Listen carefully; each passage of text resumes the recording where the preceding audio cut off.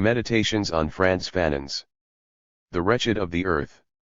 For Nazis and other activists who struggle against racism and neocolonialism, capitalism, and for the setting afoot of new people. Owusu Yaki Yakyobu. Meditations on Frantz Fanon's The Wretched of the Earth. Part 1, by way of introduction. Comrades. Today, I started the fifth draft of this piece. My original intent had been to shape it for print, and for distribution among a wide, and rather academic, audience.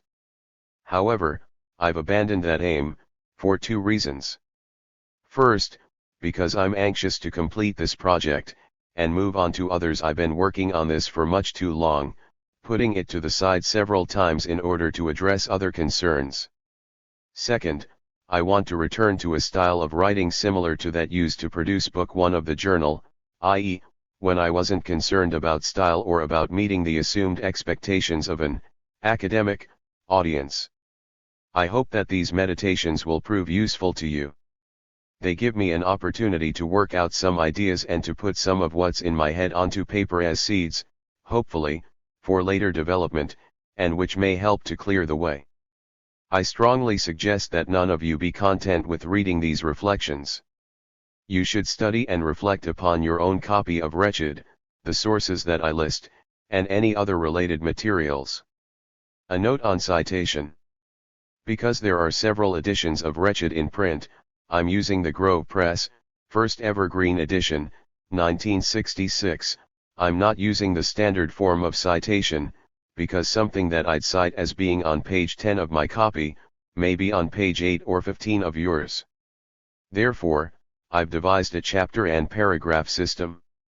I've designated the chapters as follows. Preface equals P. Concerning violence equals 1. Violence in the international context equals 1a. Spontaneity, its strength and weakness equals 2. The pitfalls of national consciousness equals 3. On national culture equals 4. The reciprocal bases of national culture and the fight for freedom equals 4. A colonial war and mental disorders equals 5. Conclusion equals C. I've also numbered each paragraph, separately for each chapter, so that, p.1, cites the first paragraph of the preface, 2.5, cites the fifth paragraph of the second chapter, 4a.2, cites the second paragraph of reciprocal bases, and, c.3, cites the third paragraph of the conclusion. 1. Background on how and why the project was begun. 1a. The project was initially inspired by the reading of a paper by Ron Karenga, in which he cited Fanon and a number of others, including Cabral, Dubois, Lenin, and Gramsci, in support of his contention that petty bourgeois intellectuals, or, the petty bourgeois class as a whole, at some points he lumps these together, play the decisive role in the theoretical and practical project of liberation. 1. My emphasis, I believed that Karenga had distorted Fanon, and others, on this question. I happened to have a copy of Wretched, and I went to it to first check the lines that Karenga had quoted or paraphrased, and then to search the entire book for all references to the petty bourgeoisie, and to intellectuals. During this time, I mentioned to Amilcar that I was checking out Wretched, and that I had gained new insight into some of the issues that now confront us. He suggested that I write something that would help unravel the book's complexity, as he had recently encountered young activists who'd picked up Wretched only to put it down before completing it, because they'd found it too hard to read. I didn't feel up to the task, nor did I want to put other projects to the side in order to give time to this. However, while not fully committed to writing on Wretched, I did begin to study it more meticulously, primarily for my own benefit, but also knowing that such study would be necessary should I decide to do a breakdown of sorts, for an audience of young activists, and attempt to emphasize the relevancy of the book's subject matter to our struggle, i.e., to strongly suggest that the book is relevant to contemporary issues, and that Fanon is as worthy of attention, if not more so, than most of the contemporary public intellectuals or activist scholars feigning a radical or revolutionary stance these days. As time passed, I began to feel as though I was experiencing something of a revelation, all the more so because I wasn't unfamiliar with the book. I'd read it for the first time in 1967 or 1968, and can't recount the number of times that I've opened its pages to check a reference or to read a few pages as a way of obtaining inspiration or orientation. I became convinced that I should write something if only for myself and my comrades. 1b. If you complete the reading of a non-fiction book today, you'll usually feel as though you know what it's about, that you've got it and don't have to return to it. However, if you pick up that book a month from now, or a year from now, you're bound to be surprised when it appears that you're reading lines that weren't there originally. You'll gain new insight into certain concepts that you thought you'd fully understood, you'll gain an understanding of propositions that had previously shot past you.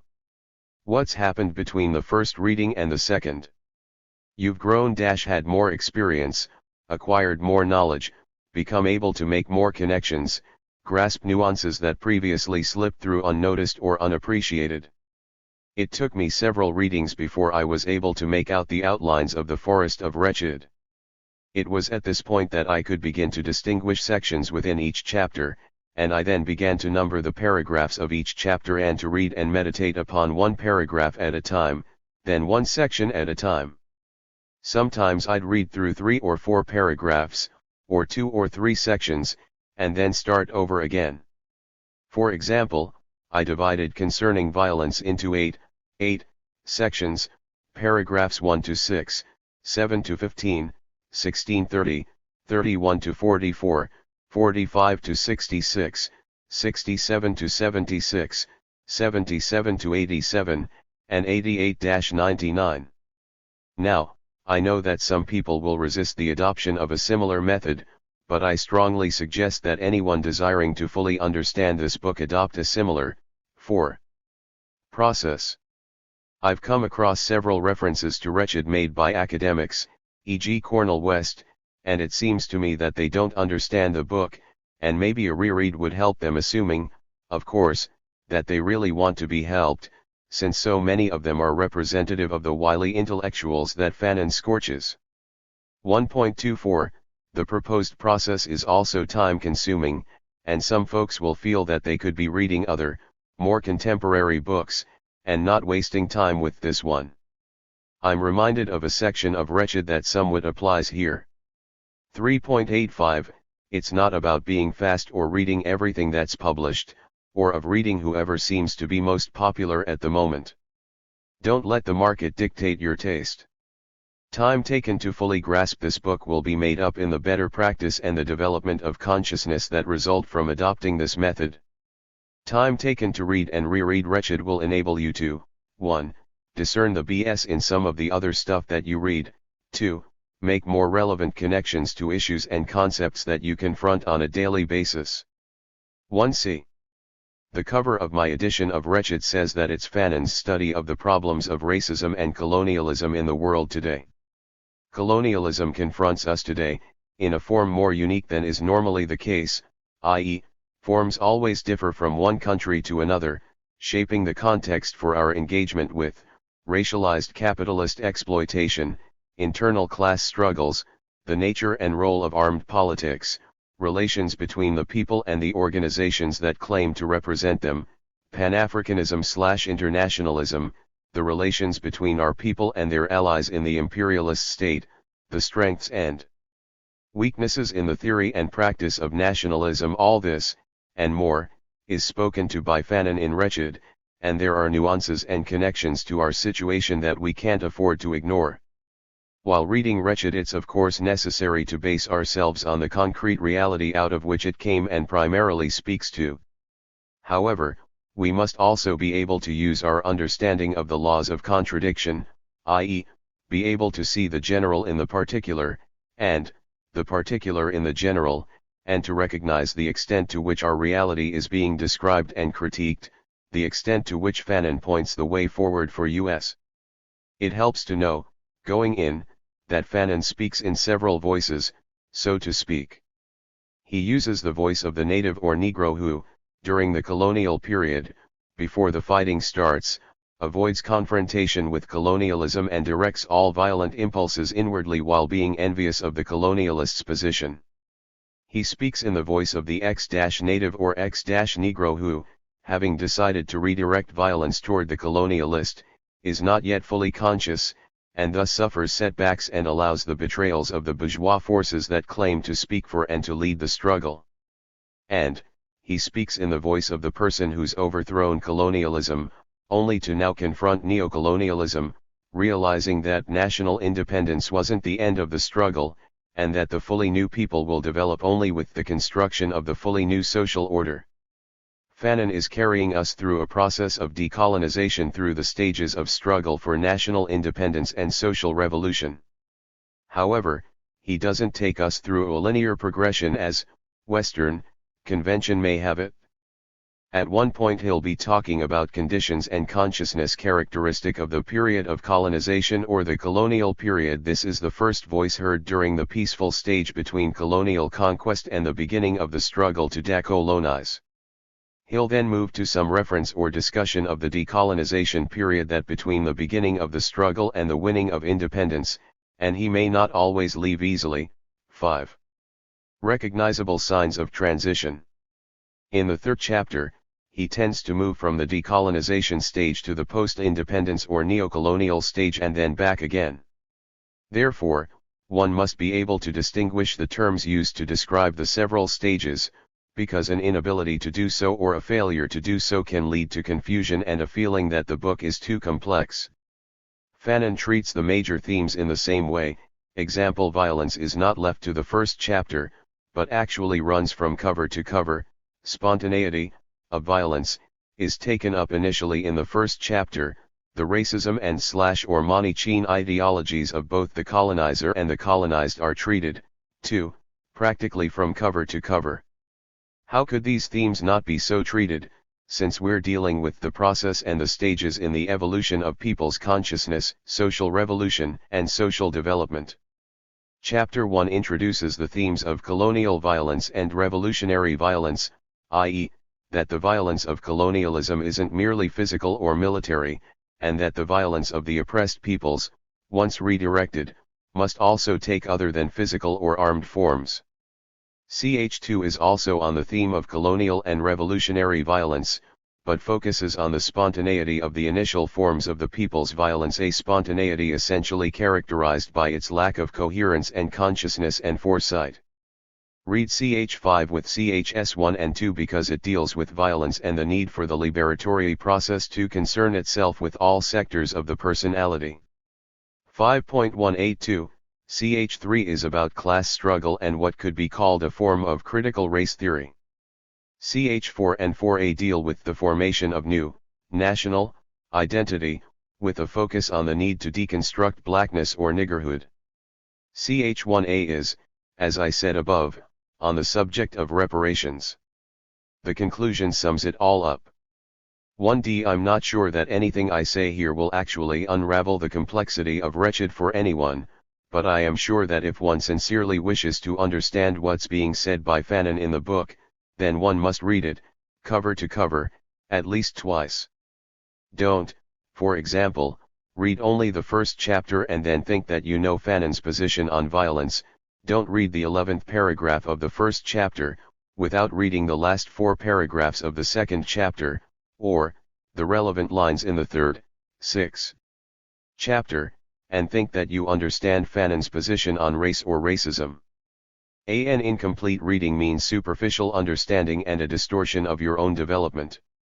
Moreover, I wouldn't suggest that one rely solely upon a book or paper by any author claiming to explain Fanon or Wretched, from any perspective, on any theme. Such material will probably prove useful, in one way or another, but it's no substitute for the real thing. Shortly after our discussion, Amilcar sent me a copy of Fanon for Beginners, which has a chapter devoted to Wretched. 2. I found the book and the chapter in question to be informative. However, I also found the author to have certain biases which lent themselves toward an inaccurate appraisal of Fanon, and of Wretched. Whatever one gets from an easy read, example Fanon for Beginners, will be less rewarding than what will result from a personal venture through the difficult process of going to the source and struggling with whatever obstacles one may encounter.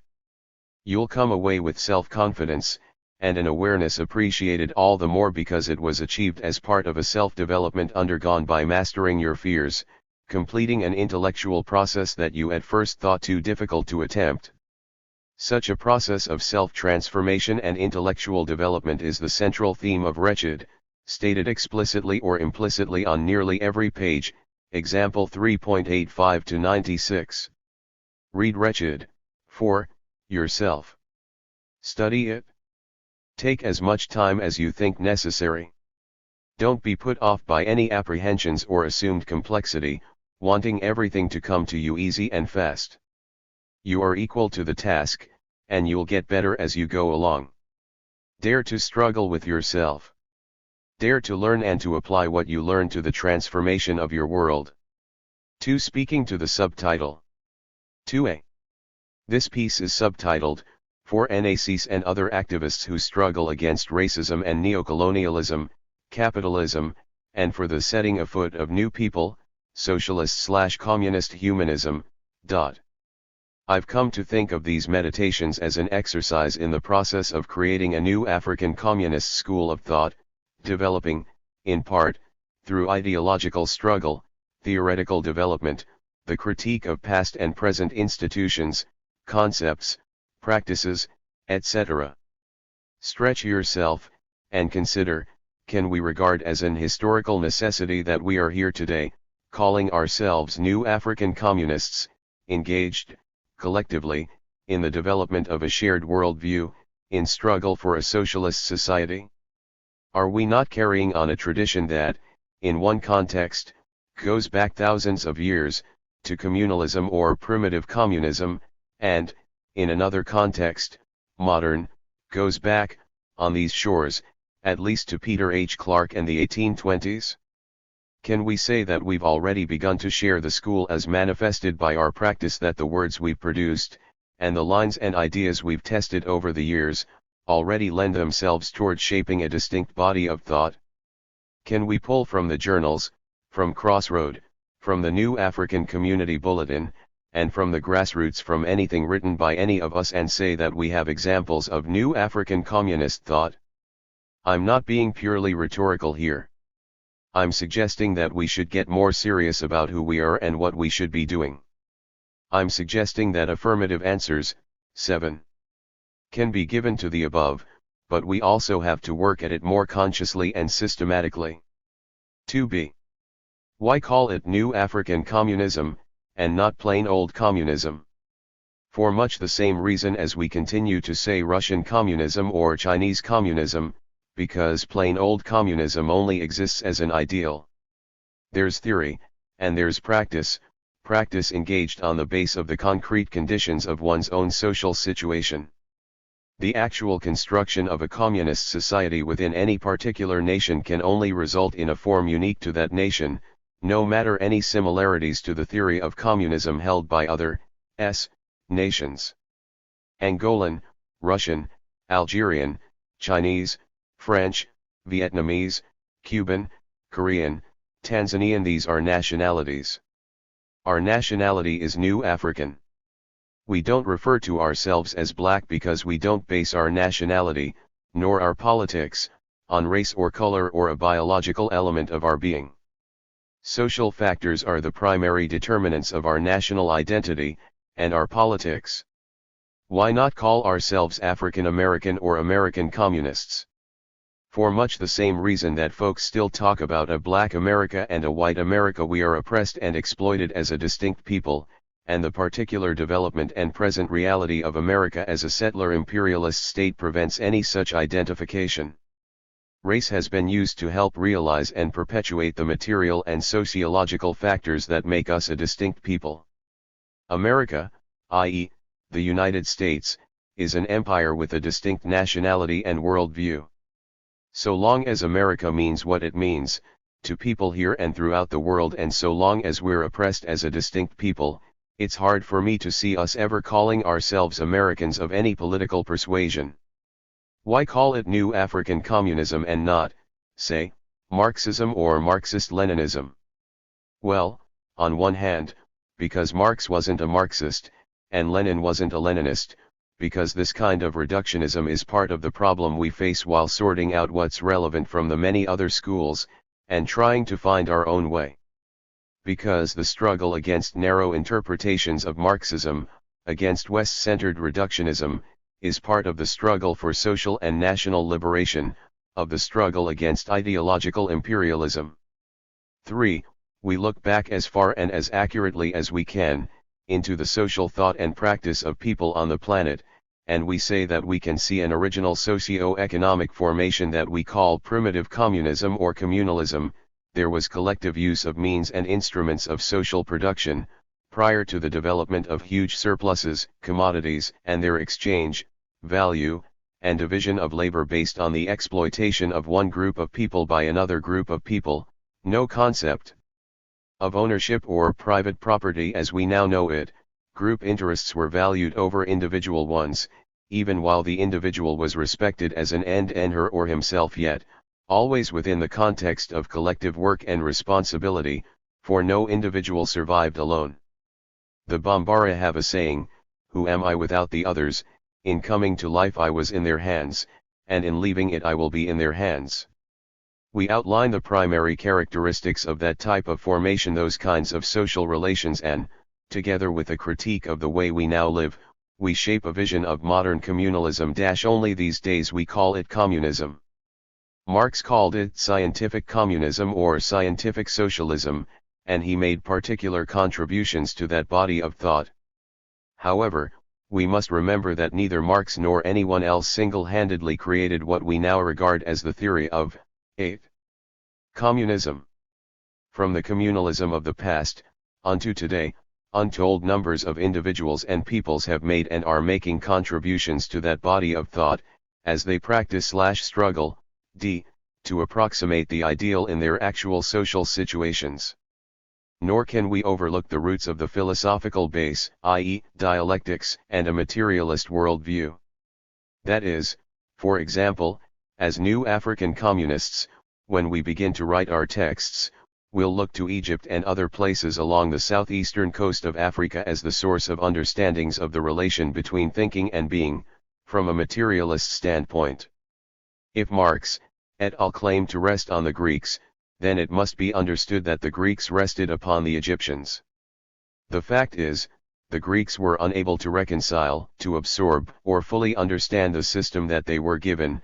Example, they were faced with a system that talked about four elements as the source: earth, air, fire, water, and Thales, for example, could only deal with water, and Democritus, as another example, could only deal with air. This disjointed system was, say, passed down to Hegel. It was thus upside down, and when Marx made the switch on Hegel, he simply tried to write the distorted worldview of the Africans. 2c. The struggle against racism is, in the spirit of Fanon, one in which we struggle to become anti-racist in uncommon ways, in both our thought and our practice. It's also an attempt to approximate the communist ideal, transcending the boundaries of racialized discourse and practice that were erected by the oppressive apparatus, and which serve to reproduce, reinforce, and sustain it. Because race and racism, like class and communism, will be discussed below, all I want to say here is, no matter how we see the relation between racism and capitalism, example that they arose simultaneously, or that one preceded the other, I think they should always be mentioned together.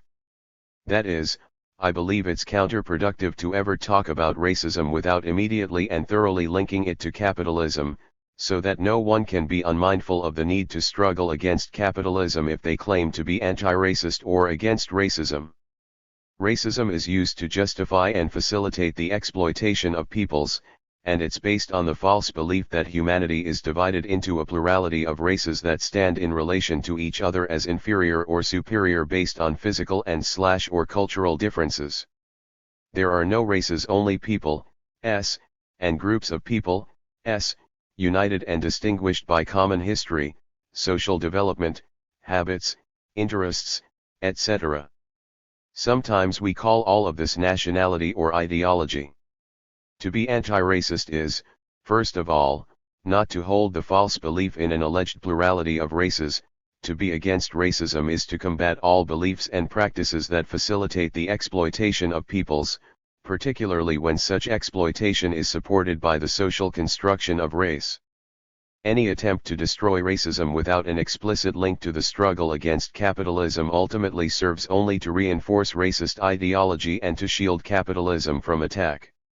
On the other hand, an attempt to combat capitalism without an explicit link to anti-racist discourse and struggle allows capitalism to use the belief in race held by oppressed peoples, and appeal to the racism of citizens of the oppressive state, thus undermining all revolutionary initiative.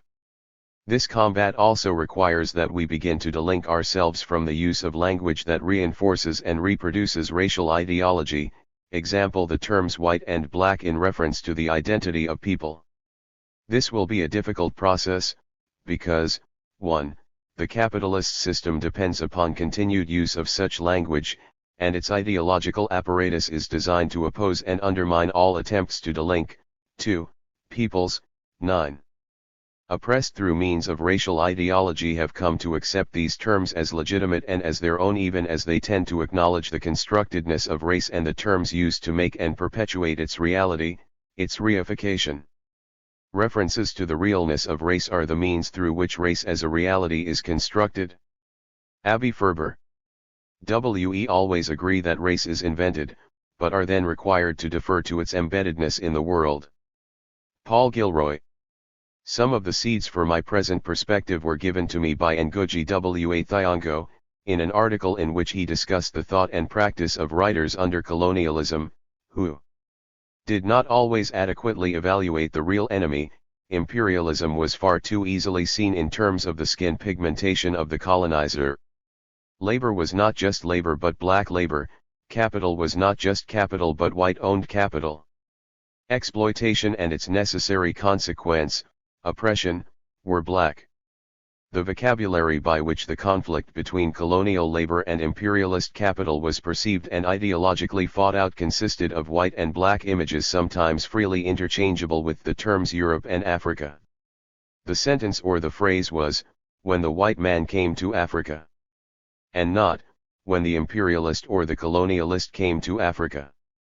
Or, "one day these whites will go," and not, "one day imperialism or these imperialists will go."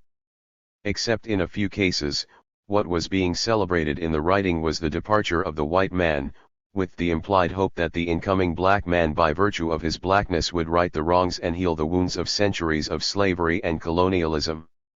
As a result of this reductionism to the polarities of color and race, the struggle of African people against European colonialism was seen in terms of a conflict of values between the African and European ways of perceiving and reacting to reality. But which African values? Which white values? The values of the European proletariat and the African proletariat. Of the European imperialist bourgeoisie and the collaborationist African petty bourgeoisie. The values of the African peasant and those of a European peasant. An undifferentiated uniformity of European or white values was posited against an equally undifferentiated uniformity of African or black values. In short, the writer and the literature, 10. He/she produced did not often take and hence treat imperialism as an integrated economic, political, and cultural system whose negation had also to be an integrated economic, political and cultural system of its opposite, national independence, democracy, and socialism. 4. Now, check this, even as Thiong'o says all this, he himself defers to the embeddedness of race and its language, as he critiques the reductionism to the polarities of race and color. More from habit, and failure to follow through on his own logic, Thiong'o, and so many others these days, continues to use white when he means European or British or colonialism or capitalism. He continues to use black when he means African or Kenyan. 2d. The setting afoot of new people is taken from Fanon. The last line in the book is, "For Europe, for ourselves and for humanity, comrades, we must turn over a new leaf, we must work out new concepts, and try to set afoot a new man." Of course, we read and say new people, but the line captures, for me, what the book is really about, what the struggle for decolonization or for national independence, what the struggle for socialism is about. To turn over a new leaf can mean, in this instance, the creation of a new set of social relations, socialist social relations. On the basis of these relations we seek the attainment of so high a level of consciousness in all members of society that the norms of law and morality merge into a single code of conduct for all members of the society. 5. The phrase new people thus refers to the immediate, new, identity and social reality of the people as they struggle, and upon reaching a stage of independence and revolutionary seizure of power. It also refers to the ongoing struggle and development of social relations that carry us toward that ideal code of social conduct, and economic arrangement. Check this. Decolonization influences individuals and modifies them fundamentally. It brings a natural rhythm into existence introduced by new people, and with it a new language and a new humanity. Decolonization is the veritable creation of new people. The thing which has been colonized becomes human during the same process by which it frees itself. 1.3. I think it's important to keep this concept of the new people in mind as we think and move all through each day, especially as it relates to the objectives of the struggle, objectives to be kept in mind no matter what the particular issue one deals with, because all issues are important, all are revolutionary and all are related to our need to help modify individuals. Simply put, the objective of the struggle is to modify the people. 2e. Humanism is mentioned several times by Fanon in the book and, as I pointed to earlier, the book is about the struggle for a revolutionary, socialist, humanism, example. The struggle for freedom does not give back to the national culture its former value and shapes, this struggle which aims at a, 11. Fundamentally different set of relations between people cannot leave intact either the form or the content of the people's culture. After the conflict there is not only the disappearance of colonialism, but also the disappearance of the colonized people. This new humanity cannot do otherwise than define a new humanism, both for itself and for others. It is prefigured in the objectives and methods of the conflict. A struggle which mobilizes all classes of the people and which expresses their aims and their impatience, which is not afraid to count almost exclusively on the people's support, will of necessity triumph. 4a.19-20. The humanism that we seek, a humanism that truly places its emphasis upon the social and political needs of the whole of the people, is the opposite of what passes as humanism under the bourgeois order. The bourgeois order claims to value the dignity and inherent worth of people, but its ideals of private property, individualism, and exploitation unmask the true concerns of capitalism's inhumane essence. The revolutionary, socialist humanism that we seek has to be based on the collective/social ownership of the major means of production, the end of exploitation and all forms of oppression, because only on this basis can all people be allowed the conditions to fully develop as individuals, and to realize the ideals of humanism. As we develop our new concept and practice of humanism, we'll need to keep the struggle against patriarchy and all forms of gender oppression also up front. How can we claim to seek to create a social environment that will allow the full and free development of each person, and not pull out all pillars of oppressive social relations? 3. A few words on the preface to Wretched. You may be tempted, as I was, to skip the reading of the preface, thinking it a poor substitute for the words of Fanon. Or, you may think it unnecessary to read what appears as one European's address to other Europeans, on purely European concerns. In either case, you'd be mistaken. Sartre says beforehand essentially what Fanon says on most of the major themes of the book. I only take issue with one assertion made by Sartre, as you'll see below. Otherwise, the preface is as good a place as any to begin one's study of, and meditation upon, Wretched. 3a. The struggle, against racism and colonialism, capitalism, involves struggle between classes, in both the objective and subjective senses of the term, i.e., as groups whose position is narrowly defined in economic terms, and as groups distinguished by their stance, their consciousness and their political and social practice. Sartre opens on the theme of class struggle, i.e., the manufacture of a native elite a bourgeoisie, sham from beginning to end, which serves as intermediary between the people and colonialism, and is branded with the principles of Western culture. P.1 The contemporary decolonization process, our own, in particular, involves struggle between the class forces within colonized society, and is of central importance in the fight, 12. For liberation and social revolution. To paraphrase both Sartre and Fanon, in order to effectively engage and overcome the settler imperialist state, we must fight among ourselves the two struggles forming parts of a whole, from beginning to end. Some of the new concepts that we must work out involve class to interpret or reinterpret the concept and break it free of definitions grounded in dogma, West-centeredness, or the biases of other schools of thought and political tendencies. Our emphasis regarding the concept has to shift from the purely objective, i.e., relation to means of production, the size or source of income, etc., all rather economistic, and begin to include the subjective criteria, i.e., the recognition of common interests and a common opponent, common organization to pursue those interests and defeat that opponent, a common vision of what we want the new society to look like, a common language, the medium for the new consciousness, etc. We also need to work out new concepts in relation to the major forms of class struggle, i.e., ideological, political, socio-cultural, as well as economic, and begin the efforts, theoretical and practical, to ground the new forms in a mass base, a proletarian/revolutionary/socialist line and class stand. I think that, overall, the most important form of mass-based class struggle would be ideo-theoretical, to promote the intellectual development of the majority of the people, to guide practice in all fields. It never hurts to raise these points, at every appropriate opportunity. The anti-intellectualism in the US and the rest of the West, or, wherever, is about having the people hooked on a what to think program, rather than a how to think program. Everyone is or can/should be intellectual, because we all have mental capacity and a need to develop and use it in the collective mastery of our society.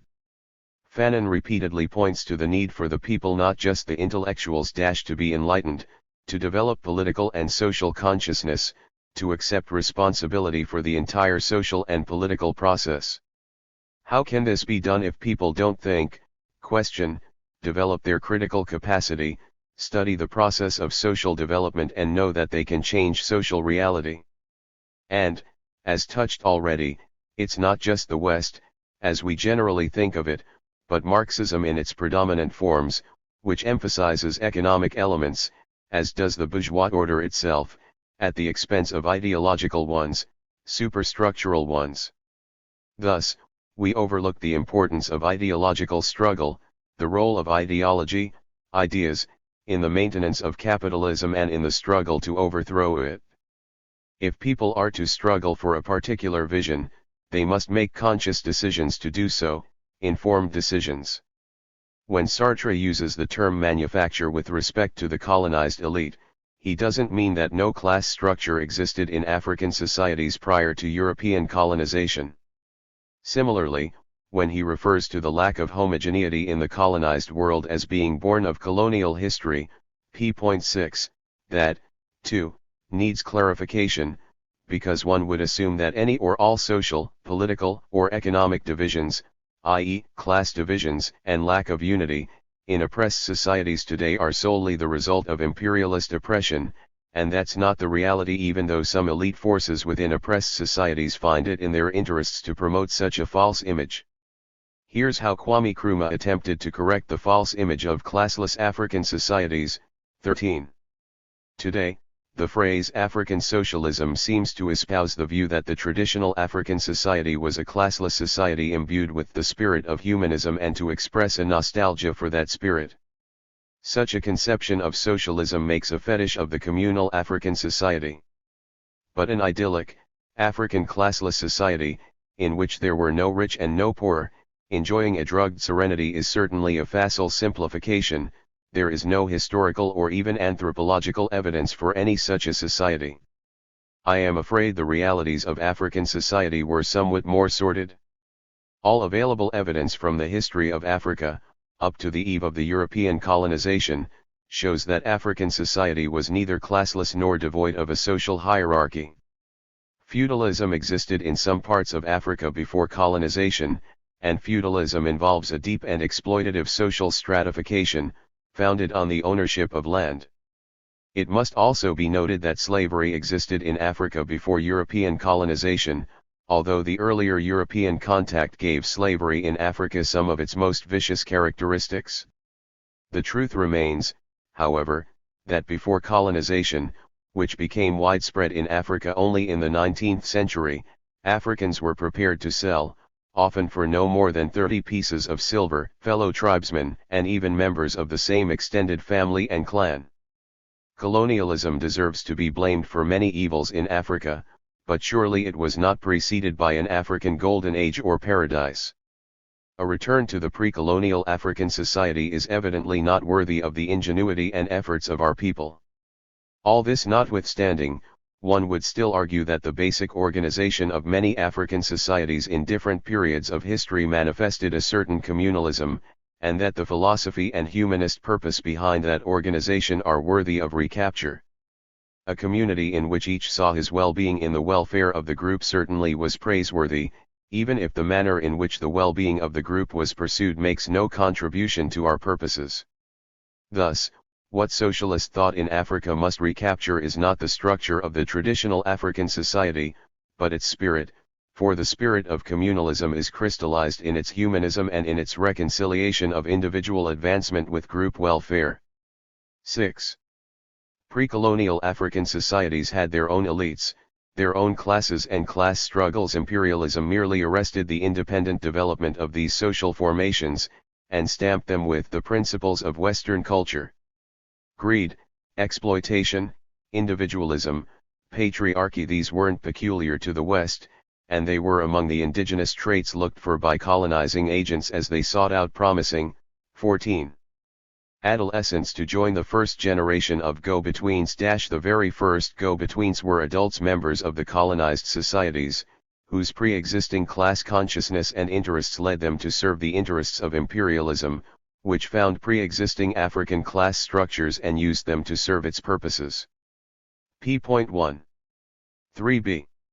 Let's give some attention to the meaning of the creation of native elites, of course, not unrelated to colonialism's creation of the native, and, keeping in mind that Fanon makes an effort to point out that both the native and the settler, as species, are creations of colonialism.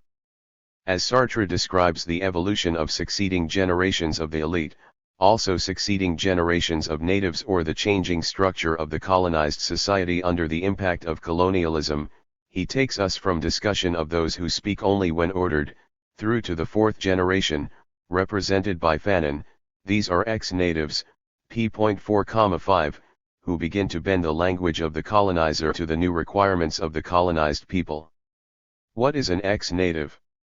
Essentially, the same as an ex-colored, an ex-Negro, or an ex-Black, even an ex-African American.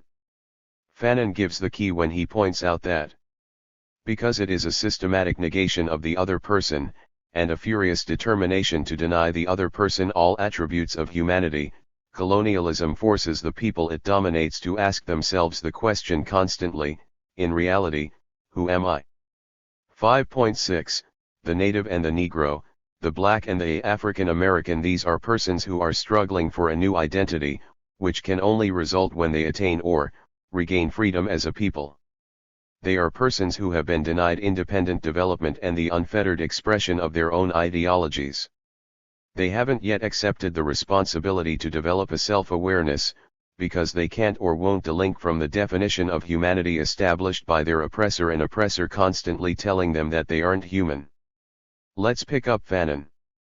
The defensive attitudes created by this violent bringing together of the colonized people and the colonial system form themselves into a structure which then reveals the colonized personality. This sensitivity is easily understood if we simply study and are alive to the number and depth of the injuries inflicted upon a native during a single day spent amidst the colonial regime. It must in any case be remembered that a colonized people is not only simply a dominated people. Under the German occupation the French remained men, i.e., people, human, and French. Under the French occupation, the Germans remained men. In Algeria there is not simply the domination but the decision to the letter not to occupy anything more than the sum total of the land. The Algerians, the veiled women, the palm trees, and the camels make up the landscape, the natural background to the human presence of the French.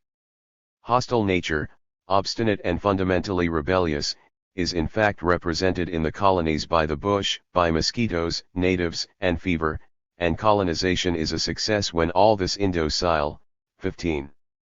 Nature has been finally tamed. Railways across the bush, the draining of swamps, and a native population which is non-existent politically and economically are in fact one and the same thing. 5.7 to 8, my emphasis. Reflect, the movie Shaka Zulu. The British scouting party is swept ashore by the storm. As they gather themselves on the beach, they're approached by a regiment of Zulu soldiers. Because he speaks the language of the Zulu, one of the party is taken to Shaka. In the next scene, Shaka asks him, "Of what tribe are you?" and the man answers, "Dutch." When we cut to it, Shaka's question was about what we now call nationality. Shaka asked the man, "Of what people are you?" And, Fanon has just told us what? That under German occupation, the French remained French, that under French occupation, the Germans remained German, that the Algerians made up part of the landscape to the human presence of French colonialism. We'll get deeper into this below, but the point to be made here is that the problem arises when the colonized people forget who they are, forget that they are human and succumb to the ideology of the colonizer which claims that only the settlers are human. This results in the colonized people believing that they have to prove their humanity to the colonizer, but the standards are those of the colonizer, not those of the colonized. The colonized people simply fail to continue to define themselves, for themselves. The native, the Negro, the colored, the black, and the African American, have no identity apart from that given them by the colonizer, that is, not unless they resist colonialism, which entails, 1. Their maintenance of an identity that is separate and distinct from that of the colonizer, and from that given them by the colonizer. 2. They begin to develop a new identity, through the process of decolonization. Though having remained separate and distinct, colonized people aren't who they were prior to colonization, and they can't return to the past. Colonization has arrested their independent development, distorted who they are, and now they must become, new people during the process by which they regain their independence. Now, the population native to the land under colonial domination is non-existent politically and economically. What exactly does that mean? In essence, it means that they aren't sovereign, which is why Fanon uses the phrase "the restoration of nationhood to the people." It doesn't mean, in a strict sense, that they aren't involved in politics or that they aren't involved in an economic system. It means that the political and economic processes that they participate in are not of their own design, not under their control, and don't serve their interests. This point is particularly relevant to us, and to neocolonial situations generally. Example: having a job and money and being part of the American economy doesn't mean that you're not colonized. Being able to vote in the American political process don't mean that you're not colonized. It all simply means that you've been tricked, and that you're still avoiding reality and confrontation with capitalism in its post-neocolonial form. Here's another key point: it's not like I'm saying anything new here. Du Bois was talking about this, the double consciousness and the need to make the choice between being a Negro and being an American. Ralph Ellison talked about it in Invisible Man, when the guy was asking, "Who am I? A native, or rather, an X-native is one who is constantly in the making." p.6, 1.22, 1.45 and 1.46, and who is cured of the mental pathology which is the direct product, 16, of oppression, 5.9, and who claims an identity apart from that of the colonizer and the colonial system, and struggles to become a new person and to build a new society. 3c. Another important theme touched by Sartre in the preface is that on the successive generations of elites, each generation also reflecting phases of colonial violence and the development of social/class structure and struggle, characterizing the fundamental contradiction, its aspects and forms, their roles and interests, the relations between the elites and the masses, and between the elites and colonialism. As you read, stop now and then to meditate upon the similar development of generations of elites among our own people, and look for all of the implications and the need for reinterpretation of the story. For example, was Phyllis Wheatley representative of the promising adolescents that were sought out among the Africans colonized by U.S. settler colonialism? What she and others actually represented is, in one important respect, a matter of interpretation, i.e., from a proletarian/revolutionary, New African, and nationalist perspective, or from a bourgeois, assimilationist, colonialist perspective. In Africa and in New Africa, the first generation of elites established under the colonial system had little or no independent voice of initiative, they expressed little or no resistance to colonialism, and they didn't represent the revolutionary interests of the people. Who cares if Phyllis Wheatley was the first Negro to publish? What did she say? Did she call George Washington a settler colonialist/slave owner? Did she call upon the newly colonized Africans to rise up and throw off the chains? Did she bend the language to the new requirements of the people as they sought to regain independence and sovereignty? The point is this: even in 17th century colonial America, New Africans were trying to regain their independence, that is, most of them were, while others were trying to accommodate themselves to the new colonial situation. The 18th and 19th centuries, here, saw the rise of our second generation of elites, example William Whipper, and there was also the rise of nationalist and socialist voices, speaking to the struggle to regain independence and create a new social system.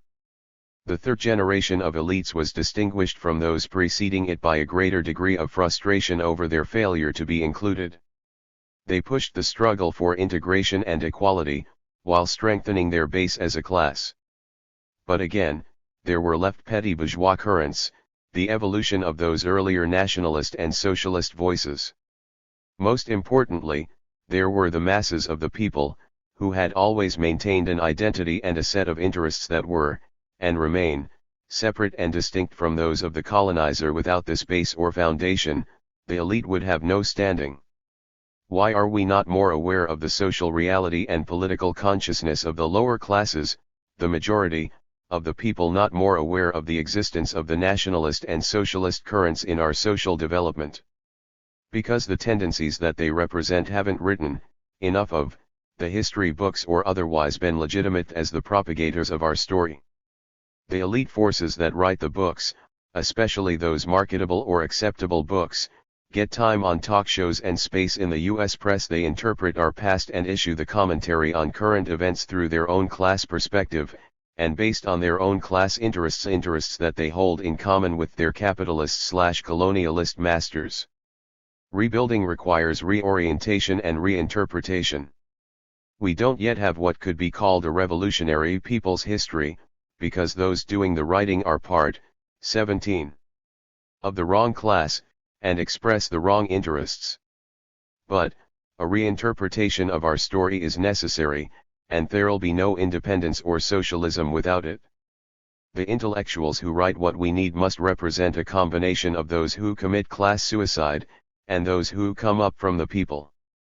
3D. These days it supposedly passes as common knowledge that a major consequence of a major aim of the counter-revolutionary initiative that went into high gear in the late 1960s and early 1970s was the thrust of pseudo-bourgeois and petty bourgeois forces into leadership, and yet we claim to be confused and unable to explain the present absence of progressive and revolutionary momentum from the bottom up. I like to look to 1968, let's call it a high tide of our decolonization struggle.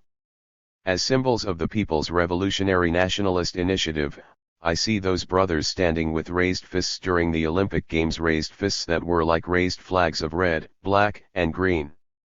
Look to 1968 and the establishment of the Kerner Commission, and its mandate, to determine what happened, why it happened, What the US needs to do to prevent it from happening again. The Kerner Commission was like any other body established by colonial powers, example Kenya/Britain, to investigate disturbances in the colony, to divert the revolutionary drive of oppressed peoples into mere reformism, to grant formal independence and shape a neo-colonial solution. It can't be done without an alliance between colonialism and pseudo-bourgeois and petty bourgeois forces among the oppressed people. Underlying the civil rights movement and the Black Power movement, the riots, rebellions, and revolts, was a revolutionary, socialist, and a nationalist initiative. So, what did the settler colonialists say? Quick, let's decolonize. Let's integrate, i.e., include some of them, and make the rest of them believe that they are Americans, too. Jump to 1972, I think wasn't that when George Foreman ran around the boxing ring at those Olympic Games, waving the flag of the U.S. Even symbolically this captures the reality of the moves made between 1968 and 1972, it represents the success of counter-revolution, the success of the neo-colonial solution, but it was really a post-neo-colonial solution, because the first neo-colonial structure had been established 100 years earlier. The ascendancy of the new black middle class and the black liberation movement was turned into its opposite. See, Vita Watu, Book 8. Even Robert Allen's interpretation of the period can help to give sight to the blind. In the United States today a program of domestic neocolonialism is rapidly advancing. It was designed to counter the potentially revolutionary thrust of the recent black rebellions in major cities across the country. This program was formulated by America's corporate elite, the major owners, managers, and directors of the giant corporations, banks and foundations which increasingly dominate the economy and society as a whole because they believe that the urban revolts pose a serious threat to economic and social stability, and they are attempting with considerable success to co-opt the Black Power movement. Their strategy is to equate Black Power with Black capitalism. 18. In this task the white corporate elite has found an ally in the black bourgeoisie, the new, militant black middle class which became a significant social force following World War II. The members of this class consist of black professionals, technicians, executives, professors, government workers, etc., who got their new jobs and new status in the past 2 decades. They were made militant by the civil rights movement, yet many of them have came to oppose integrationism because they have seen its failures. Like the black masses they denounced the old black elite of tombing preachers, teachers, and businessmen politicians. The new black elite seeks to overthrow and take the place of this old elite. To do this it has forged an informal alliance with the corporate forces which run white, and black, America. The new black elite announced that it supported Black Power.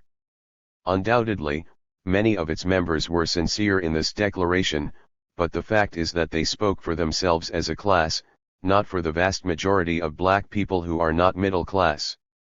In effect, this new elite told the power structure, "Give us a piece of the action and we will run the black communities and keep them quiet for you."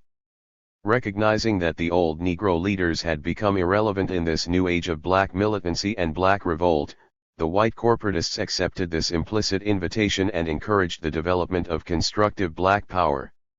They endorsed the new black elite as their tacit agents in the black community, and black self-determination has come to mean control of the black community by a native elite which is beholden to the white power structure. Thus, while it is true that blacks have been granted formal political equality, the prospect is, barring any radical changes, that black America will continue to be a semi-colony of white America, although the colonial relationship will take a new form. 7. Remember, Allen published the above in 1970. Take just a peep at what's happening today.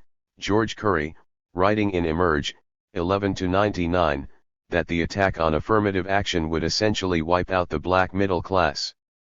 If we can't go to college in significant numbers, if we are not able to take our rightful place in the job market, and if we cannot take advantage of the tax dollars we provide to our government bodies, we will be relegated to a life of second-class citizenship. My emphasis, he's talking to and for his class, not the people as a whole. Add to this Skip Gates, also speaking in Emerge, 3-99, as he talks about the role of his class and of his group of intellectuals at Harvard. Our purpose is to get more black people to the middle class. Do I really need to expound on this? 3.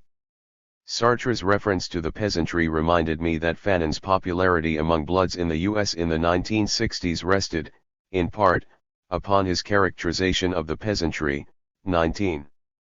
And the lumpen as revolutionary and / or as the vanguard. These characterizations have been widely and successfully challenged, or, clarified, over the years, and on an international level. While our practice has proven the unsoundness of prior beliefs, we've failed to put the premise to a thorough theoretical analysis, and put it to rest, which will allow this or similar incorrect views to surface again and to disrupt the momentum of the next revolutionary thrust. A revolutionary class must, 1. Recognize that it's a class, and that its members have common interests and enemies. 2. Engage in conscious, unified action in pursuit of its interests. 3. Act as the vanguard of the whole people. Fanon clearly described both the peasantry and the lumpen as initially absent these features. Why then did he refer to them as revolutionary? 1.49, 2.45. These questions are all the more necessary because Fanon later described both the peasantry and the lumpen in different terms, example 2.5-7, 2.59. And, his subsequent comments on the peasantry seem to confirm the observation that he saw in them a force that was spontaneously resisting certain principles of Western culture, and that segments or strata of the peasantry sporadically resisted colonial occupation. Fanon bends the stick several times in Wretched in order to emphasize a point. In this instance, he bent it in order to contrast the elite and reactionary bourgeois classes and strata, against the traditional, patriotic, and progressive strata and class, embryonic, within the people as a whole. Moreover, Fanon's characterization of the lumpen was also not uniform, i.e., he pointed to progressive and reactionary tendencies within the strata, leaving us to conclude that the lumpen is, essentially, of a petty bourgeois character, i.e., vacillating, and illegitimate or would-be capitalists and parasites.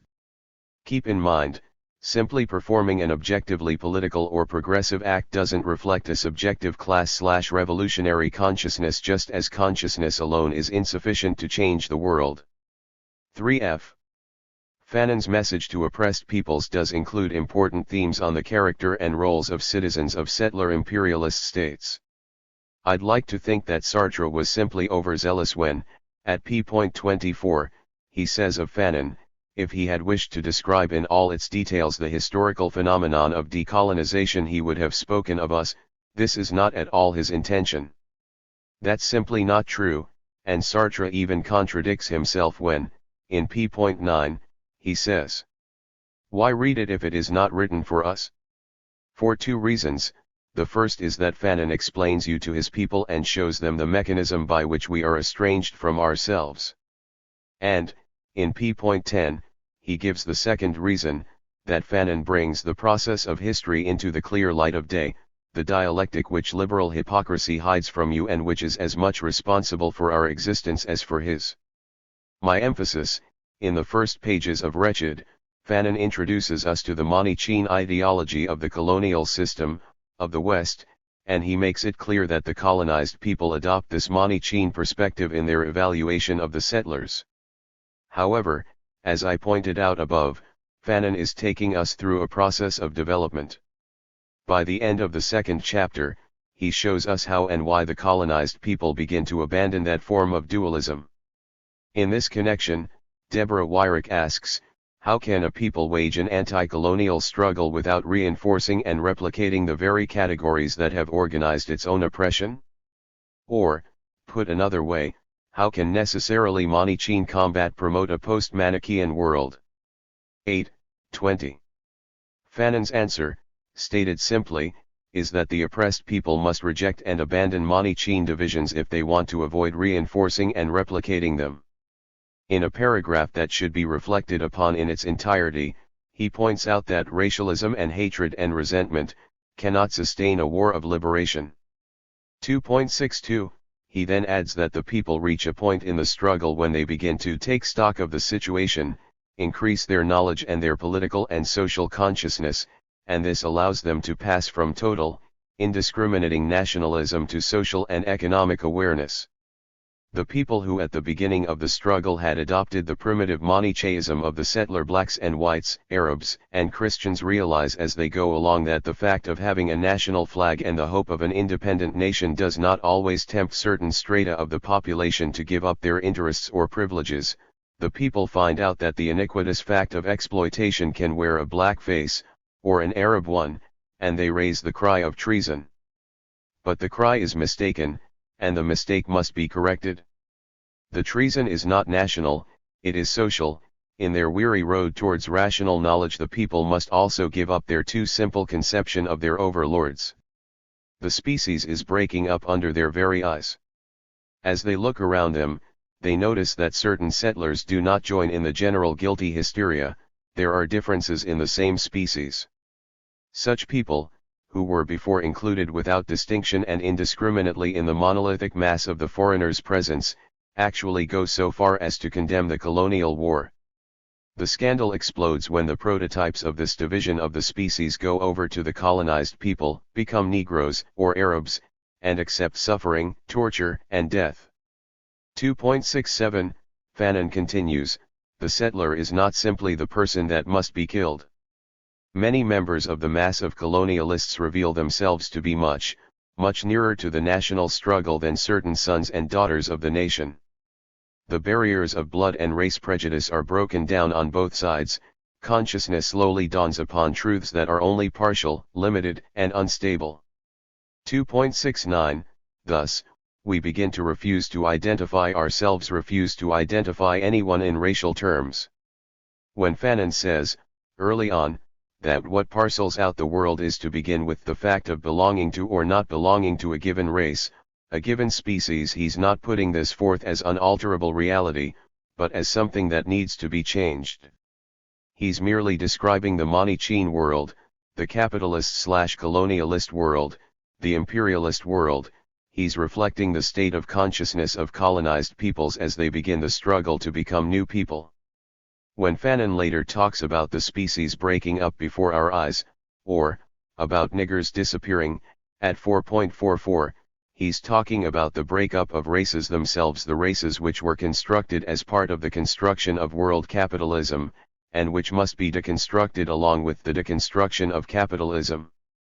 The breakup of the species now identified by skin color, becomes a new species to be characterized by what people think and by what they do, distinguished by social and political consciousness, and economic awareness.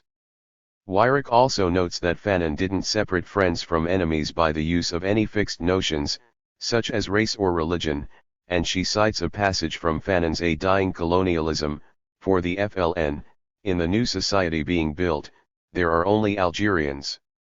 From the outset, therefore, every individual living in Algeria is an Algerian. 9. How did Fanon distinguish friends from enemies?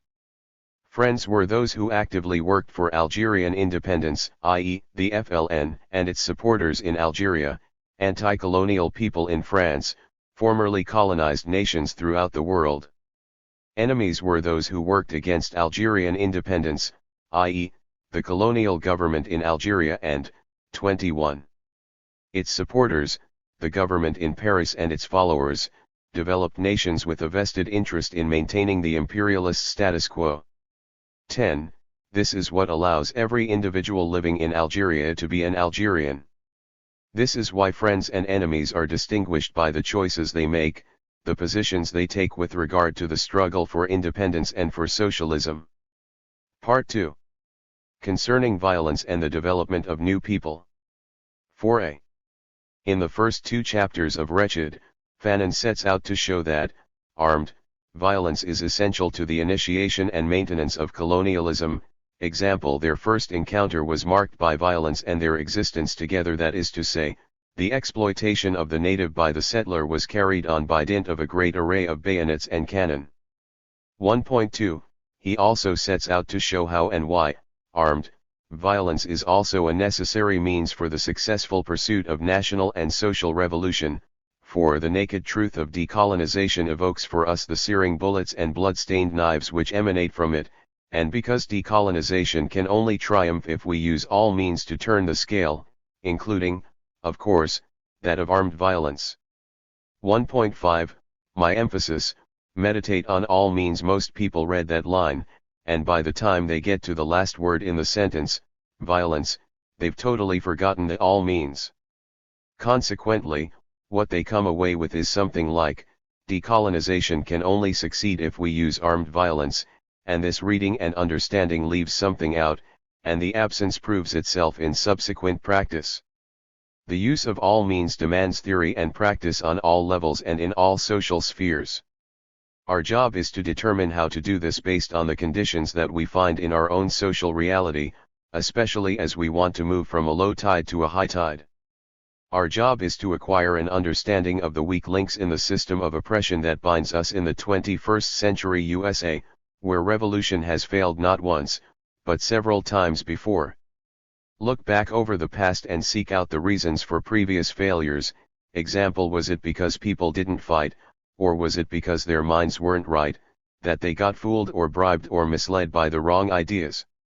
Or, was it that they didn't use all means including that of armed violence? Meditate again, when you get to 1.6, as Fanon says that from the actual formulation of the program, one must have decided to overcome all obstacles. Now, don't limit yourself and think that all obstacles will present themselves only as military phenomena. All obstacles means obstacles on the economic level, on the socio-cultural level, and on the political level. As you formulate a program, you must have a broad vision, a comprehensive social platform that addresses issues of mental and physical health, education, social services of all kinds, economic welfare, the production and distribution of food and clothing, adequate housing. You have to understand that you and the people are waging a struggle to fully control and administer your own society, and you must assume responsibilities beyond those of wanting to vent your frustration or act out your ideal conception of the heroic guerrilla and merely go out and shoot at someone. And, of course, this awesome responsibility, as James Boggs called it, requires united and coordinated effort, because no one person can do everything, but every person can do something, and all jobs are more or less equally important. That is, the soldier is no more important, may in fact be less important, than the person putting out the newsletter, or the person organizing the students, or the person agitating on issues of no-rent housing, or people's control of the airwaves. This need to understand that all means must be used is why Fanon quickly brings to our attention subjects, example maintain/white supremacist, and racial ideologies, and later points to the process of their deconstruction, forms of avoidance employed by oppressed peoples, and the ways that they/we exercise violence upon each other, while avoiding confrontation with the oppressive apparatus, narrow, bourgeois nationalism, and its pitfalls, the process of forming new, collective identity. Relations between leaders and the people, class struggle, and the need for ever greater people's democracy. All of this in the first chapter, which are meant to sharpen our understanding and to broaden our concept of violence, in order to show that colonial violence is a single process, which manifests itself in several forms, socio-cultural, political, economic, and military. And that counter-violence, the revolutionary violence of oppressed peoples, must also be exercised as a comprehensive process, assuming several forms. It's within this context that Fanon speaks of violence as he closes the second chapter: violence alone, violence committed by the people, violence organized and educated by its leaders, makes it possible for the masses to understand social truths and gives the key to them. 2.70, My emphasis, meditate. What does it mean to educate violence so that the people may thus understand social truths? How does the education of violence give the key to the people? Most importantly, what is the key? Maybe we're not far enough into the book to begin answering these questions, or maybe we can go back to the preface in the search, in this violence which springs from the people, the military, political, and social necessities cannot be separated. p.22, could it be that to educate, violence? We must increase our political and social awareness. Violence is educated. The people are educated via the development of theory and the conduct of practice in all areas of social life. Violence is educated as the people develop their political consciousness, and as they assume what Leduan calls collective mastery of the society. The key can't be a key to violence, narrowly speaking, mere armed forms, because an educated violence is that which provides the key. Only when we understand violence, i.e., colonial and revolutionary, in a broad way can we begin to understand the key as the awareness derived by the people of their role as the makers of history. History here being all of the activity of people in pursuit of their aims as a sovereign entity. Making history requires the making of informed choice, and decisions to act in one way and not another. Choices must be made based on a particular interpretation of reality. Read Wretched carefully, and you'll see that Fanon talks much less about the use of arms than he does about the need for the people to develop their consciousness, and to learn to lead themselves. Check it out. Here we are reading a chapter on violence which most of us think of only in terms of arms or physical force, but how much does Fanon actually talk of arms or physical force? You might expect every page to contain some mention of guns, knives, armed encampments, guerrillas training in the forests, nightly raids on the farms of settlers, attacks on local police stations or military outposts, but how much of this is actually there, in this chapter on violence? Not much, you say? Well, why do you think that is? Fanon doesn't talk much about guns or armed forms of violence because it's the other forms, rather, it's the whole of colonial violence that most concerns him. Example, in the colonial context, the settler only ends his work of breaking in the native when the latter admits loudly and intelligibly the supremacy of the white man's values. In the period of decolonization, the colonized masses mock at these very values, insult them, and vomit them up. 1.16, my emphasis, colonial violence must be negated by revolutionary violence, i.e., when the colonized mock Western and Euro-American values, insult them, and vomit them up. During the period of decolonization, a period comparable to our 1960s and the early 1970s, when we had a black arts movement, and debated the need for, and the value of, a black aesthetic, and the poets rapped about new values as they mocked those of the man, the singers sang about new values as they insulted those of the system, the writers wrote novels and essays about new values as they vomited up those of white America. But today, we still send our children to the schools of the U.S., where they pledge allegiance to the U.S. and its flag, and in 1,000 ways, every day, we and our children admit loudly and intelligibly the supremacy of Euro-American values, and demonstrate the effectiveness of colonial violence and the absence of a counter-violence, a revolutionary violence, which negates the influence of foreign values in our homes and in our minds. All of this has to be brought home. And we can take it backward, beyond the 1960s, and trace it without a break to the 1660s, and see that there and then, too, we mocked the settler's values even as he tried to break us in what's your name, boy? Kunta Kint, motherfucker. We seldom, if ever, think of ourselves as among those petty bourgeois forces in need of committing class suicide, but we must remember where we are. Here, in the seat of empire, even the slaves are petty bourgeois, and our poverty is not what it would be if we didn't in 1,000 ways also benefit from the spoils of the exploitation of peoples throughout the world. Our passivity wouldn't be what it is if not for our thinking that we have something to lose. How much more necessary must it be for us to focus on the need to develop a revolutionary consciousness, here in the belly of the beast, where even the so-called radical left is little more than an appendage to bourgeois liberalism and in many cases serves as a buffer between capitalist colonialism and a people's struggle for independence and socialism. Here, the ideology of economism dominates so-called radical discourse. Example, class struggle is reduced to its economic dimension, functioning solely within capitalist relations, thus supporting rather than undermining these relations, and the conscious element is ignored or distorted. All critical thought is suppressed by the media and the market. 4b.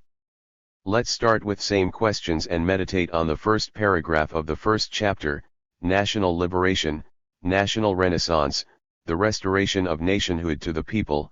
Whatever may be the headings used or the new formulas introduced, decolonization is always a violent phenomenon, the replacing of a certain species or people by another species of people. 3.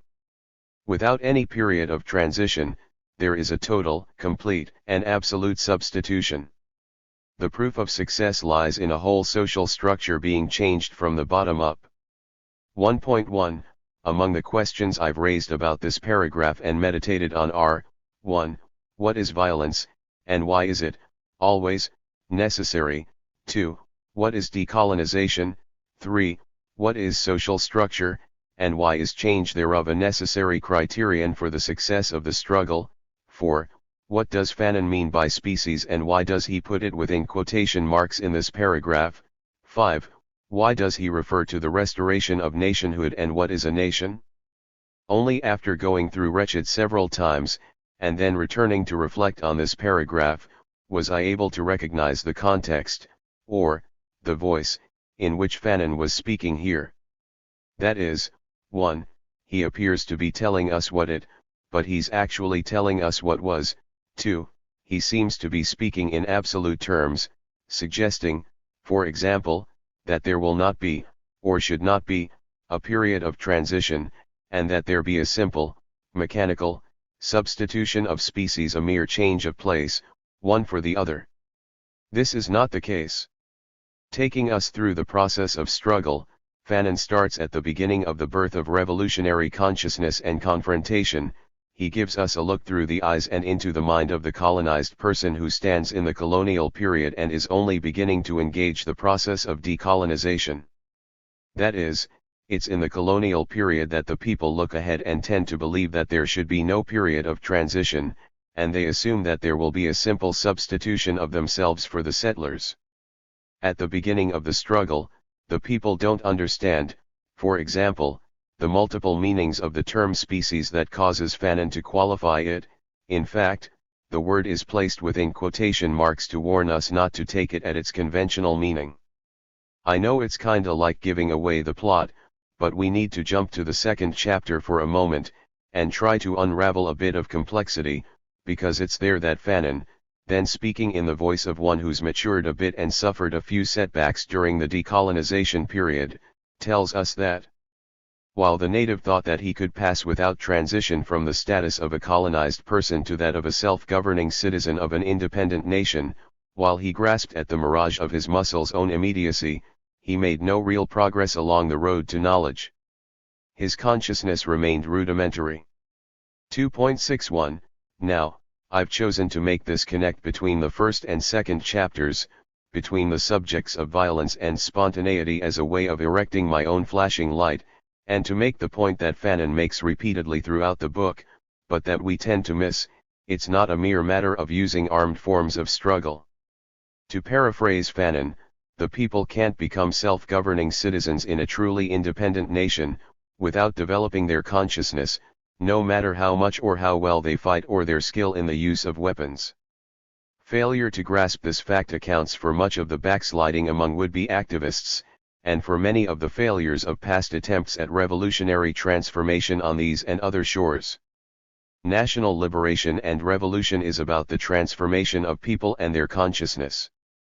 Fanon started by giving us a glimpse of the state of people at the beginning, and we should reflect upon our own beginnings, past and present. In our present, we stand in what I call a post-neocolonial period, but no matter what it's called, it's a period of beginnings, a period before the fighting starts and we're engaged in building foundations for a renewed effort to decolonize. In this context, Fanon reminds us that as we look ahead, we must be able to determine which is a true decolonization, i.e., one in which the people have developed a revolutionary consciousness and assumed collective mastery, and which a false, and the importance of a coherent perception of appropriate means and tactics, i.e., how to conduct and organize the movement. 1.45. In order to determine the best means and properly conduct the struggle, we gotta ask questions, call into question everything about colonialism, post-neocolonialism, and capitalism. Some people may think that the raising of questions, such as those I raised above about the first paragraph, is unnecessary, or that the answers are obvious. I've read that first paragraph more times than I can remember, but the questions weren't always raised, and the answers weren't then, nor are they now, obvious. My understanding of Wretched and of Fanon's thought, and of the our social revolutionary process always suffered for my failure to raise and properly answer these and similar questions. I know I'm not alone. When Fanon implores us to question everything, we must take that literally, and probe the meaning and implications. Underneath it all is a quest to share with Fanon that obsession, about the need for effort to be well informed, for work which is enlightened and freed from its historic intellectual darkness. 2.88, so that we may hasten the growth of consciousness, a necessity from which there is no escape if we wish to make progress. 2.75, through the process of raising questions, we challenge ideas and structures, and we transform ourselves all through reflection. Fanon wants us to raise questions because he wants us to think critically. This is a simple, but fundamental point, one of the keys to a truly independent and progressive future. Reflect a bit, too, on the phrase intellectual darkness and get away from the conventional, Western, Euro-American idea that ordinary people aren't, can't be or shouldn't be intellectual. Get away from the idea that only certain people or groups can be intellectual, and think about everyone as intellectual. Even go back to the first paragraph and reflect on that question about the social structure being changed, from the bottom up, and connect this to the need for all of the people to develop and exercise their mental capacities in the effort to solve the theoretical and practical problems of the society. This reminds me of another line from George Jackson, the oppressive state has molded the people through a what to think program, and the task of the people is to develop a how to think program. To question. To imagine that things can be different and that the people themselves can make all necessary changes. There will be no revolution without theory and without mass participation and the assumption of responsibility by the people. Since the publication of Wretched, people have read that opening paragraph and come away with a narrow or one-sided concept of violence. They've read the first 2 chapters and come away with little more than a belief in the need to pick up the gun. The people of Africa have suffered for this. We've suffered for it, and our children and grandchildren suffer for it today. Too many of us still fail to question everything about the colonial relationship. Too many of us still fail to grasp that the aim of revolution is to change people and to develop their political and social consciousness. Everything else that we usually associate with revolution or national liberation comes through and after change in the people's consciousness. As we attempt to rebuild, it's fitting that we reread and meditate on this book by Fanon, especially if we understand its relationship to the problems that we face 40 years after it was written. There are some who think that the slogan rebuild means that we, in some mysterious way, start where we left off, meaning the high tide of struggle in the 1960s and early 1970s. It's assumed that we can start to rebuild by miraculously producing an instant high tide which, of course, should include armed actions. It's assumed that the new high tide can be created by simply wishing for it, or calling for it. It's assumed that armed actions are appropriate simply because some of us are angry or frustrated, or mistake our consciousness for that of the people. It's also assumed that the high tide was arrested by the mere repression of the movement by the settler imperialist state, and had nothing to do with our own shortcomings. My generation may remember Mao saying that, on occasion, when the revolution fails, it's the fault of the vanguard. We need to understand, the old movement is dead, and it can't be rebuilt. We can't return to the past, or rebuild the past, nor can we build a new movement without sufficient foundation. If we consider that the late 1960s represented the high tide of a process, we have to know when and how that process was started. A high tide is something that must be built up to, the result of the kind of work that most of us shun like a plague. In this instance, we're like those militants Fanon refers to, who must go to the countryside and / or to the mountains, toward bases grounded in the people. 1.21, and, I'm not even talking about what to do when one reaches those bases, just that those bases must be approached. Hopefully, we won't act like the Vietnamese coder, see, Crossroad, Volume 9, and 4, Spring, 2001, pps 9-11, who got to the base but didn't know what to do or how to do it, and blamed his shortcomings on the people. He merely cursed reality because he didn't fully appreciate that his job was to change reality, to take it as it was / is, and transform it into the pattern of new customs and the plan for freedom. 1.43, we can even put it another way, if we want to help to build a new revolutionary movement, among the things that we must do are, 1. Thoroughly re-examine the past, learn the lessons, and begin to use what we learn while, 2. Building bases grounded in the people, learning from them, sharing our knowledge with them, becoming one with them, and share with them as one of them the responsibility for leadership of the movement and for the new society that we're creating. We have to start this process by finally admitting to ourselves that the old movement is dead. We have to acknowledge that, say, we didn't take George Jackson to heart when he told us what we needed to do in order to keep the people from becoming Americans again, after they left the marches and rallies, 10 minutes after the success of the state's strategy to neutralize the movement, create new buffer classes of pseudo and petty bourgeois spokespersons / leaders. Today, the people are Americans. Even most of the so-called radicals and nationalists are Americans at heart. Not only will they not advocate real revolution and the armed forms of struggle that must be part of the process, they won't support any sincere attempt to generate such a process. These are the people about whom Fanon said, their objective is not the radical overthrow of the system. 1.46, in all the scholarly work that they do, they won't write about the Nat Turners or hold seminars on the legitimacy of the counter-violence of oppressed peoples. They do not assert that the people have to use physical force, and it sometimes even happens that they go so far as to condemn the spectacular deeds which are declared hateful by the press and public opinion in the mother country. 1.52, would-be codders think that all they should have to do is give a brief talk about how bad things are, and why the people should resist, i.e., take up arms, and think that this is all that's necessary, and then curse the people when they don't respond as we think they should, as if this is enough to change a mindset that's reproduced and reinforced by print media and soap operas, romance novels, and ads for cosmetics and cars and gadgets that claim to solve all our problems.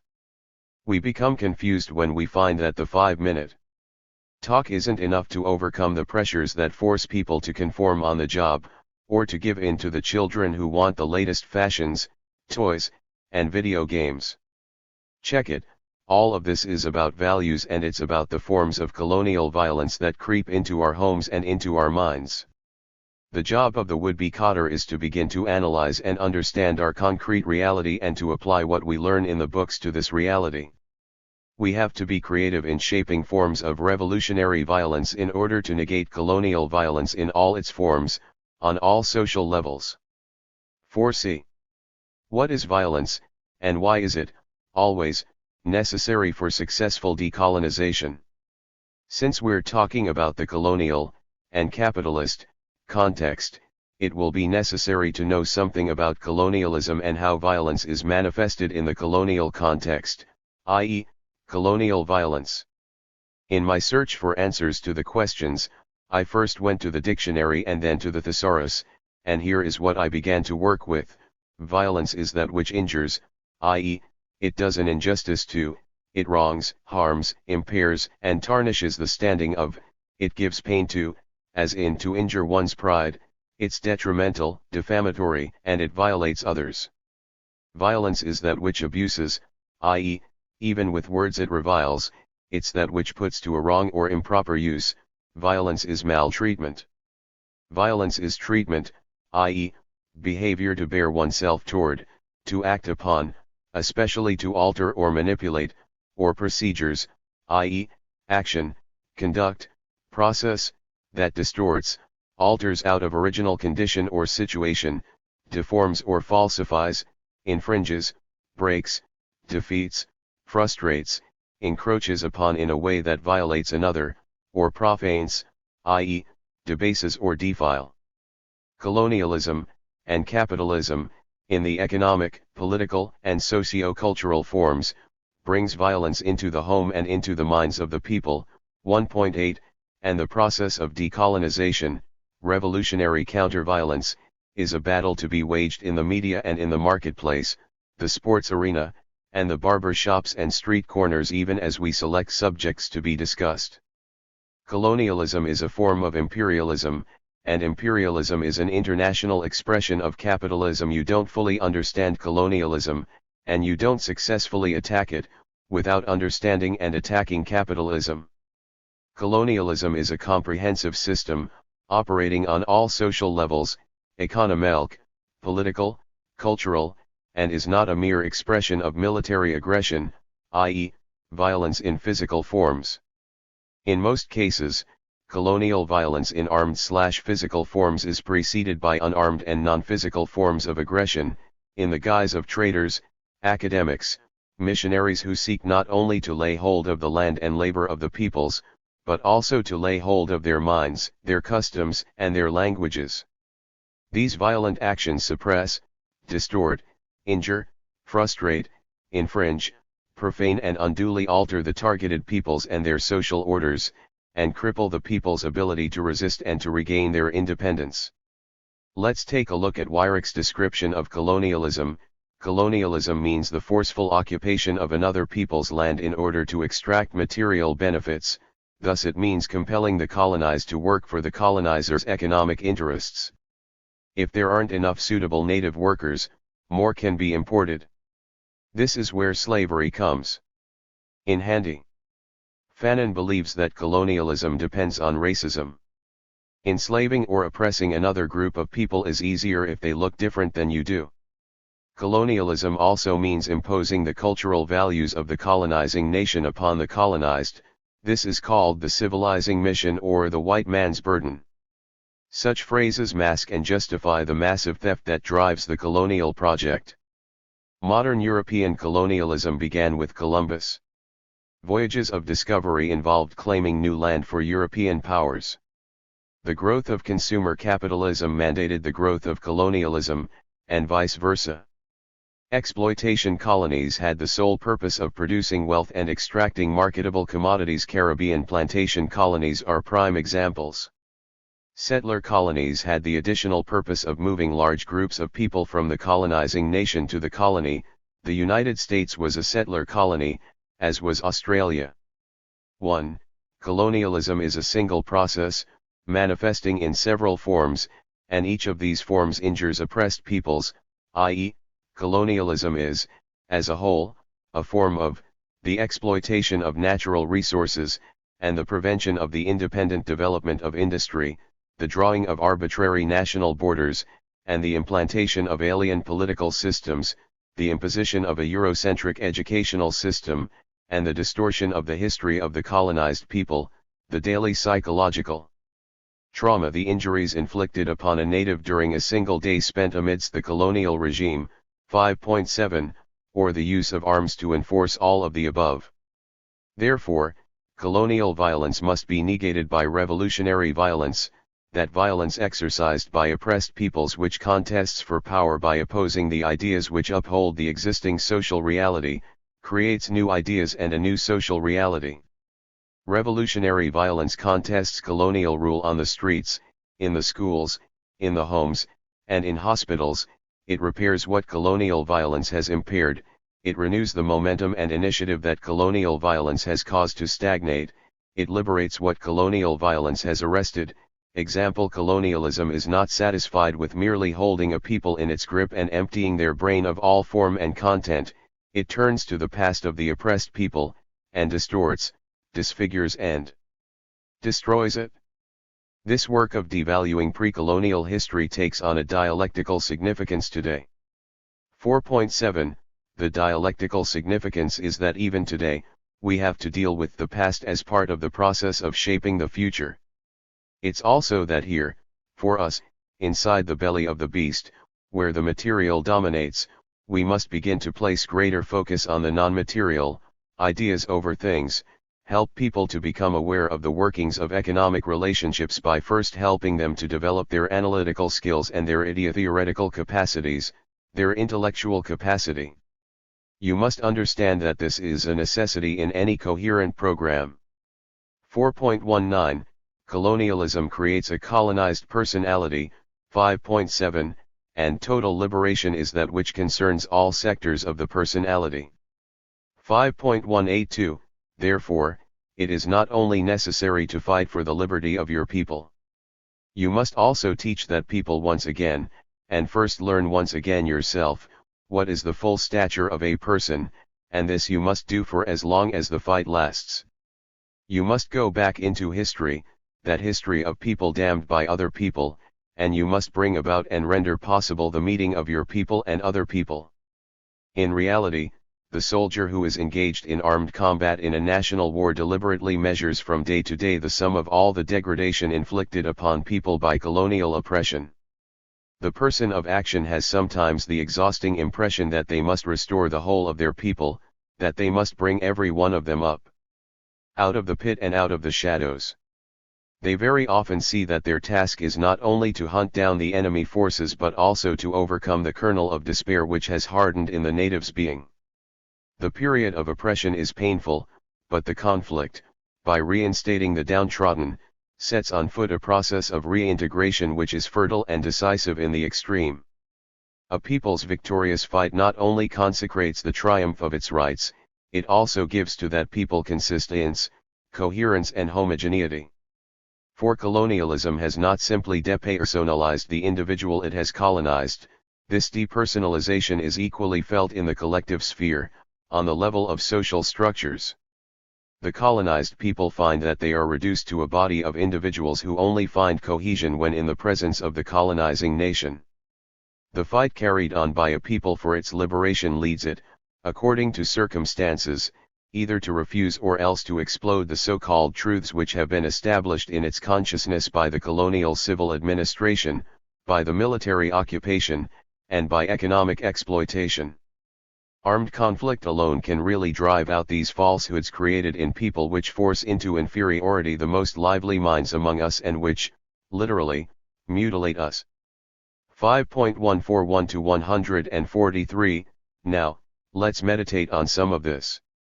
It's not only necessary to fight so that you can raise your own flag and declare the existence of your own nation. You must also teach the people, once again, and first learn again yourself, what is the full stature/meaning of being human, of being sovereign and having the capacity to pursue your own aims.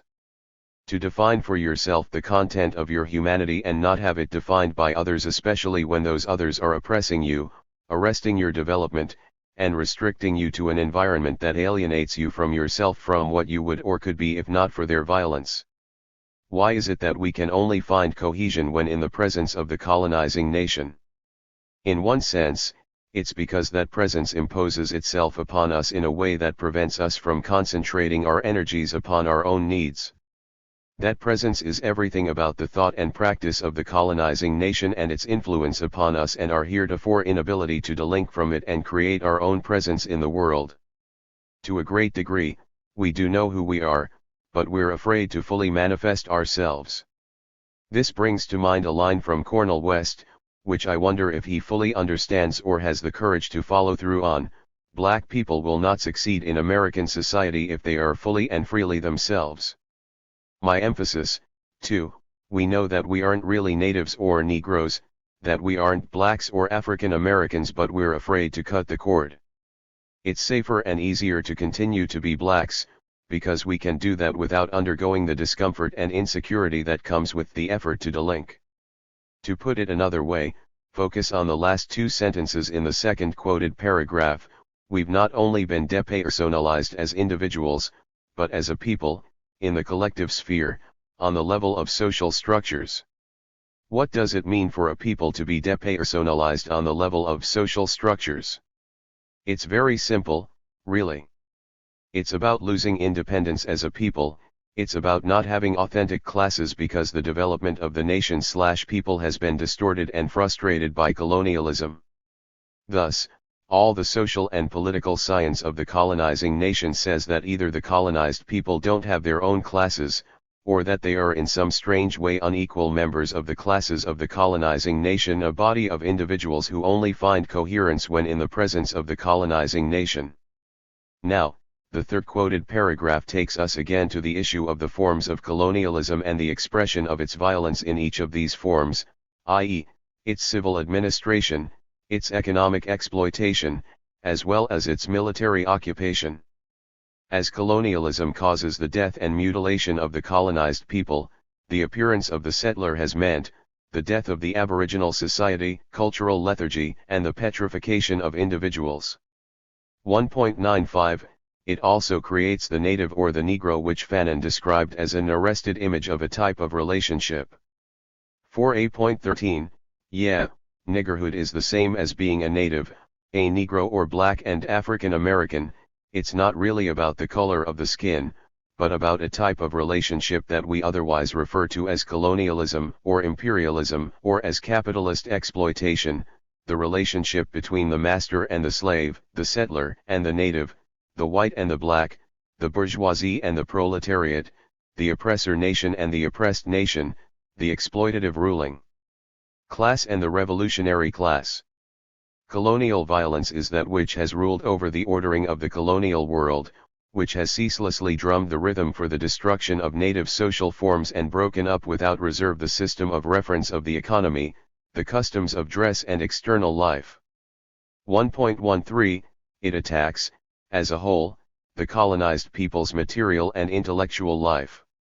We begin to see a direct connection between the forms and effects of the process of colonial violence, and the demand for an all-inclusive program of national and social revolution, at 1.31 to 1.42, where Fanon talks of muscular tension and begins to list the forms of avoidance along which the paths of revolutionary violence must travel, while negating colonial violence. However, none of this is inevitable. The immobility to which the native is condemned can only be called in question if the native decides to put an end to the history of colonization, the history of pillage, and to bring into existence the history of the nation, the history of decolonization. 1.30 My emphasis. 4d. What were those questions again? What is decolonization? Let's say that from the NAC perspective, revolutionary violence and decolonization are the same, that the terms describe the same process. For example, Weirich's definition of decolonization is that it is a process of changing from a colonial territory to an independent nation, occurring in social and cultural ways, as well as in political and economic ones. 2. So, I'd say that this describes the process of revolutionary violence, as well as the process of decolonization. Granted, simply pointing to social and cultural ways and to political and economic, and military, ways leaves out the kind of detail that most young activists and would-be codders are quick to ask for. Most folks want blueprints handed to them. The fact is, I don't have all the answers. I'm in prison and removed from the setting where the answers are most likely to be found. Now, I could talk in more detail on each of the areas, but it would all be more or less abstract, because only those out in the real world can locate and link themselves to the concrete realities in their environments that will allow motion to be made. My job is to help with the hows and the whys. You have to find the whats for yourselves, and then test the theory, test the lessons, find the appropriate ways to take reality as it is, and transform it. My concern is that we more fully and firmly grasp the hows and the whys, and begin to maintain some continuity from one generation to the next, and not continue to repeat the pattern of having to start from scratch every 20 or 30 years.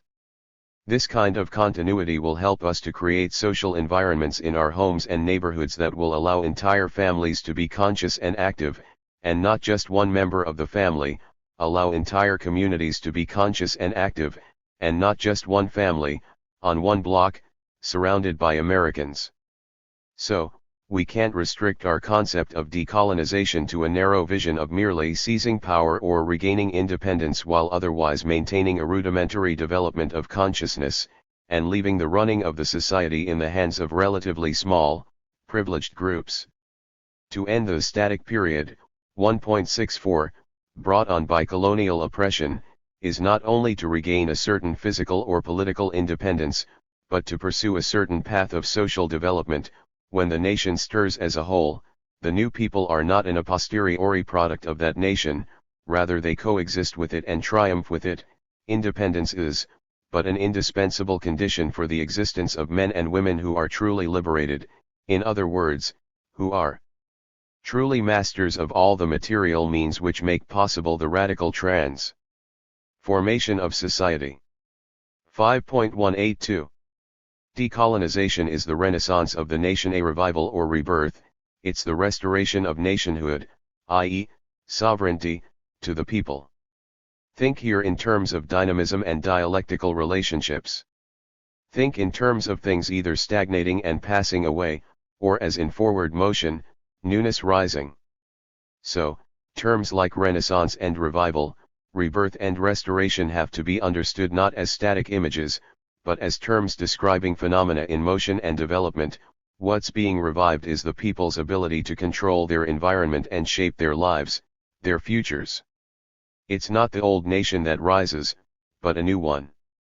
Decolonization is the establishment of new, social, relations between individuals, new names for the people, for schools and streets, and sometimes, even a new name for the new nation.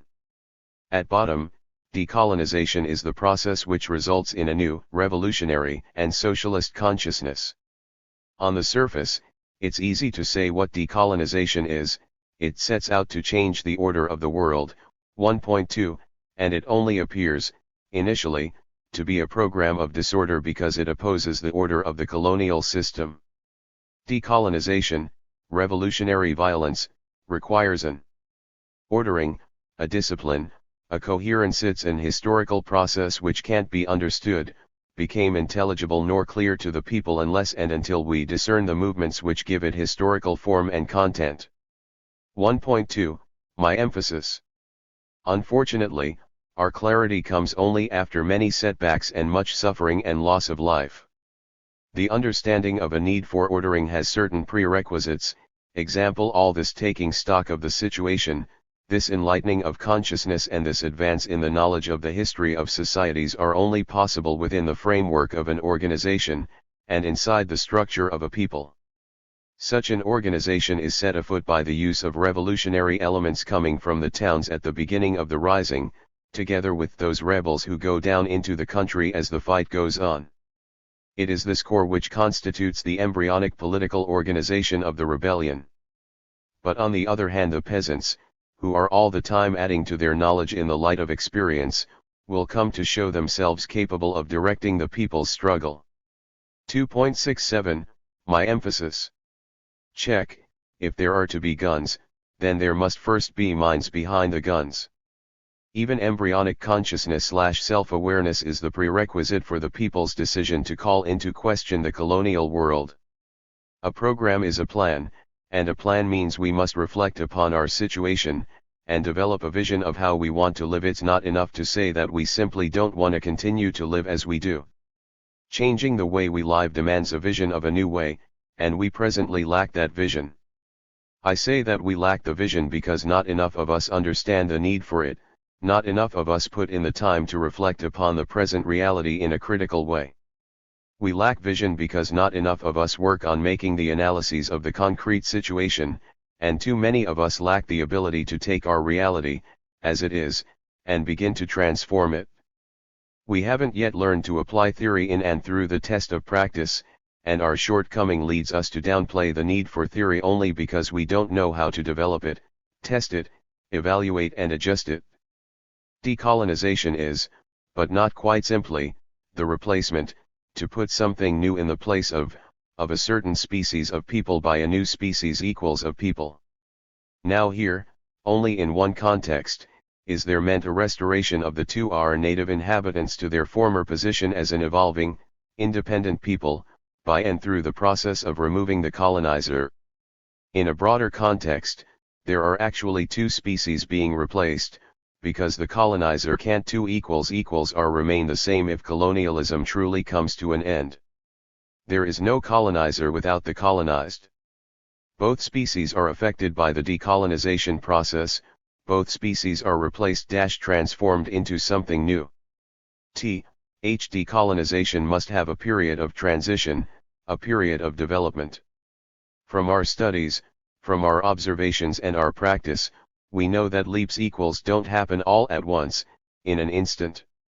All the more need for the people to have knowledge of the laws of social development, and understanding of the process of social/revolutionary change, the more need for the people to have an awareness of the phenomenon of spontaneity and its weaknesses, and awareness of the two are pitfalls of a narrow nationalist consciousness, all the more need for the people to be helped to realize that everything depends on them and their salvation lies in their own cohesion, in the true understanding of their interests and in knowing who are their enemies. 3.83, and that if they stagnate, it's their responsibility, if they go forward, it's due to them, too. Here is no such thing as a demiurge, there is no famous man who will take responsibility for everything, the demiurge is the people themselves and the magic hands are finally only the hands of the people. 3.89.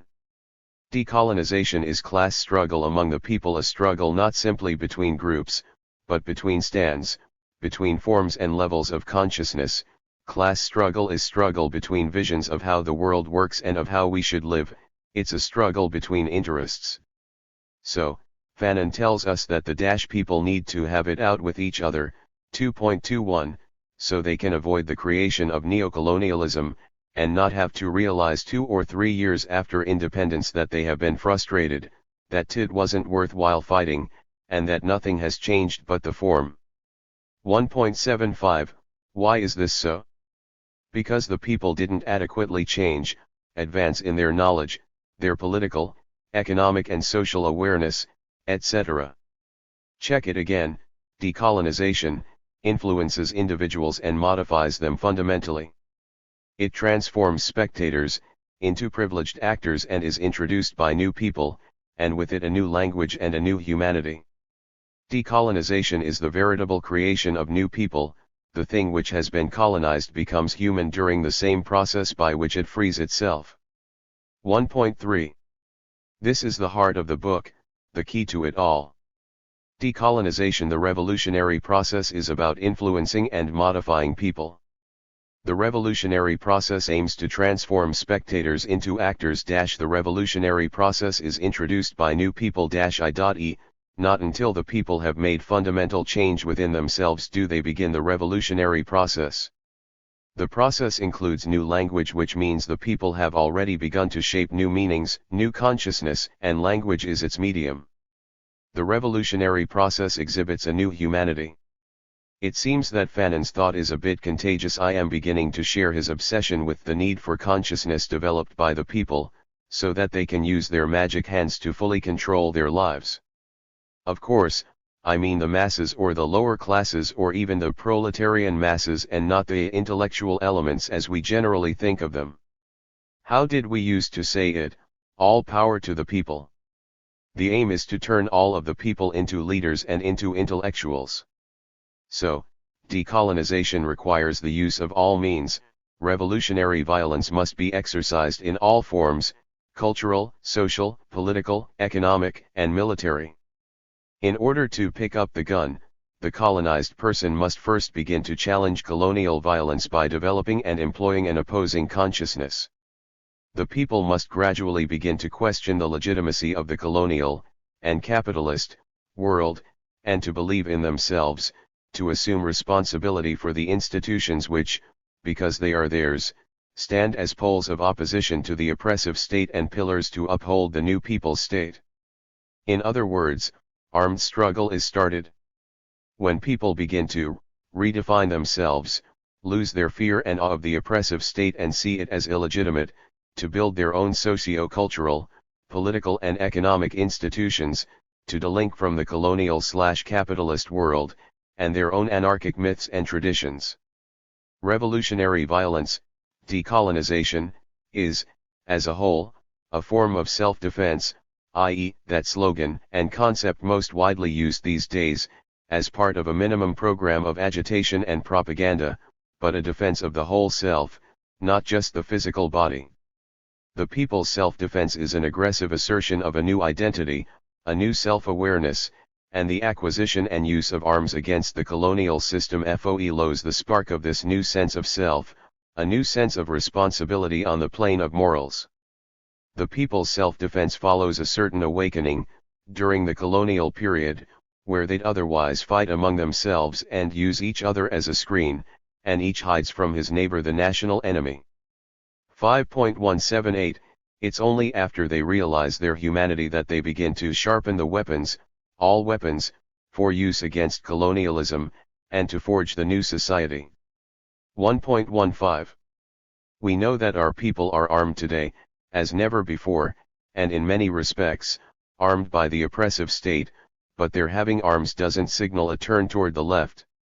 Even when we consider efforts by the enemy to disarm the people, it's not the guns in their hands, as such, that's the source of the settlers' fear, but the potential threat posed by an armed and politically conscious people.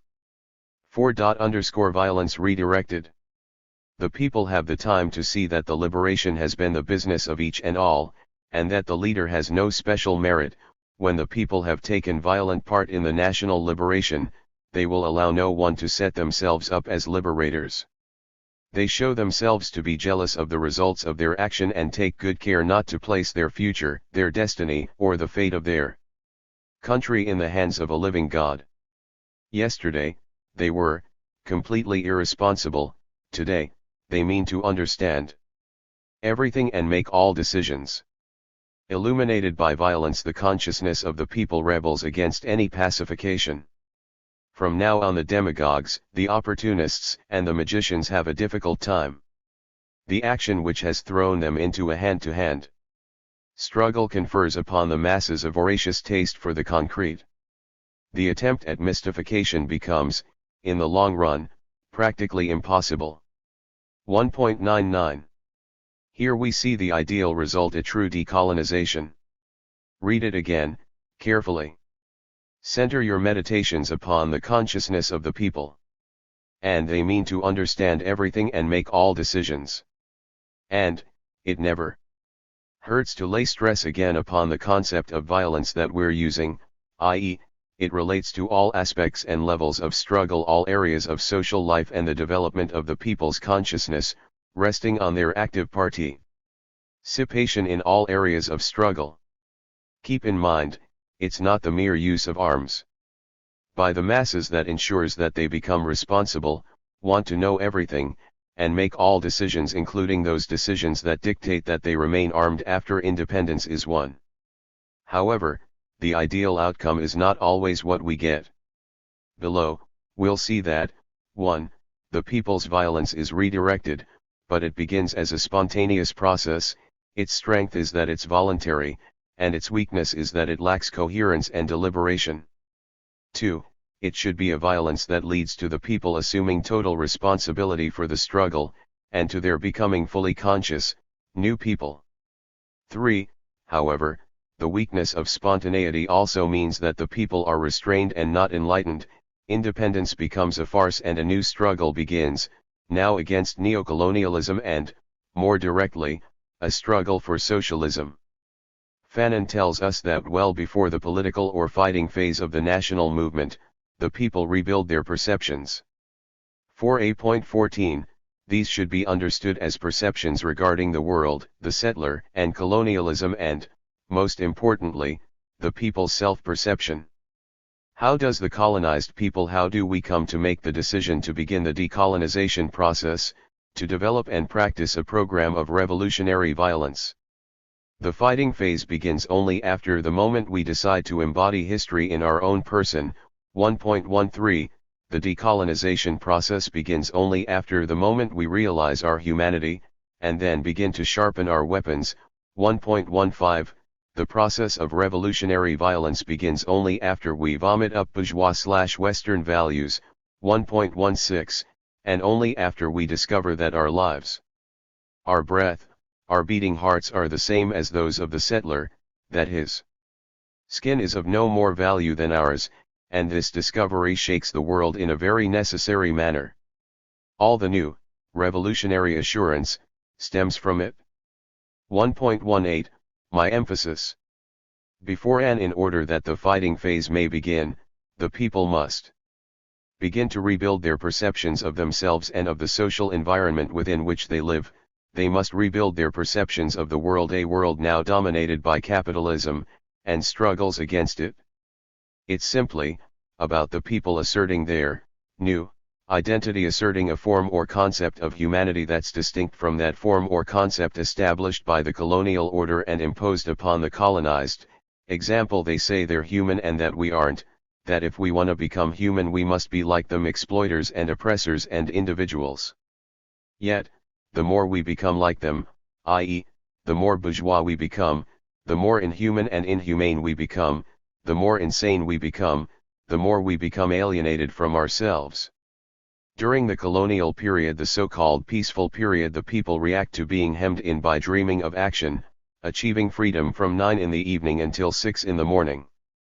1.31, During the peaceful period, when colonialism is in power and secure, it's rather difficult to notice any widespread, fundamental change in the self-perception of the people. During the colonial period, the oppressive system keeps alive in us an anger which generally finds no external outlet, but rather takes the form of internally directed violence, in various forms. Example, the niggers beat each other up, and the police and courts do not know which way to turn when faced with the astonishing waves of crime. 1.32.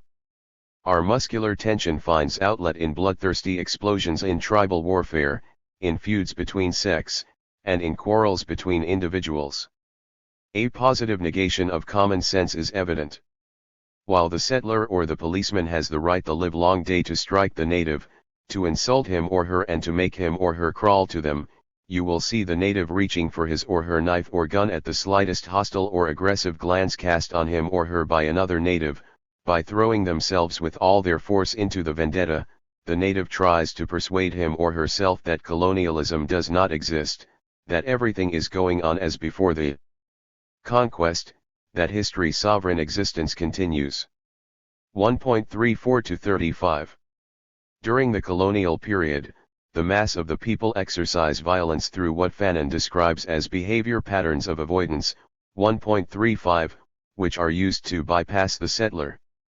These include a belief in fatality, which removes all blame from the oppressive system, and attributes all misfortunes and colonial violence to fate or to God, myths, spirits, and a magical/metaphysical superstructure which creates a world of prohibitions, of barriers and of inhibitions far more terrifying than the world of the settler.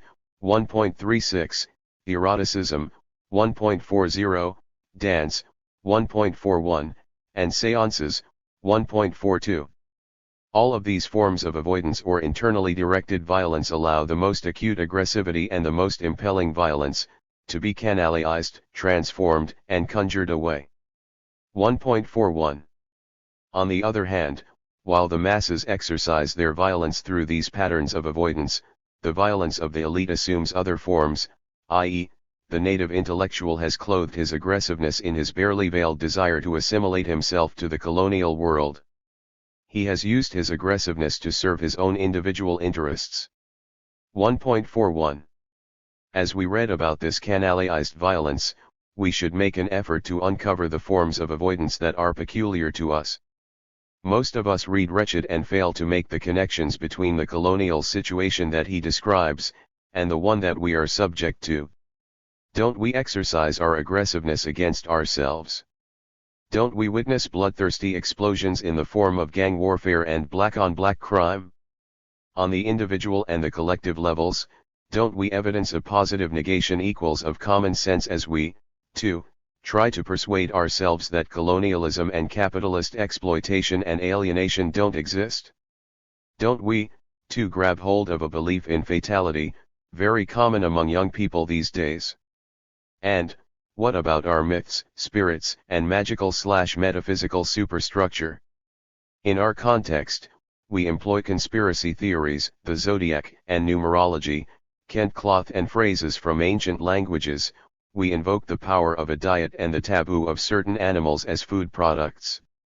Without a doubt, we have our own prohibitions and inhibitions that we use to avoid a confrontation with the reality of colonial violence, our own barriers that we use to avoid delinking from the colonial world. So, we come back to the questions: how do we begin to rebuild our perceptions? How do we come to make the decision to engage the decolonization process? How and why do we begin to redirect our violence? How do we come to make the decision to embody history? How do we realize our humanity? Again, it's only after we do this that the fighting phase begins. And yet, Fanon says that it's during the struggle for freedom that a marked alienation from the patterns of avoidance is observed.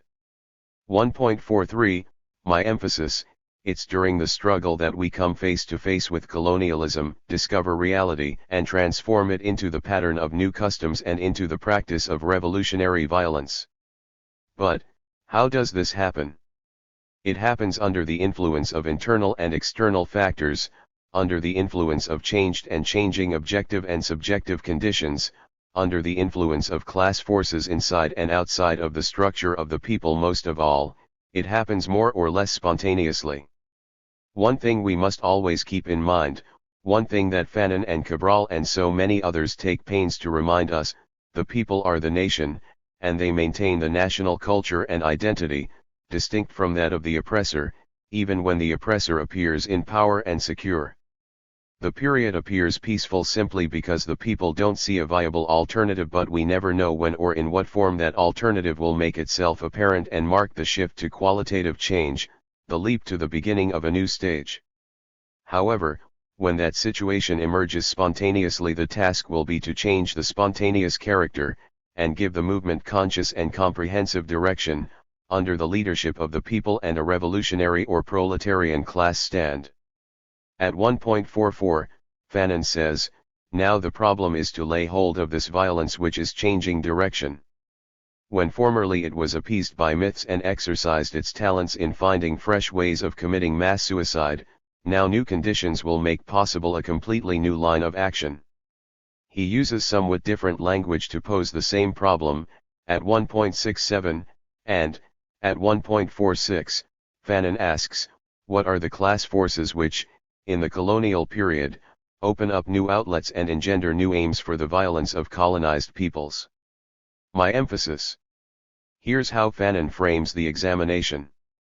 Nowadays a theoretical problem of prime importance is being set, on the historical plane as well as on the level of political tactics, by the liberation of the colonies. When can one affirm that the situation is ripe for a movement of national liberation? In what form should it first be manifested? Because the various means whereby decolonization has been carried out have appeared in many different aspects, reason hesitates and refuses to say which is a true decolonization, and which a false. We shall see that for a man who is in the thick of the fight it is an urgent matter to decide on the means and the tactics to employ, that is to say, how to conduct and organize the movement. If this coherence is not present, there is only a blind will towards freedom, with the terribly reactionary risks which it entails. 1.45. Let's stop here for a bit of orientation. 1. In a sense, the remaining chapters of Wretched are previewed in the first chapter. All of the themes are introduced and briefly treated there. That is, in the first chapter we encounter discussion of spontaneity, national consciousness, culture and mental disorders. We encounter discussion of racism and class struggle. How could it be otherwise, if we recall our concept of revolutionary violence and decolonization? The first chapter provides an overview of all elements of both colonialism and anti-colonialism. If we confine ourselves to one theme, violence is the concern of the first chapter, but it's also the concern of the second chapter. 2. As we search for answers to the questions I've raised in this section, and as we focus particularly upon a brief examination of the new conditions and the class forces that open new outlets and create new aims for the people's violence, we're gonna encounter overlapping themes, example spontaneity and class struggle. We're gonna take up the theme of class struggle in part 3, so here I wanna concentrate on the theme of spontaneity, it's the spontaneity of violence that's at issue, the strengths and weaknesses of a spontaneity that tends to characterize the beginnings of people's struggles and which, if not overcome, result in their failures, i.e., the failure to achieve true decolonization. 3. Now, let's go forward by going back to 1.45, break it down just a bit, and look for points that will help to orientate us as we proceed. A.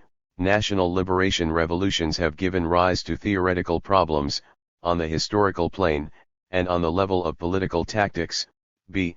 How do we determine whether or not a revolutionary situation exists within the colonial context? C. What form, i.e., political, economic, cultural, or military, should be the first manifestation of the qualitative shift from the colonial to the anti-colonial period? D. We've witnessed many national liberation struggles and the raising of many flags over newly independent nations. How do we determine which, if any, of these independent nations were or are truly decolonized, i.e., where new people have arisen and assumed collective mastery over a truly liberated society? E. How do people still suffering the capitalist/colonialist yoke answer all of the above questions, and decide upon the means and tactics to conduct and organize their revolutionary process? More to the point, how do they develop a coherent program, one that will allow them to avoid a mere blind will towards freedom, i.e., avoid the weaknesses of spontaneity, and thus also to avoid the terribly reactionary risks, i.e., neocolonialism, which the absence of coherence, and the presence of spontaneity, entail? Yeah, we're still talking about how and why the people come to redirect their violence. But, these questions lead into a discussion of new conditions and class forces which, in their turn, lead to discussion of the need for coherence, and to overcome or avoid spontaneity, i.e., to avoid or overcome a mere blind will towards freedom, and its terrible consequences. 4f. Spontaneity and the need for a coherent program. You turn to the second chapter and say, I've read about violence, now I'll read about spontaneity. Well, Fanon first raised the issue of spontaneity in the first chapter and he's still talking about violence in the second chapter. For example, at 1.26, he tells us that the people want and need things explained to them, they are glad to understand a line of argument, and they like to see where they are going. My emphasis, he then points out that, at the beginning of his association with the people, the native intellectual overstresses details, and carried away by the multitudinous aspects of the fight, he tends to concentrate on local tasks, and fails to see the whole of the movement all the time. He is occupied in action on a particular front, and loses sight of the unity of the movement. Now, compare the above, from the chapter on violence, with these lines, from the chapter on spontaneity. The elite will attach a fundamental importance to organization, so much so that the fetish of organization will often take precedence over a reasoned study of colonial society. 2.1. At 2.52, Fanon explains that, during this period spontaneity is king, and initiative is localized. We are dealing with a strategy of immediacy in which the aim and program of each locally constituted group is local liberation. If the nation is everywhere, then she is here. One step further, and only here is she to be found. As you begin to read the second chapter, notice that Fanon opens it on the subject of a difference of rhythm between the so-called leaders, and the mass of the people. You know me, I went to the dictionary to see if I could get a better grip on rhythm, and I did, basing it on an ordered, recurrent alternation in the flow of, that relates to forward movement, the aspect comprising all the elements that relate to forward movement, movement marked by regular recurrence of related elements, effect created by the elements that relate to development. You'll have to pardon me if I'm a bit slow, or seem to take unusual and extended routes to points that you reach in more conventional and timely ways. To some of us, it's not immediately clear that a difference of rhythm implies difference in class/consciousness, interests and tactics, ways and means of conducting and organizing the movement, identity, purpose and direction, true from false decolonization, blind will and coherence. A difference of rhythm means that the elements are unrelated, like another way of saying class contradictions or contradictions between ideological worldviews. Next, notice how Fanon points up the distinction between those who want an immediate bettering of their lot, and those who want to limit and restrain the former. Now, a better lot doesn't just mean, say, a higher wage, it also means the all-round development of the person/people. We're then shown that the politically informed person, under colonial domination, is one who knows that a local conflict is not a decisive settlement between the people and the system of colonialism. 2.1, also see 2.54. No doubt, someone is asking, what does all this have to do with spontaneity? True to form, I went to the dictionary and to the thesaurus to check the word spontaneity, and I began to work with the quality or state of being spontaneous, voluntary or undetermined action or movement. When I checked spontaneous, I focused on 1. Proceeding from natural feeling or native tendency without external constraint, 2. Arising from momentary impulse, 3. Controlled and directed internally self-acting, 4. Not apparently contrived or manipulated. Synonyms are impulsive, haphazard, instinctive. Antonyms are studied and deliberate. The shared meaning element of the synonyms is acting or activated without deliberation, insight, forethought, or knowledge. I then shifted my attention to the subtitle of the second chapter, and asked myself what may Fanon have meant by the strength and the weakness of spontaneity.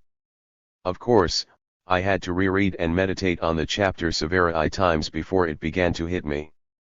The strength of spontaneity, which I term its objective aspect, is its positive or progressive character.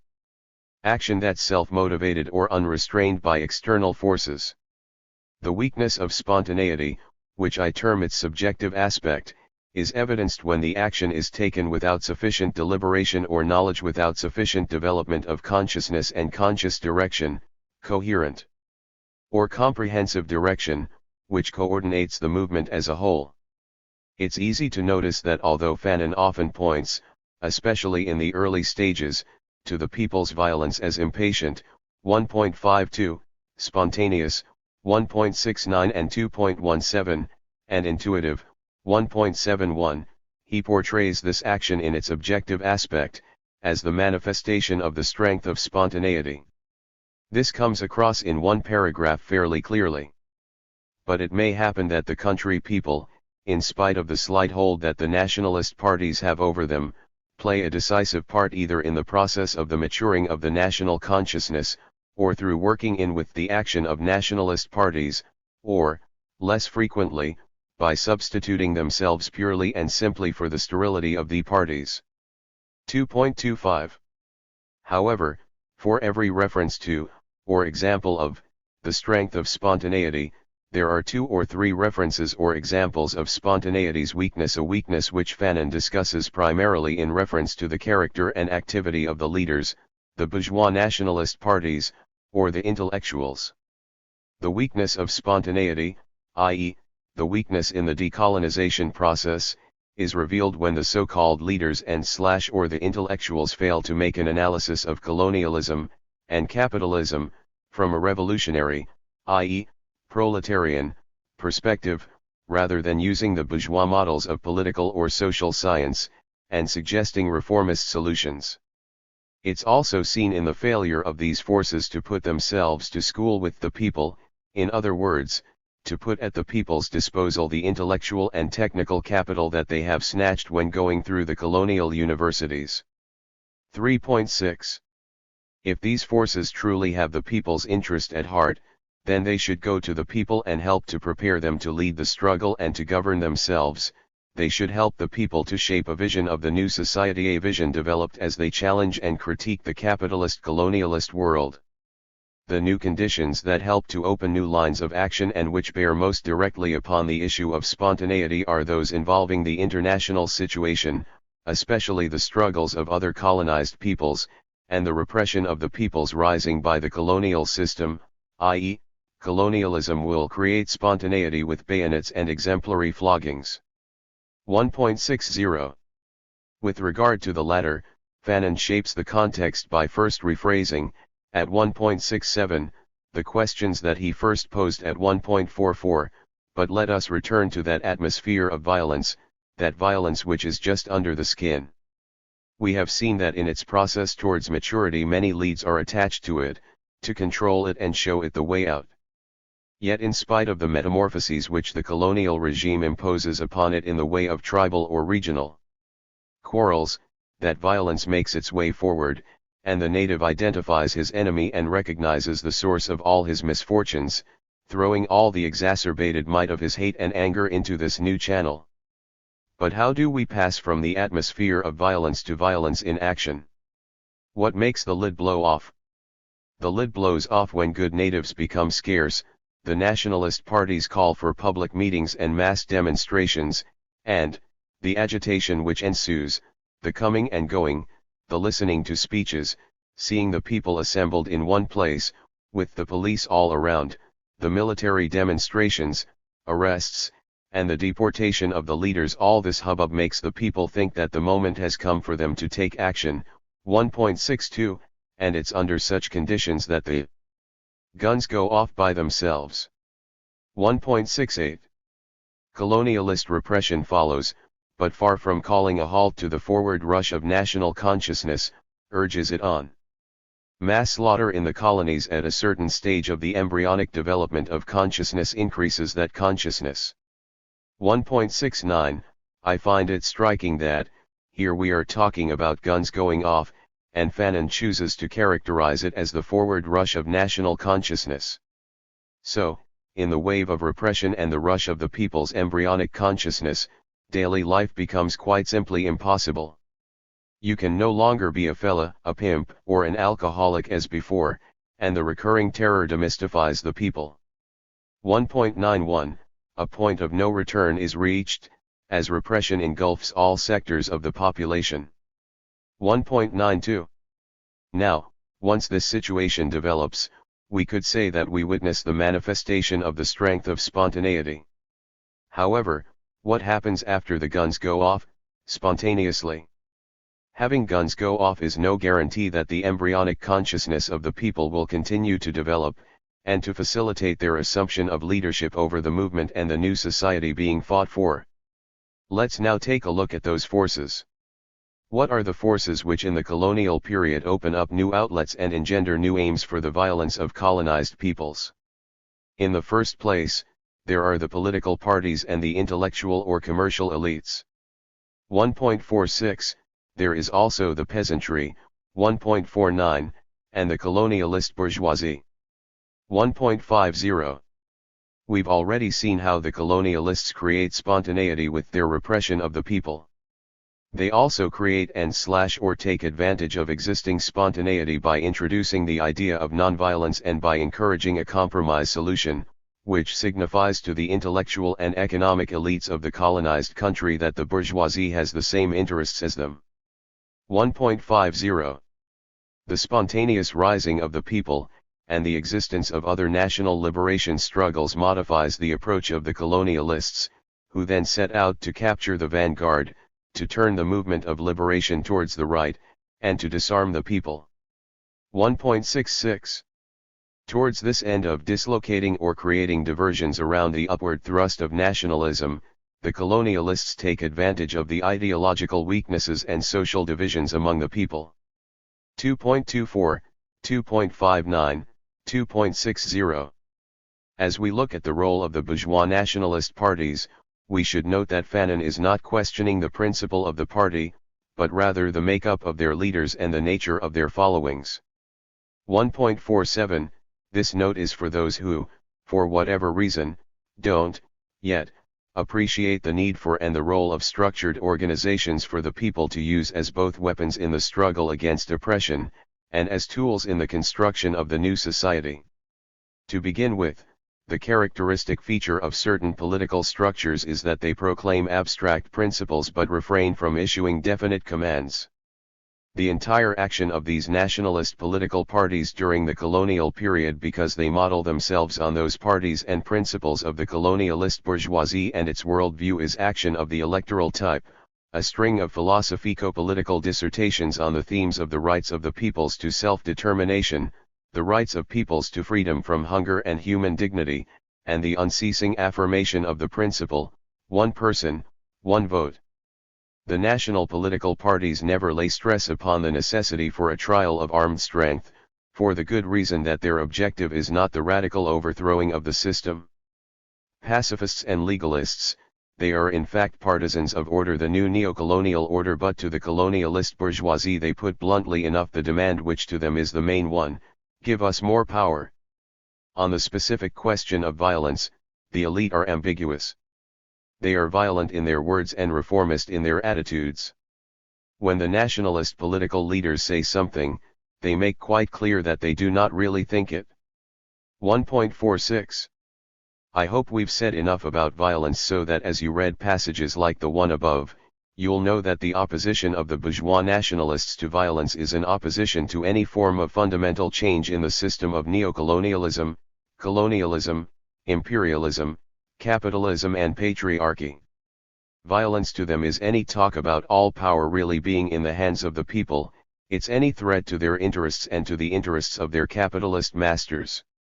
As you read 1.46, you should try to picture any and all individuals or groups, any voiced positions that seem to fit the bill, or that can be accurately characterized as narrow, bourgeois nationalist/reformist/post-neocolonialist, as representative of the intellectual or commercial elite.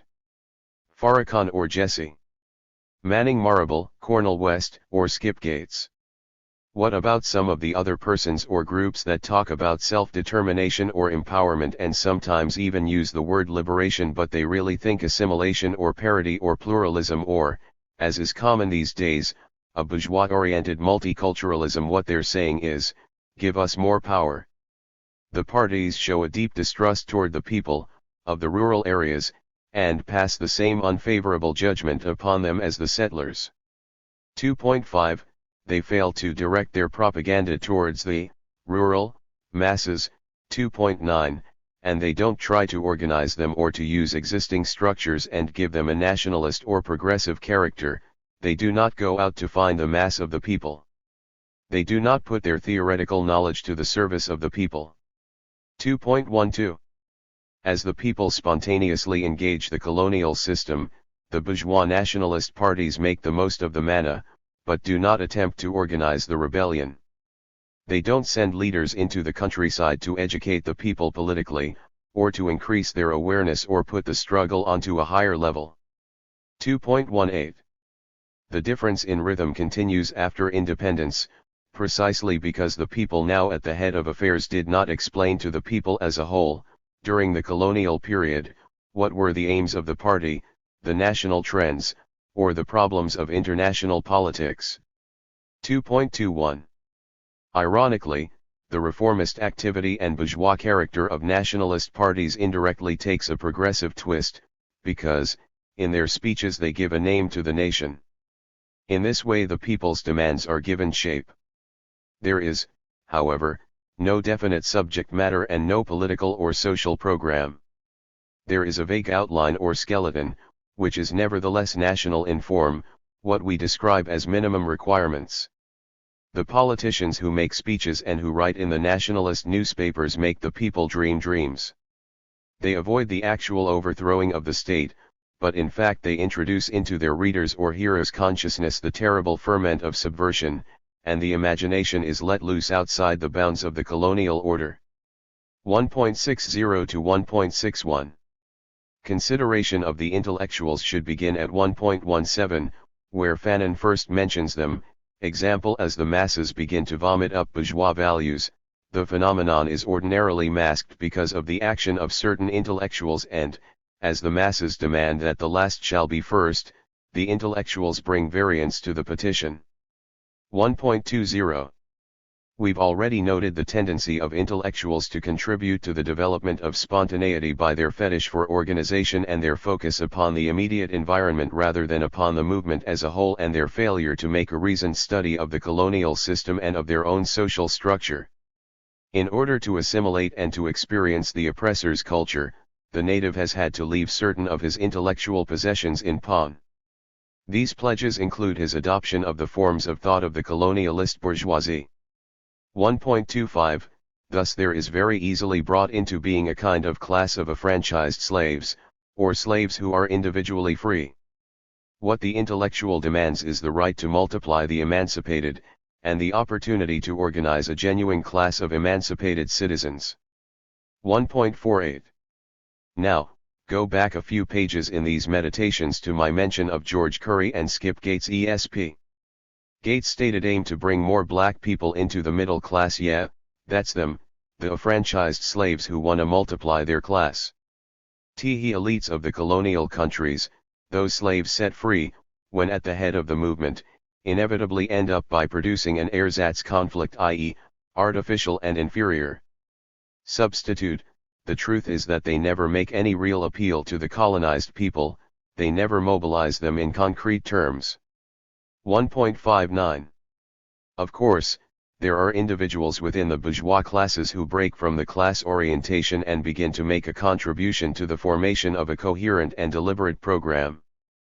Fanon first mentions this tendency within the context of conditions which favor a backward surge of intellectuals towards bases grounded in the people, and an eradication of the superstructure built by these intellectuals from the bourgeois colonialist environment.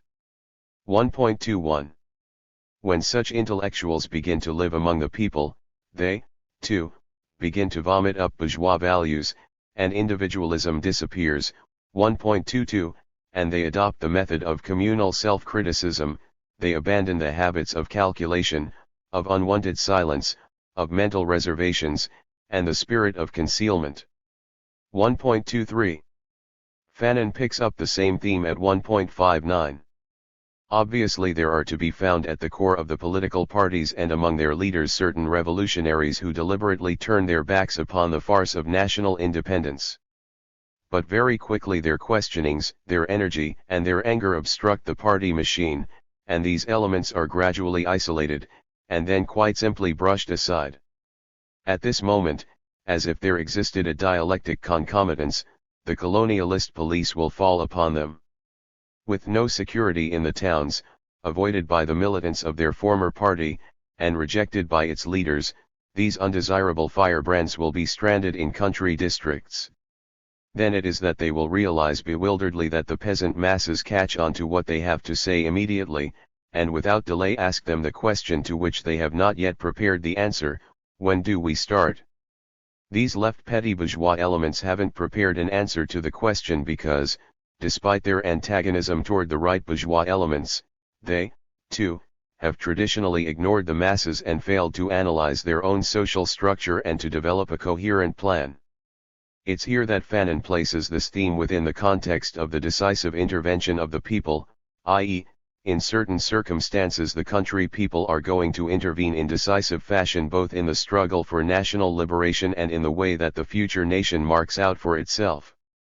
2.35 This is a fundamentally important phenomenon, and he proposes to study it in detail, as will we. Fanon sets the stage over the next several paragraphs, with a more detailed description of the process that was initially noted at 1.59, and here the focus is clearly upon the phenomenon of spontaneity. We shouldn't be surprised to learn that there are two wills at play, a contradiction between progressive and reactionary tendencies within the party, though, again, both tendencies have neglected to involve the masses, which reflects the broader contradiction within the movement and among the people as a whole. 1.36 Fanon uses the terms legalists and illegalists, although other terms could be used to describe the opposing tendencies. The left begins to raise questions about the movement's ideology, strategy, and methods. They begin to suggest the use of all other means which we should understand to include armed forms of struggle, but only as one among all other means. Here, coherent program means one in which all elements of social life are systematically connected, and that struggle on each of the fronts is coordinated. The right wants to compromise with colonialism, to change the system from within, as we often hear it said. They claim that joining, say, the Democratic or Republican parties will solve the problem. Even a third or independent party that plays by the rules of the oppressive state is held out as A solution. So, the intellectual elements, 1.36, and the militants, 1.37, combine to form a new party, 1.38, they declare a new line, example Black Power or the claim to open the armed front or to launch the FOCO. They end up going underground, or in the countryside or the mountains, while also realizing that activity in the urban centers alone won't be sufficient to overthrow colonialism.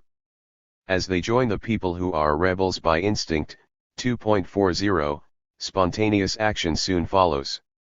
We should pay particular attention to 2.50, where we're given one of the reasons why, in the beginning, there's a veritable triumph for the cult of spontaneity, a one-sided analysis of the thought and practice of the bourgeois parties and their leaders has caused a rejection of all politics rather than a righteous rejection of reactionary political thought and practice.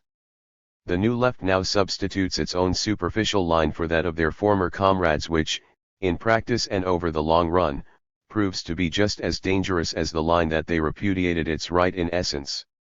The next paragraph captures this, as we see that there's still no program. And, at 2.52, we see the circumstances under which spontaneity is king and revolutionary politics are abandoned for the art of war. The spontaneous action sparks a widespread feeling of solidarity and accomplishment, as the people wills itself to sovereignty. 2.53, however, the enemy launches an all-out offensive, military, political, and social, which calls the people's euphoria into question. 2.54, soon, the spontaneous impetuosity is condemned to self-repudiation. 2.55, not only with regard to the mobility of guerrilla warfare.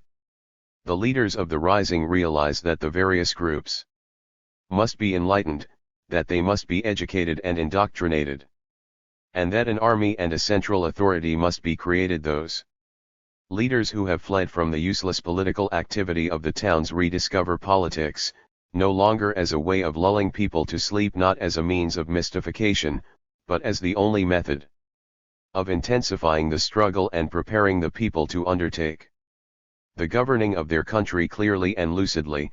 They discover that the success of the struggle presupposes clear objectives, a definite methodology, and above all the need for the people to realize that their unorganized efforts can only be a temporary dynamic and that the struggle can't be won. And you won't change human beings if you forget to raise the standard of consciousness of the rank and file. 2.57, my emphasis. Fanon now points again to the enemy's creation of spontaneity by taking advantage of the people's ideological and social weaknesses, and asserts that the political education of the masses is seen to be a historic necessity. 2.60. What's happened to all the solidarity, the euphoria, the feeling of accomplishment as we thought we were riding the high tide? That spectacular volunteer spontaneous movement which meant to lead the colonized people to supreme sovereignty at one fell swoop, that certainty which you had that all portions of the nation would be carried along with you at the same speed and led onwards by the same light, that strength which gave you hope, all now are seen, in the light of experience, to be symptoms of a very great weakness. While the native thought that he could pass without transition from the status of a colonized person to that of a self-governing citizen of an independent nation, while he grasped at the mirage of his muscles' own immediacy, he made no real progress along the road to knowledge. His consciousness remained rudimentary. 2.61. Now, go back and read that again, because I'm sure that at least some of you have failed to notice the keys. Example, what are the symptoms of the very great weakness? What is the weakness? What kind of transition is necessary? More and more I come to believe that we periodically find ourselves having to start from scratch, not because our job is hard, but merely because we don't know what our job is. Go back, now, to the close of 2.57, you won't change human beings. That's our job, that's the aim of the national and social revolution.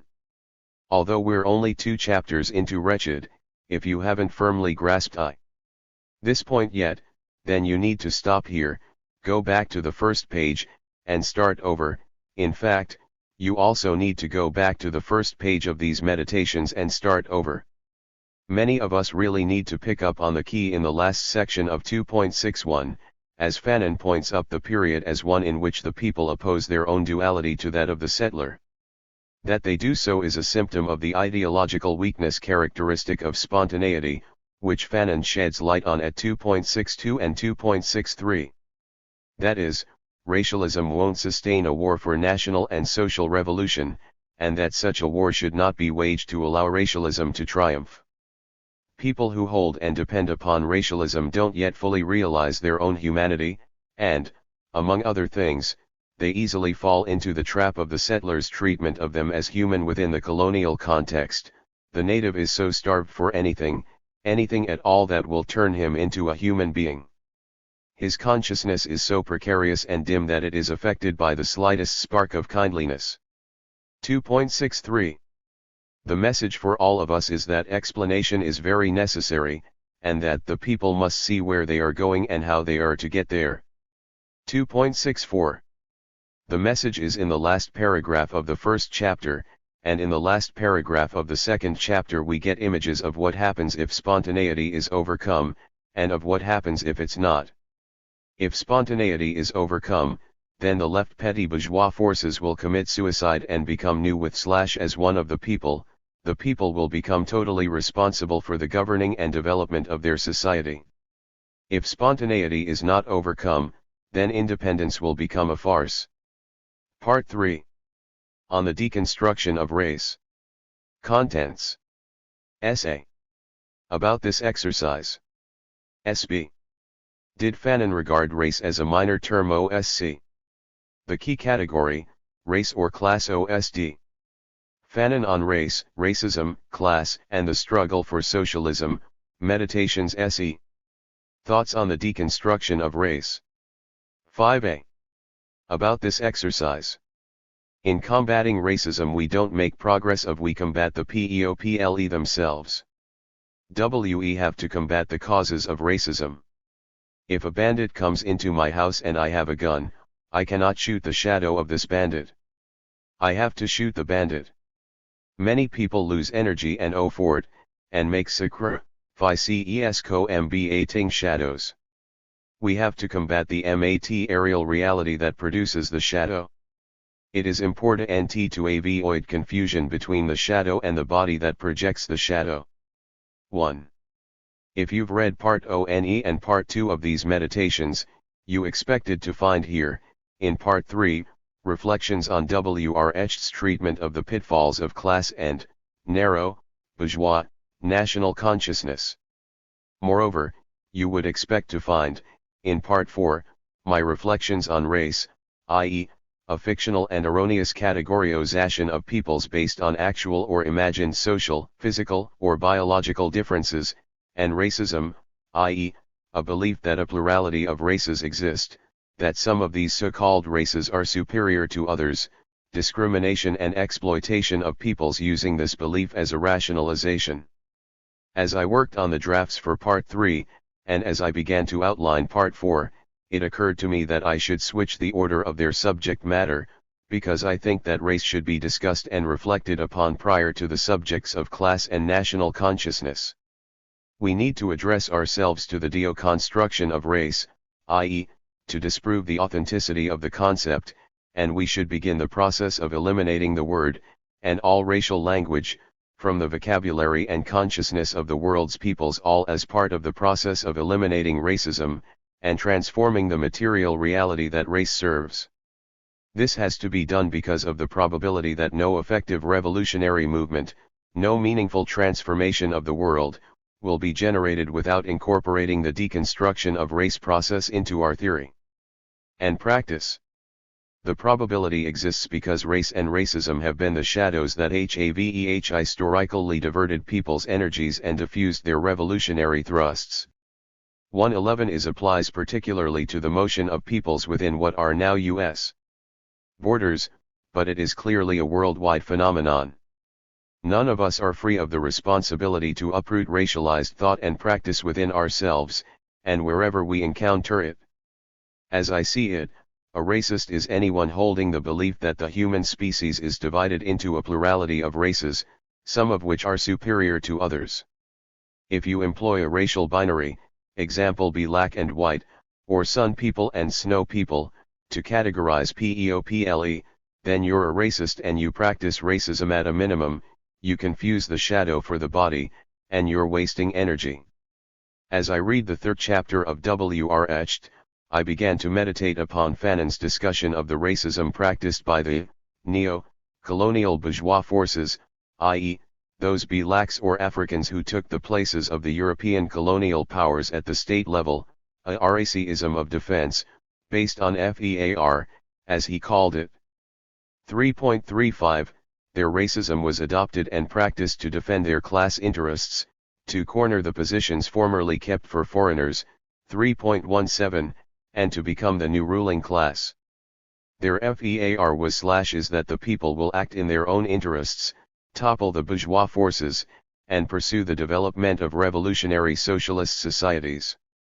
At the same time, Fanon continues, other sectors of the nation follow in the steps of their bourgeoisie, and begin to practice racism against non-nationals, and the Ivory Coast, the anti-Dahomey and Mtvoltaic troubles are INFACT racial riots.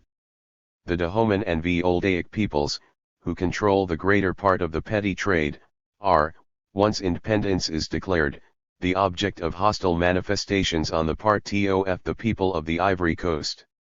From nationalism we have passed to ultranationalism, to chauvinism, and finally to racism. 3.18 It occurred to me that we, too, engage in racist behavior, largely as a result of following the lead of our bourgeois forces, and I know that too many of you can't readily identify these forces. And, as I think about it, how naive we all were to believe, back in the day, that just because folks were black, that alone made them authentic representatives of truth and justice, and signified that they were true servants of the people. The pity is, though, that even today far too many of us still think that way. It ain't the color of the skin but rather the content of the character, as Brom King, Jr. reminded us. It's in the third chapter of Wretched that Fanon tells us that racialized thought and practice is one of the pitfalls of narrow, bourgeois nationalist consciousness. It causes the bourgeois forces at the head of the people's struggle to develop a neocolonial shell game, whereby the nation is passed over for the race, and the tribe is pre-FERRED to the state. 3.2 Later, Fanon describes it very succinctly as a narrow nationalism, and representing a race. 3.33 Fanon proposes, instead, a revolutionary nationalist, socialist, consciousness and program, incorporating attention to the elimination of racism, consciously avoiding all forms of racialism, the categorization of peoples in racial terms, while also defeating the bourgeois forces that stand in the way of the people's struggle for genuine independence and socialist development.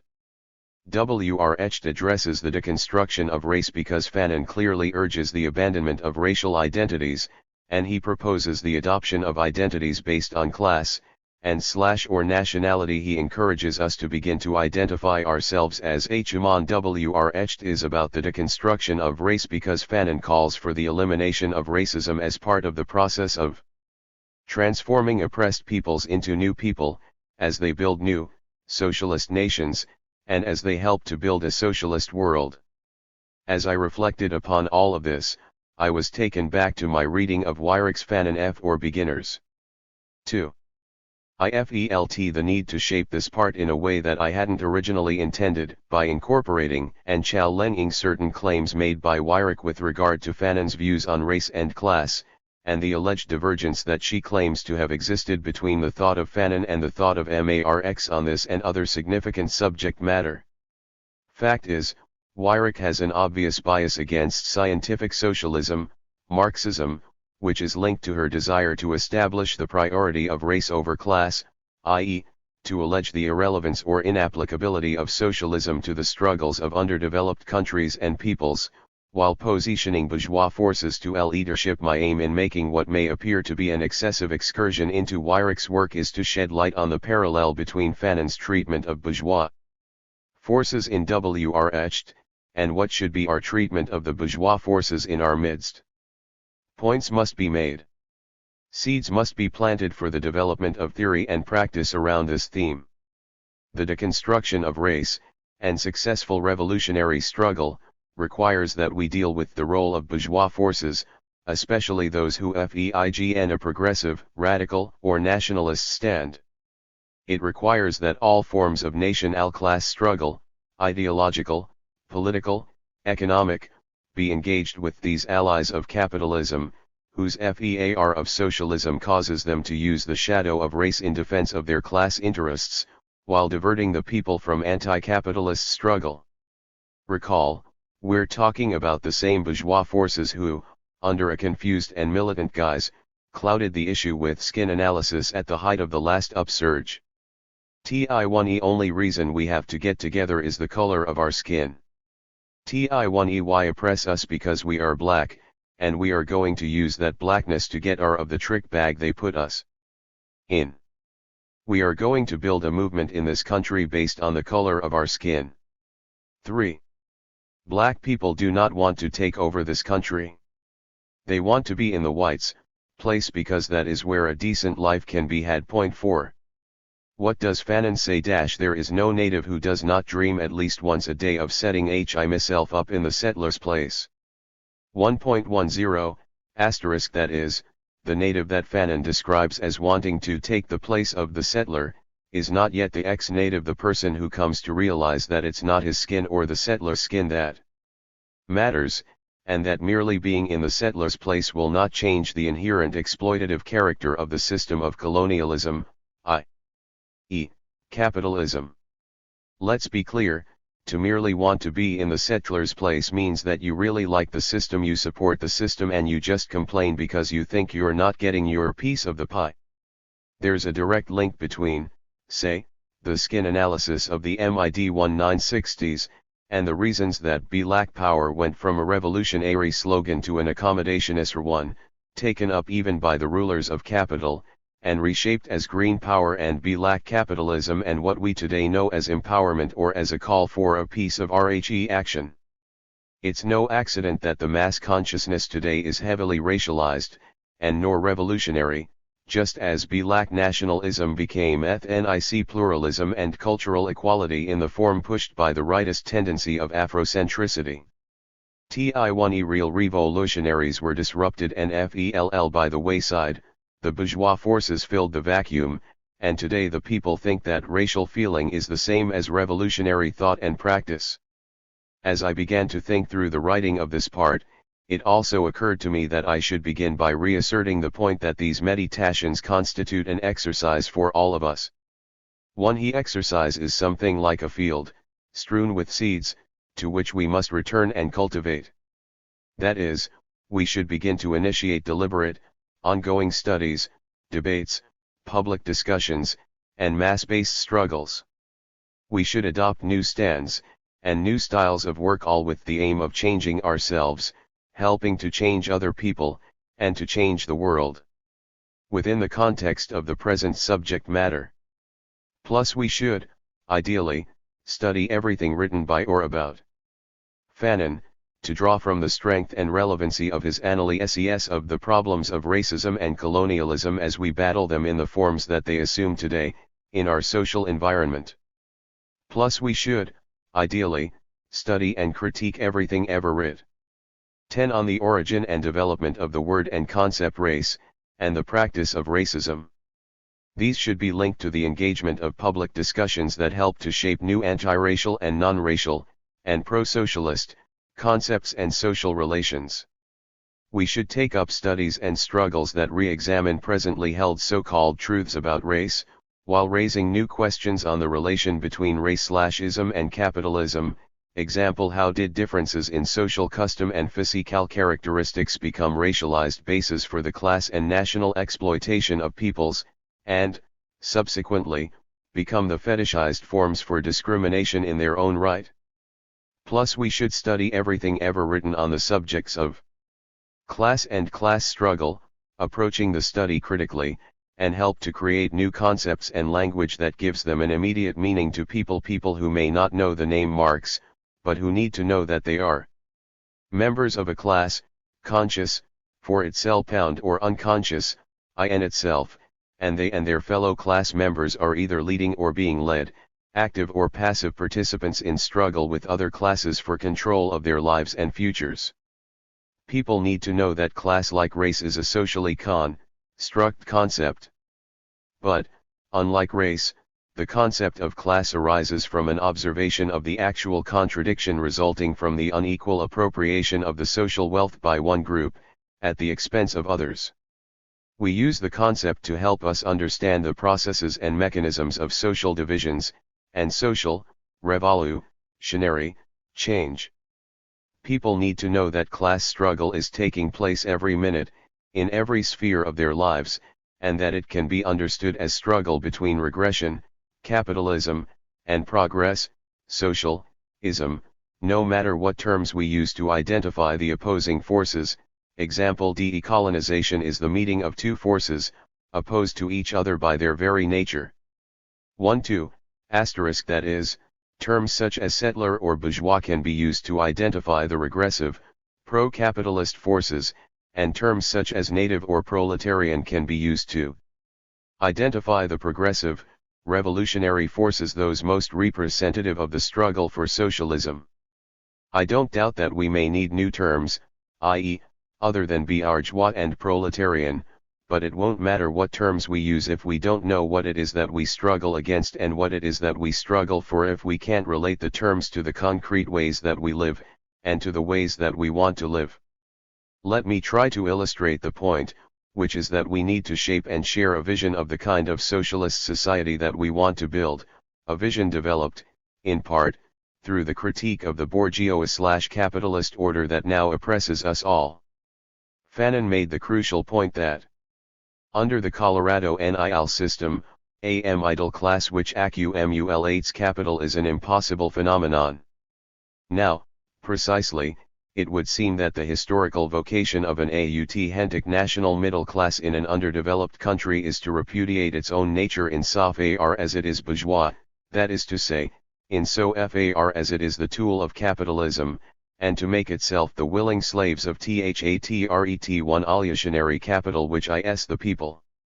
3.6, emphasis added. We don't have to engage industrial productivity, or live below the poverty line, in order to be proletarian, revolutionary, or to begin developing a proletarian, revolutionary/socialist, consciousness. It is, however, necessary that we repudiate our own nature, in so far as it is bourgeois. In an underdeveloped country, an authentic national middle class ought to consider as its bounden duty to betray the calling fate has marked out for it, and to put itself to school with the people, in other words, to put at the people's disposal the intellectual and technical capital that it has snatched when going through the colonial universities. But unhappily we shall see that very often the national middle class does not follow this heroic, positive, fruitful and just path. Rather, it disappears with its soul set at peace into the shocking ways, shocking because anti-national, of a traditional bourgeoisie, of a bourgeoisie which is stupidly, contemptibly, cynically bourgeois. Amilcar Cabral. With the paragraph at 3.6, also see 121-22, Fanon planted a seed that was later cultivated by Amilcar Cabral. Fanon was expressing what's now commonly referred to as the concept and process of class suicide, which is most associated with Cabral, and rarely, if ever, with Fanon. Cabral's elaboration held that, to truly fulfill the role in the national liberation struggle, the revolutionary petty bourgeoisie must be capable of committing suicide as a class in order to be reborn as revolutionary workers, completely identified with the deepest aspirations of the people to which they belong. Its alternative to betray the revolution or to commit suicide as a class constitutes the dilemma of the petty bourgeoisie in the general framework of the national liberation struggle. The positive solution of the revolution depends on what Fidel Castro recently called the development of revolutionary consciousness. is dependence necessarily calls our attention to the capacity of those engaged in the national liberation and socialist revolution struggle to remain faithful to our principles and to the fundamental cause of the struggle.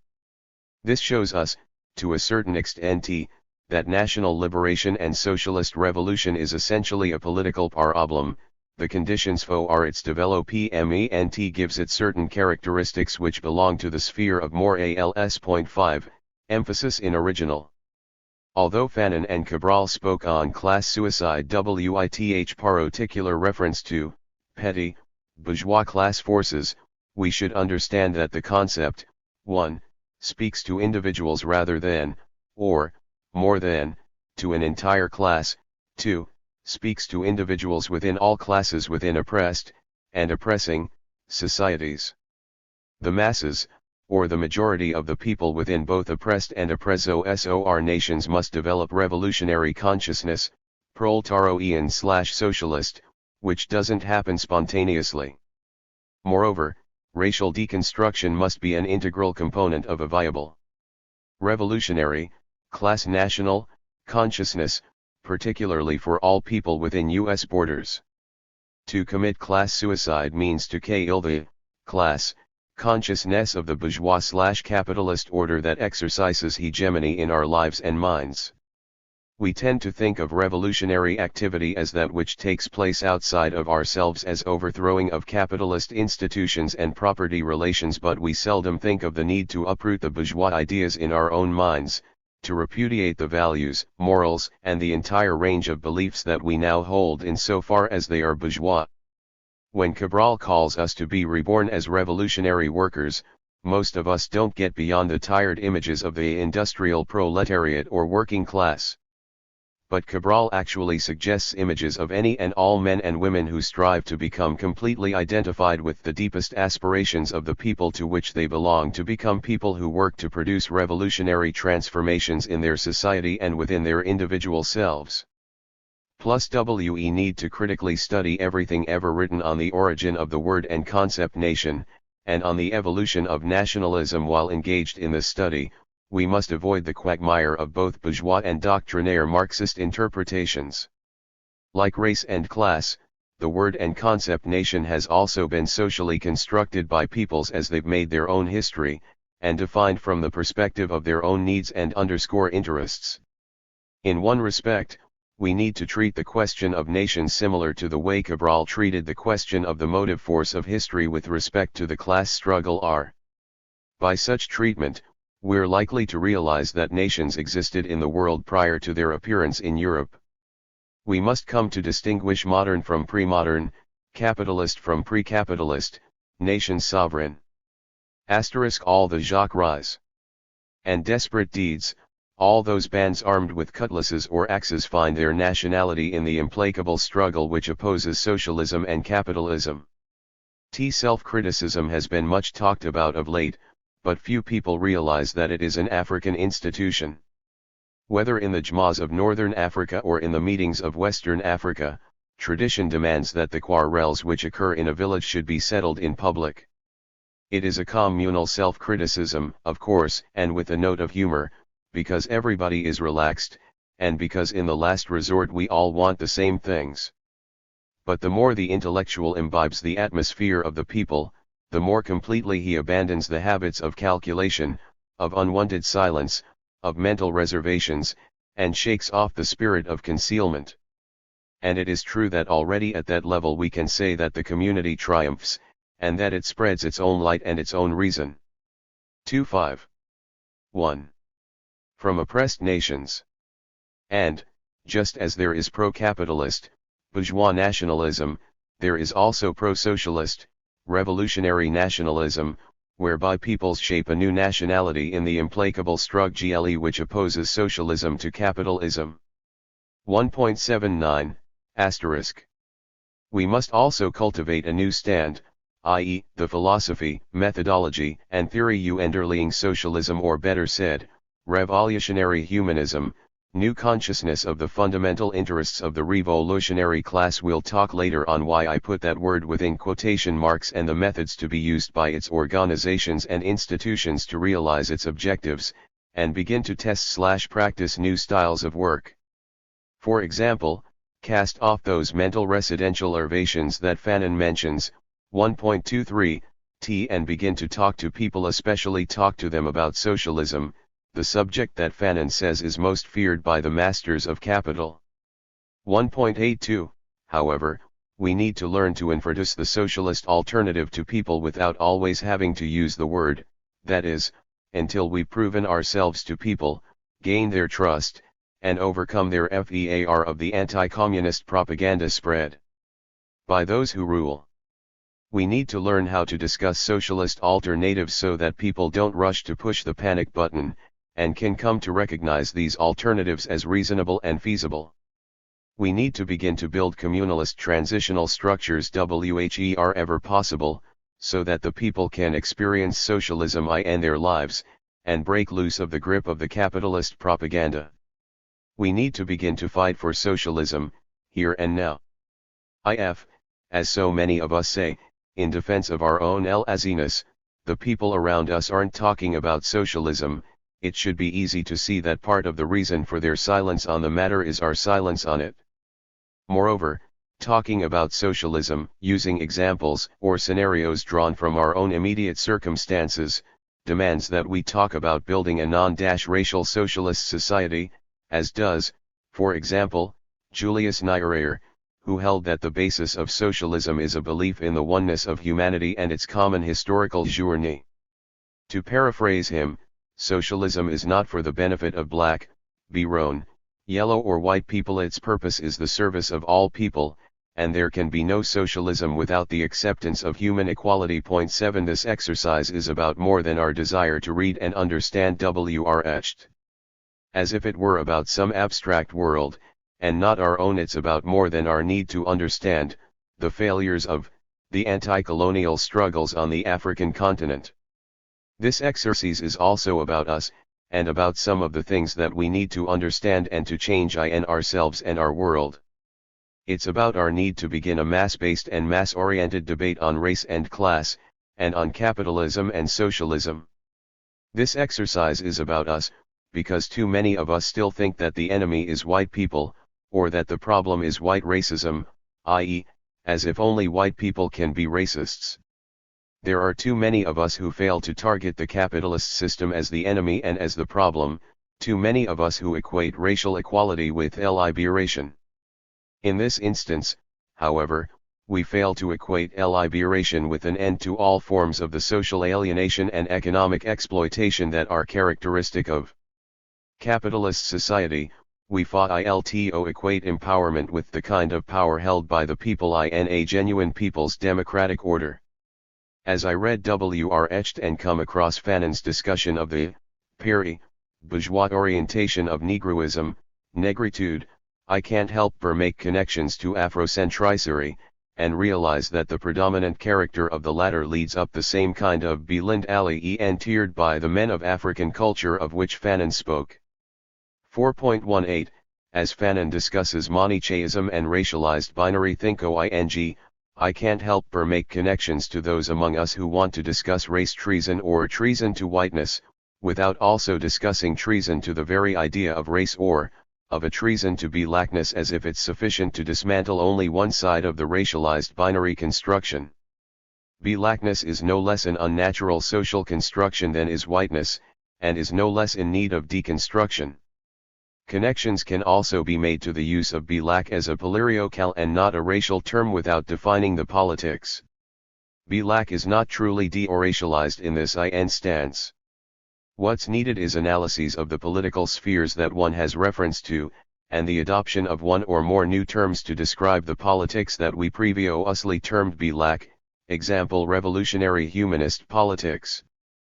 Forms of the racism and colonialism that Wretched addressed when it was published remain obstacles to our efforts to overthrow capitalism, and will continue to be so unless and until we dismantle them. We need to fully understand what they are, how they manifest themselves today, what accounts for their real-ness in our lives, and how we can eliminate them. This exercise is about us because we must be able to clearly define the nature of our struggle and come to have the definition shared by the majority of the people. We must name what we struggle against, and name what we struggle for. One hat is, are we merely struggling against white people? Are we merely struggling against racism, and for a non-racial but capitalist society? Are the principal relations that we need to uproot mere race relations? So-called race relations had very little to do with race initially. It was an historical accident that the peoples encountered in the European expansion differed in shared physical characteristics of an obvious kind. But once the racial ideologies had been formed and widely disseminated, they constitute a powerful means of justifying political hegemony and economic control. 8. A non-racial society can only be achieved by socialist revolution or action of the masses. For it is impossible to separate race relations from the capitalist relationships in which they have their roots. At bottom, so-called race relations are economic relations between groups of people, better distinguished as classes and/or as nationalities.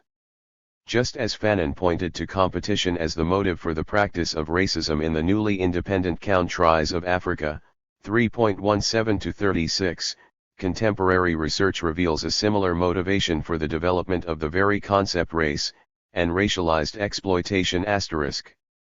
The differences that we now know as racial, i.e., perceived fundamental biological differences, were initially derived from social and cultural differences between localized and self-conscious groups of people that began to interact. Physical differences between them meant little or nothing, in themselves, unless and until the interaction began to involve competition, and one group meant to begin taking unfair advantage of the labor and resources of another. The kind of economic competition that would have an individual or class character within the localized, homogeneous social setting of a single group, came to take on a we-they character as the competition came to involve socially and nationally distinct peoples. Differences in custom and physical appearance were then interpreted as biological, ranked hierarchically. Group or national relations became race relations, as race became a shadow used to divert attention from the actual motive and process of economic relationships. In other words, the development of the concept race and the practice of racism rest on a particular, material, reason for elevating social or physical differences to the level of biogenetic ideology and rationale for the exploitation of peoples. One of Fanon's most lasting insights is that race is not a minor term. Indeed, that race not only changes the equation but may call for an entirely new calculus. In Part 2, I set out a number of questions that I later realized could be used to frame this exercise. The questions in Part 2 were, what is violence, and why is it, always, necessary? What is decolonization? What is social structure, and why is change thereof a necessary criterion for the success of the struggle? What does Fanon mean by species, and why does he put it within quotation marks in 1.1? 2. Why does Fanon refer to the restoration of nationhood, and what is a nation? The question for this part was to have been, what does Fanon mean by the term species? To that I now add, what was Fanon's position on the subjects of race, racism, and class? Did he regard colonialism as primarily a racial, or primarily an economic, relationship? The answers drawn from my reading of Wretched and Fanon seem to be at odds with those drawn by Weyrich. If you've read Wretched, especially if done along with this exercise, then you may have concluded, as I have, that Fanon regarded Manichean and racist ideologies as means used to rationalize the oppression of peoples, and to legitimize their exploitation. Further, you may have concluded, on a broader scale, that race and racism help to create, reproduce, and reinforce hierarchies that are rooted in class and national relations of economic exploitation. In Fanon's view, Manichaeism and racism serve the interests of colonialism. The colonized persons who adopt these forms of thought lack an understanding of the nature of the true decolonization process, and its vision of the future nation and world. For example, when Fanon says that the line and methods of the struggle prefigure humanist goals, 4a.20, he's reminding us that, among other things, the colonial order is based on a racist dualism, and the new society must not rest upon or otherwise include this form of thought and practice. In Wretched, we easily see that Fanon encourages us to abandon and to deconstruct racist Manichaeism, which must involve the deconstruction of the concept race and all racialized thought. I also think it's clear that Fanon does not subordinate class to race, nor oppose revolutionary nationalism to socialism, as, I think, Weyrich would have us believe. Weyrich describes black skin, white masks, BSWM, 1-1 as Fanon's study of group racial identity, with its fundamental assumption being that the juxtaposition of the so-called black and white races created a form of collective mental illness. Both races are locked within the constraints of color, but Fanon's emphasis here is on the formation, meaning, and EFFECT of blackness 12. Emphasis added. I hasten to point out, first, that we are all, still, collectively mentally ill, evidence of which is our use of the language of race. The phrase both races shouldn't be used to describe the groups in question. This usage shows that the deconstruction of the concept of race has to be based on the elimination of racial language.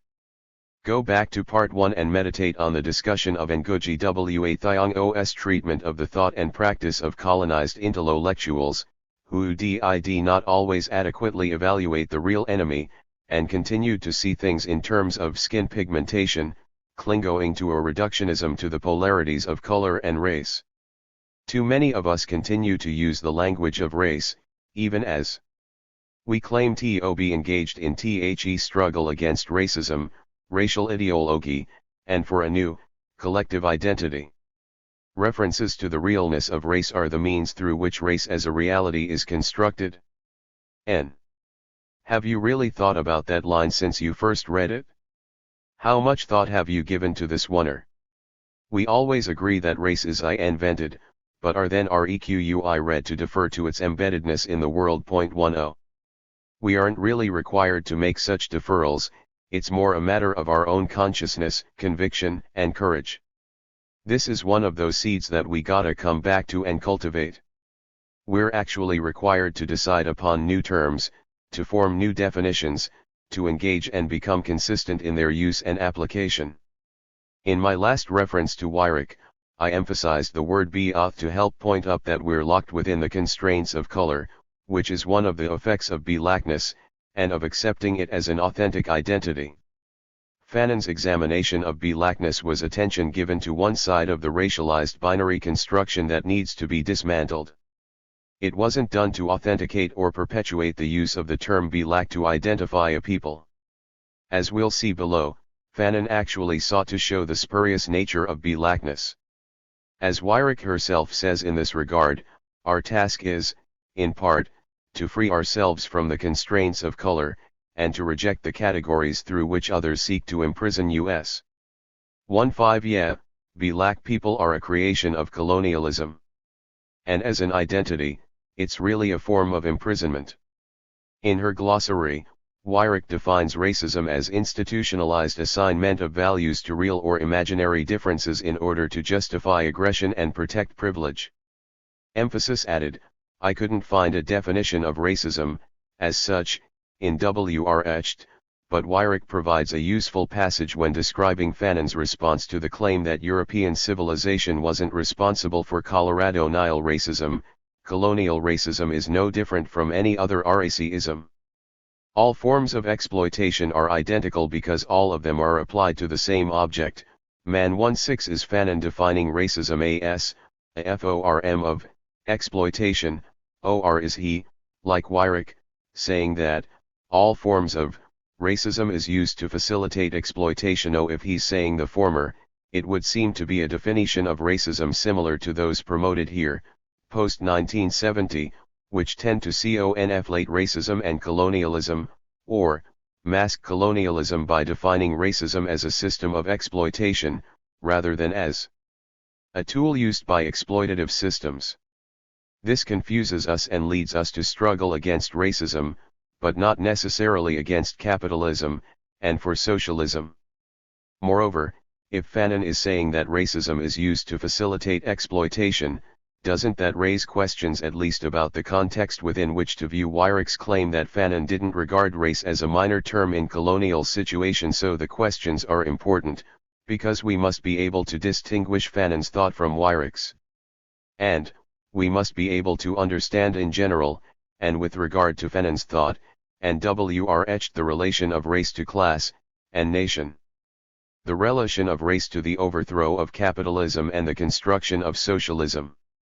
Weirich uses a discussion of negritude, to not only set the stage for her claim that race wasn't a minor term for Fanon, but also that he regarded race, as opposed to class or economic relationships, as the key categorical term in colonial situations.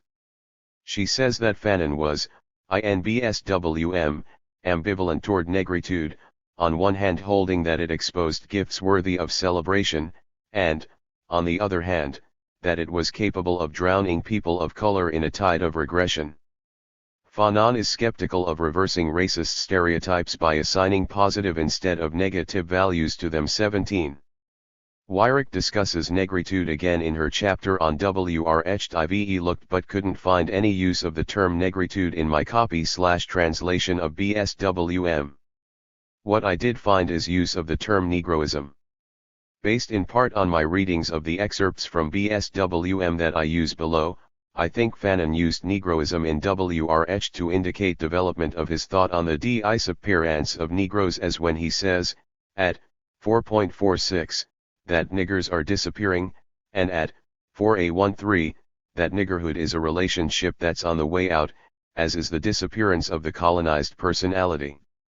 Weirich continues, Fanon sees tlj negritude is an important tool for finding meaning and worth in a hostile world, even if it does not ultimately provide an adequate foundation for black identity. It is on this point that IJE disagrees with Sartre. 10. I can't help myself because every opportunity must be taken to point up the contradictions. Fanon, we're told, sees negritude as an important tool even if it does not ultimately provide an adequate foundation for black identity. Fanon didn't seek an adequate foundation for black identity. He sought a foundation for national identity, or, for identity as a revolutionary class, or, for identity as new people, a new humanity. A new species of humanity not in any way characterized by or as race. Now, why was it necessary to bring Sartre into a discussion of Fanon's thinking on negritude? I contend that it was done to give us a false lead. To set up a false contradiction between revolutionary, nationalism, and socialism. According to Weirich, Sartre claimed that negritude was the moment of negativity in a Marxisto-Hegelian historical dialectic, the predetermined stage necessary to the victory of the proletariat, where race will not matter. Fanon is outraged. 19. What are we to believe that Fanon was outraged about? That Sartre allegedly held that a society could be built where race wouldn't matter? We could, I guess, read Sartre, as presented by Weirich, as claiming that negritude itself represented a stage at which race no longer mattered. Or, we could read that the arrival of negritude represented the beginning of a process that would lead to a society where race wouldn't matter. Or, is it simply that Fanon was supposedly outraged over a claim that race did not then matter, or would not matter at some point in the future? According to Weirich, Fanon's alleged outrage is expressed here. At the very moment when I was trying to grasp my own being, Sartre, who remained the other, was reminding me that my blackness was only a minor term. Without a Negro past, without a Negro future, it was impossible for me to live my Negrohood. 20. Well, maybe my interpretative ability is faulty, but I don't think there's only one way to read this passage. What do you think? Here is Fanon, saying that when he was trying to grasp his being as black, Sartre reminded him that blackness or race is only a minor term or a shadow, and that it's really not a quasi-notion of living a Negrohood, but something more. It could be that if Fanon had written in a style like mine, the words blackness and Negro would have been accented so as to clearly suggest that he, too, had come to agree that his identity should be something other than Negrohood or blackness. Weirich then continues, One of Fanon's most lasting insights is that race is not a minor term indeed, that race not only changes the equation but may call for an entirely new com/us. A just and classless society may be possible, but it is not the same as a raceless one, nor can it be achieved without each race disalienating itself. As long as one race is defined by its differences from the other, both will be fettered by racist formats. T1 jobs, however, are not to enlighten or redeem each other. In this early work, even as he recognizes the reciprocal effects that racism has, Fanon emphasizes individual will and existential autonomy. No matter what a black man has been taught to want, Fanon is clear about what he should do. He must act to release himself. From the tyrannies of past exploitations and present degradations. He must cast off his mask, break the dough-forming mirror, look at himself steadily, and see a free human being. 21, my emphasis. Again, note the deference to the embeddedness, example each race, one race, etc. All this argument for the importance of race from a person who says that racism sees the world in unreal categories and is inherently unreasonable. 22. Unlike Weyrich, I hold that a truly just and classless society is the same as a raceless one. Let's look again at the last sentence of that paragraph. A just and classless society can't be achieved without each race disalienating itself. Precisely the objective. I thought that this is what Fanon was saying all along, especially because the concept of disalienation is one that he used to describe the process of each race becoming free human beings, even though, at times, they may also identify themselves as, say, Algerians. For claro ity, alienation was caused by the creation and adoption of racial identities, thus, disalienation seeks to dismantle and abandon such identities. Fanon's own words in BSWM tend to throw a different interpretation upon the passage in which Weyrich claims Fanon's outrage, and the theme of his longing for a Negrohood. Though extensive, I am using most of the excerpts, in order to give you as much information as possible upon which to base your own interpretations. L11e Negro, however sincere, is the slave of the past. Face to face with the white man, the Negro has a past to legitimate. Those Negroes and white men will be disalienated who refuse to let themselves be sealed away in the materialized tower of the past. For many other Negroes, in other ways, disalienation will come into being through their refusal to accept the present as definitive. I am a man, and what I have to recapture is the whole past of the world. I am not responsible solely for the revolt in Santo Domingo. In no way should I derive my basic purpose from the past of the peoples of color. In no way should I dedicate myself to the revival of an unjustly unrecognized Negro civilization. I will not make myself the man of any past. I do not want to exalt the past at the expense of my present and of my future. In this world, which is already trying to disappear, do I have to pose the problem of black truth? Do I have to be limited to justification of a facial conformation? L11 Air is no Negro mission, there is no white burden. My life is caught in the lasso of existence. My freedom turns me back on myself. No, I do not have the right to be a Negro. I find myself suddenly in the world, and I recognize that I have one right alone, that of demanding human behavior from the other. One duty alone, that of not renouncing my freedom through my choices. I have no wish to be the victim of the fraud of a black world. There is no white world, there is no white ethic, any more than there is a white intelligence. I am not the slave of the slavery that dehumanized my ancestors. The disaster of the man of color lies in the fact that he was enslaved. T1e disaster and the inhumanity of the white man lies in the fact that somewhere he has killed man. I, the man of color, want only this, that the tool never possess the man. 1L1e Negro is not any more than the white man. Before it can adopt a passive voice, freedom requires an effort at disalienation. IR is through the effort to recapture the self and to scrutinize the self. It is through the lasting tension of their freedom that men will be able to create the ideal conditions of existence for a human world.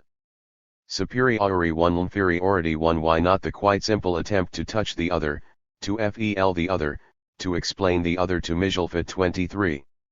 267. Does it sound as if Fanon would truly be outraged at a reminder, by Sartre, that his blackness, his Negro past, his Negro future, his Negrohood, his race or racial identity was only a minor term? R. Fanon himself called for the disalienation of both races.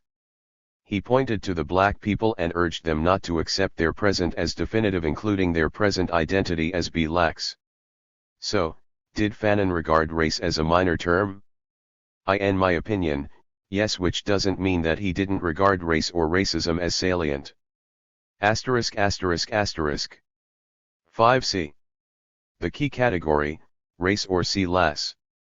In general, Fanon agrees WITH marks that HI story runs dialectically, THROUGH the struggle of Fation against FCTION. BUT whereas Marx categorized Fashons in terms of economic class, Fanon claims that race is the key categorical term in colonial situations. 24. Weirich's emphasis in original. I mentioned earlier that the front cover of my copy of Wretched says that the book is Fanon's study of racism and colonialism in the world today. I've had to remind myself that this description of the book was probably one developed by Grove Press, and not by Fanon. It may be that the publishers chose to use the word racism as a kind of selling point aimed at a Western audience.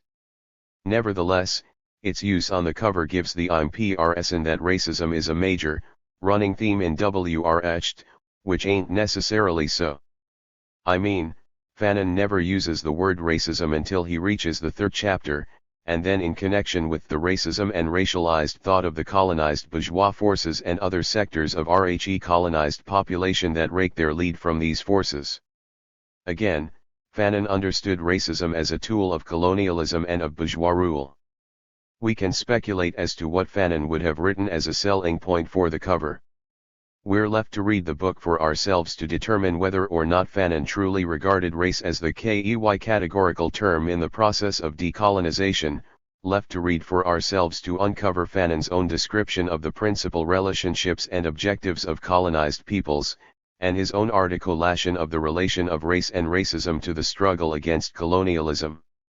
However, the key point is this: for him to have regarded race as the key categorical term in colonial situations, he would have to have understood race or racialized relations as the essential or universal relation between people, and not an incidental or contingent relation. I doubt that he did so. I take it that Fanon knew that racism, as a means of discrimination, is based on a belief in the existence of race, a belief that it's a real, legitimate, natural way of categorizing people. That is, there'd be no racism without a belief that there are biologically identifiable and distinguishable races, which stand in relation to each other as inherently superior or inferior. Thus, to combat racism, we must also combat the belief in race. We must assist the slow dawning of our consciousness upon truths that are only partial, limited, and unstable. Asterisk. 2.69. 25 Fanon actually wastes no time to tell us what Wretched is about. National liberation, national renaissance, the restoration of nationhood to the people. Decolonization. 1.1, There's no race is the key here. And, what does Fanon list as the fundamental tasks for colonized peoples? He says that the defeat of colonialism is the real object of the struggle. 1.26, He also offers the liberation of the national territory, a continual struggle against colonialism in its new forms, and an obstinate refusal to enter the charmed circle of mutual admiration at the summit. 4.49, It doesn't seem to me that the Fanon whom Weirich claims held race as the key categorical term, was the same man who held that the governments of newly independent nations must give back their dignity to all citizens, fill their minds and feast their eyes with human things, and create a prospect that is human because conscious and sovereign people dwell therein. 3.96, * This is the same man of whom Weyrich had earlier said, revolutionary struggle is ultimately a humanistic project encompassing all people. 26. Recall, we earlier used Weyrich's definition of colonialism, which she said is the forceful occupation of another people's land in order to extract material benefits, thus it means compelling the colonized to work for the colonizer's economic interests. Fanon believes that colonialism depends on racism. Enslaving or oppressing another group of people is easier if they look different than you do, and that theft drives the colonial project. 27. It would seem to me that if theft drives the colonial project, then theft would more likely be the key categorical term. Someone could make the argument that Weyrich's definition of colonialism, her belief that colonialism depends on racism, doesn't negate her claim about race. Yet, we must recall her definition of racism, institutionalized assignment of values to real or imaginary differences, in order to justify aggression and protect privilege. 28. Fanon does discuss racism, and the need to uproot it. Taking Wretched as a whole, I think we have to conclude that Fanon didn't regard race as the key categorical term upon which colonized peoples should base their struggles to regain national independence. Fanon saw the struggle against racism in colonial situations not only as part of the process of ousting the colonizer, but also as part of the struggle between the bourgeois and the revolutionary class forces of the colonized people, as part of the process of deconstructing the concept of race, while transforming its material base and building a non-racial, socialist society. At the center of everything else happening around us, we still confront what Robert Allen identified as the long-standing unresolved problem confronting Africans, and others, in the U.S., finding the proper relationship between a purely national, or racial, analysis and program on the one hand, and a purely class analysis and program on the other. 29. I've always had a problem with the way Allen's proposition is phrased because it suggests ways of perceiving race, nation, and class which in themselves disallow easy resolution of the contradiction. If we call these errors of perception, then the first one is made when we forget that race is a fiction. Even though we tend to say things like racism is real, race is still a fiction, and any sense of reality that we think it assumes through the practice of racism or colonialism, remains a doubt of the material reality that produces it and which it serves. Yeah, race is real as an idea, as a phenomenon operating through numerous spheres and institutions on the level of the superstructure. The reality of race is only relative, just as the independence and influence of all superstructural phenomena are relative vis-a-vis the base. The next error is made whenever we equate nation with race, example when we think that making a national analysis is the same as making a racial one, or vice versa. I know that most people don't seem to know the difference between the two, and in the first place because they think that race is real. However, the difference is also hard to distinguish because the peculiarity of racialized capitalist and colonialist exploitation throughout the world, but particularly in the U.S., has caused us to become accustomed to using racial frames of reference as we actually analyze national, and class, phenomena. Now, the third error is made whenever we think that there are such things as pure national and class analyses within the context of the issue under discussion. That is, we can't analyze nation without giving attention to the classes within it, and nor can we analyze classes outside the boundaries provided for them by the nation. Moreover, a pure class analysis, as most people perceive it, is impossible without engaging all the other social activity that influence and are part of class formation and function. What happens, then, if we avoid making these errors? Or, what happens if and when we dispense with all inherited dogma, no matter the source, and begin to use the methodology as it should be used, and make concrete analyses of concrete situations and uncover what's really around us, and not try to make the reality fit someone's preconceived notions or models? If I am reading Fanon correctly, he's saying that the people shouldn't struggle simply to achieve national liberation, but to LL.5. Build socialism that the struggle for national independence remains incomplete so long as the construction of a socialist society is incomplete. It's within a similar context that I view the struggle, inside the US. For example, new Africans are waging a struggle for socialism. We struggle as a people, nation, within the political borders of a capitalist settler colonialist society that uses race to distort the minds and divert the energies of the masses of both the Coloradonist and the colonizing nations. Ours has always been a class struggle, ours has always been a national struggle, and it has always served the interests of the oppressive society to characterize our struggle as one based merely on race relations. Much of this is simply about perception, or about consciousness. Imamu Baraka wasn't too far off mark when he said that within US borders, Black is a country that new African people have been separated and made to live in our own country of color 30. Imamu Baraka, of course, Black ain't a color in that context, but a racialized name of a country, a people, a nationality. Under racialized capitalist and colonialist oppression, especially in the U.S. Color marks the boundaries of subjugated national territory. And color becomes a unique element in the class relationship to the colonizing nation. That is, in the era of imperialism, class struggle manifests itself as struggle between oppressed, proletarian, and oppressor, bourgeois, nation/peoples colonized, proletarian, and the Coloradonizing, bourgeois, nation/peoples/classes. Are the opposing poles in proletarian socialist world revolution against the world capitalist/bourgeoisie. At the moment, it's as if we hold an unarticulated concept of class that doesn't transcend race, but incorporates it as one of its peculiar distinguishing characteristics. Sometimes, we say race when we actually mean to say, or should say, class or nation. Something like that distinction which underlies the way Fanon opposes racial feeling to racial prejudice. 2.62, or, something like that which underlies Weirich's statement, as she draws from Fanon's BSWM, that the white man makes the black man by recolonizing only his skin 31. What really happened is that the white man was made in the same process, and by the same means, so that even today we tend to recognize ourselves and others, by skin, color, race, and it's all a fiction, social construction, and a particular form of, or element of, consciousness.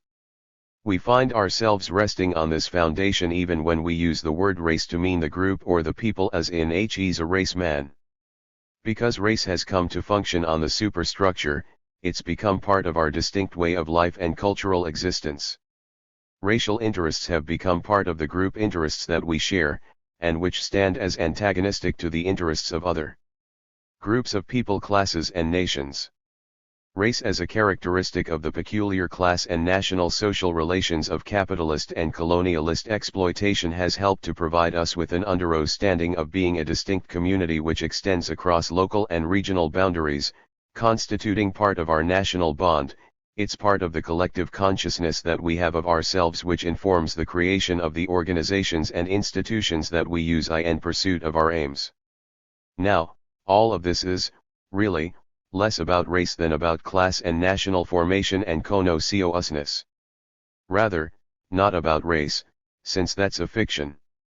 Because race is a fiction, what we have to do is resolve the theoretical problem posed by our being a uniquely constituted oppressed people which, depending upon the context of the analysis, can be understood as, 1, an oppressed nation, and or 2, a potentially revolutionary/proletarian class. Now I know there'll be all kinds of objections, from all quarters, and among them the claim that I can't have it both ways. All I can say is that this ain't my way, it's the way that it is. What it becomes is up to you, i.e., what you do or fail to do, to transform yourself and the present reality. For example, whether new African people struggle to create a separate socialist existence on distinct territory depends upon what new African people do or fail to do. Whether new Africans join with others to make a socialist revolution in/for the whole of the US depends upon what new Africans and others do or fail to do. Let me hasten to point out, by New Africans I don't mean black people. I mean those who come to identify their nationality as New African, and who thus exhibit the consciousness and embrace the values and philosophy. Those who pursue the goals of New Africans. To me, being a New African is not about the color of one's skin, but about one's thought and practice. I know that not everyone agrees with this, but that's their problem. As I mentioned earlier, Fanon doesn't mention racism until the third chapter of Wretched, especially 3.17 to 36, where he makes the connection with his critique of the colonized bourgeois forces. But, also notice the references to the racialized thought of the intellectuals in chapter 4. He shows how they uphold the concept of race and promote racialized thought and practice in order to block the advance of national and social revolution to prevent the radical unity of the people from averting the rise of the neo-colonial state. Underlying all references to racism, to race, are the economic and political relationships between, on the one hand, the colonized bourgeois forces and the forces of colonialism and, on the other hand, the colonized bourgeois forces and the mass of the people. Put another way, at the foundation of racism is a system of savagely unequal economic and political relations too. It matters not whether we're talking about the form of colonial relations between Algeria and France, or between New Africans and the US. Wyrick devotes an entire section of her chapter on Wretched to set up what I consider to be a false polemic between Marx and Fanon. She succeeds in announcing her bias toward, and her ignorance of, socialist thought. She also reveals herself as one of those wily intellectuals that Fanon warns us against. That is, Wyrick engages in an exercise to cloud the revolutionary socialist methodology underlying Fanon's analysis, and in order to do so she takes a few of his statements out of context. She provides us with an example of some of the means used by New African bourgeois forces who seek power in the name of a narrow nationalism and representing a race. 3.33 Those who seek to truly oppose and uproot racial thought and racism have to do so by basing their efforts on a struggle to decompose the belief in race, and unveil the capitalist motives underlying the practice of racism. Racism will continue to exist so long as the belief in the concept of race and the material reality underlying it exist. It's this belief which allows racism to appear as totally autonomous of the economic relations that it serves. Unless and until it's uprooted, its forms will change, and the pervasiveness and intensity of its practice will ebb and flow, following the needs of its base, the political requirements of the oppressive state, and the forms and levels of struggle engaged by the people. Must racism be challenged? Yes. Does race have a certain kind of reality? Yes. But, what we fail to focus on is that race is only as real as our consciousness and our practice allow it to be. Those who try to make us believe otherwise are either deluded, or have the conscious motive of not wanting us to shift our attention from the shadow to the robber for fear that our attention will be focused on them. Their motives are to join in the robbery, they want to pursue the capitalist way, and they only oppose the efforts of the rulers of capital to exclude them from the spoils and the positions. And, they do it in the name of opposing racism, but you never hear them shout, seriously, against capitalism. You surely never hear them proclaim a belief in socialism, nor do they urge the people to study socialism and to join them in its pursuit. Wyrick sets up her false polemic by saying that colonized peoples need a coherent political philosophy, and that Eman one dvorn soci, 1 ism 15 both AP arnternel MD ethernel solution for emerging countries. Many nationalist parties in Afrin, Lver, couch socialist goals in WLMTM on considers to be misleading, even dangerous, Marxist language. It's not TLMT Fanon necess. J.R. Iley disagrees with JMLRX's critique of industrial capitalism, and 1 Lysis of European society, and dialecternel TL of history. In St. Ul, he recognizes TL economics and social organization in underdeveloped countries bear little resemblance to conditions in highly developed ones. and that TLJE pressures of TLJE colonial situation must be dealt with as well. 33. Let's not even touch that sarcastic use of solution. But we have to deal with the implied contrast between socialist goals and Marxist language. Where, I'd like to know, does Fanon discuss this alleged misleading, dangerous, Marxist language? What is Fanon supposed to have said about the use of such language to couch socialist goals? Finally, she seems unable to make the distinction between the method, and any particular results derived from the application of that method to concrete situations, in terms of both place and time. Nah. It's Weyrich who's trying to mislead here, starting by accenting solution, as if to say that Fanon advocated something less than scientific socialism. In one of his clearest statements on the issue. Of course we know that the capitalist regime, insofar as it is a way of life, cannot leave us free to perform our work at home, nor our duty in the world. Capitalist exploitation and cartels and monopolies are the enemies of underdeveloped countries. On the other hand, the choice of a socialist regime, a regime which is completely oriented towards the people as a whole and based on the principle that people are the most precious of all possessions, will allow us to go forward more quickly and more harmoniously, and thus make impossible that caricature of society where all economic and political power is held in the hands of AFEW who regard the nation as a whole with scorn and contempt. Law. Point 6. What is it that Weyrich wants us to believe? That Fanon advocated a form of socialism that couldn't be described in some of the language used by Marx in African socialism? Maybe Teod Fanon didn't think that the methodology used by Marx to analyze and critique industrial, capitalist/Western/European societies is applicable to colonial, African societies. Maybe this is why she thought it apt to cap off the section with Fanon's oft-quoted suggestion that Marxist analysis should always be slightly stretched every time we have to do with the colonial problem. L4. Walter Rodney. I say that the language Fanon would have considered dangerous and misleading is that used by those who couched bourgeois goals under the banner £0, say, African socialism. Walter Rodney told us that some of those waving this banner were under the illusion that they could find a third way between capitalism and doctrinaire Marxism, while others were blatantly dishonest from the beginning. Cheap tricksters. Attempting to hoodwink the people because the people were no longer willing to accept anything that is not put to them in the guise of socialism. 5. However, in either case, they failed because their conception of what was a variant different from bourgeois thought and different from doctrinaire socialist thought inevitably turned out to be merely another branch of bourgeois thought. 36. Kwame Nkrumah told us that it was because the people wanted socialism that the phrase African socialism became a necessity in the platform diction and the political writings of African activists, intellectuals, and heads of parties and states.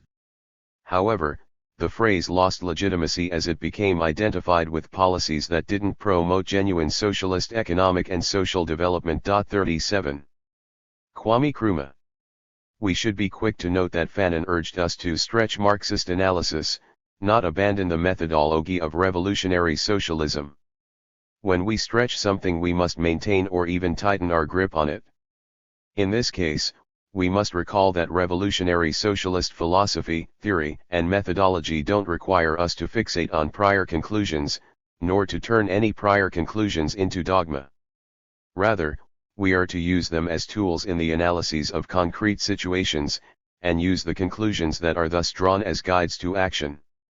When Weyrich says stretch, she really means abandon. Her aim is to dissuade colonized peoples from adopting and adapting socialist methodology.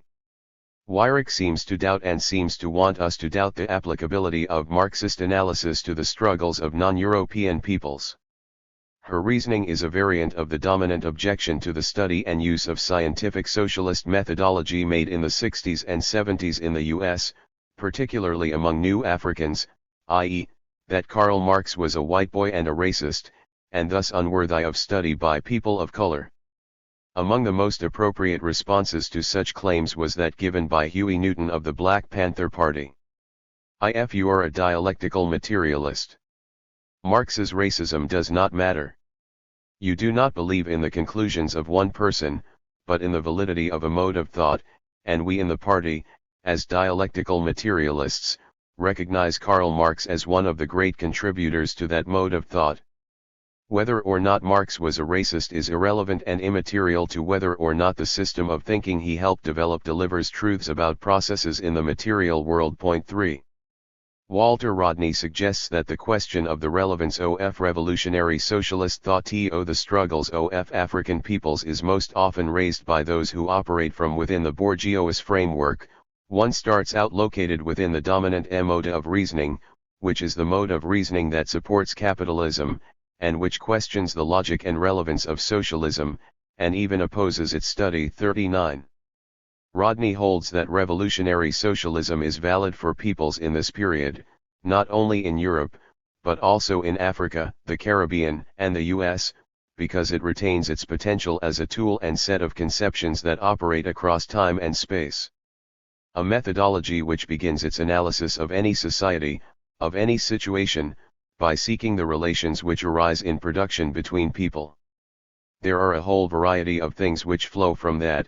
People's consciousness is formed in the intervention in nature, nature itself is humanized through its interaction with people's labor, and people's labor produces a constant stream of technology which in turn creates other social changes. So this is the crux of the scientific socialist perception.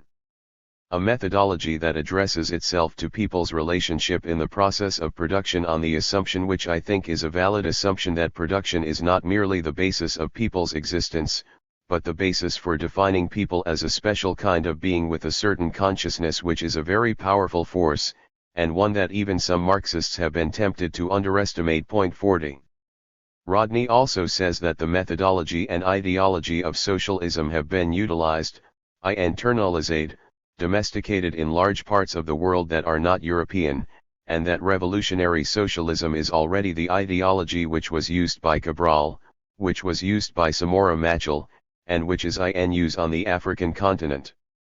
Itself to underline and underscore struggle and the construction of a new society. 41. Weyrich suggests that the Marxian/scientific socialist categorize and concepts that need stretching are: 1. Class structure, because race and not class is the key category in colonial situations.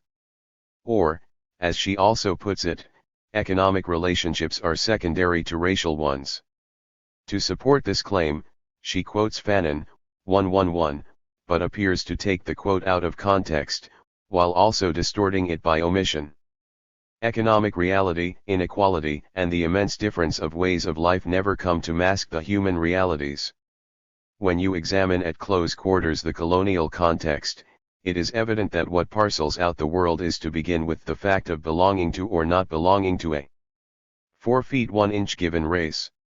There's a fundamental distinction between European class structure and Colorado NIL race structure.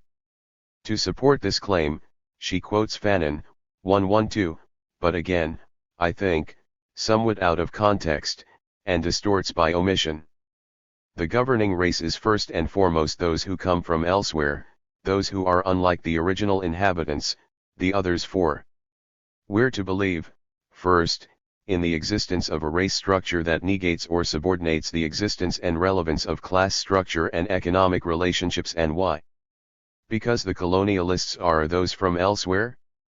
This geographical difference, as she calls it, actually marks the distinction between two nation classes, and race is used to mask the economic material basis.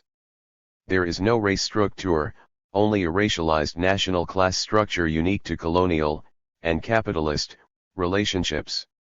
When Fanon talks about the colonial bourgeoisie as a true branch of the bourgeoisie of the mother country, that derives its legitimacy, its force, and its stability from the bourgeoisie of the homeland. 3.65, I get no sense of his seeing this class structure in racial terms.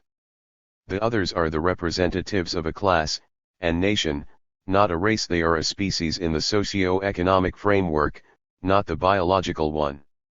Even when the context of 3.65 is taken into account, the point goes to the nature of the contradiction the category in colonial situations. An analysis of colonialism doesn't begin with the binary opposites black and white, race, but with economic, political, and social analyses of the class/national opponents. The points of contention between colonizer and colonized are sovereignty and economics, not race. Plus colonialism grafts a weakly imitative class structure onto a colony, but it is always an alien system and one that affects urban areas only, leaving the rural areas and the peasantry outside the class structure. Thus, it's the classless masses, a twist of Fanon's use of classless idlers in reference to lumpen elements, at 2.48, that make the decolonization struggle. 45.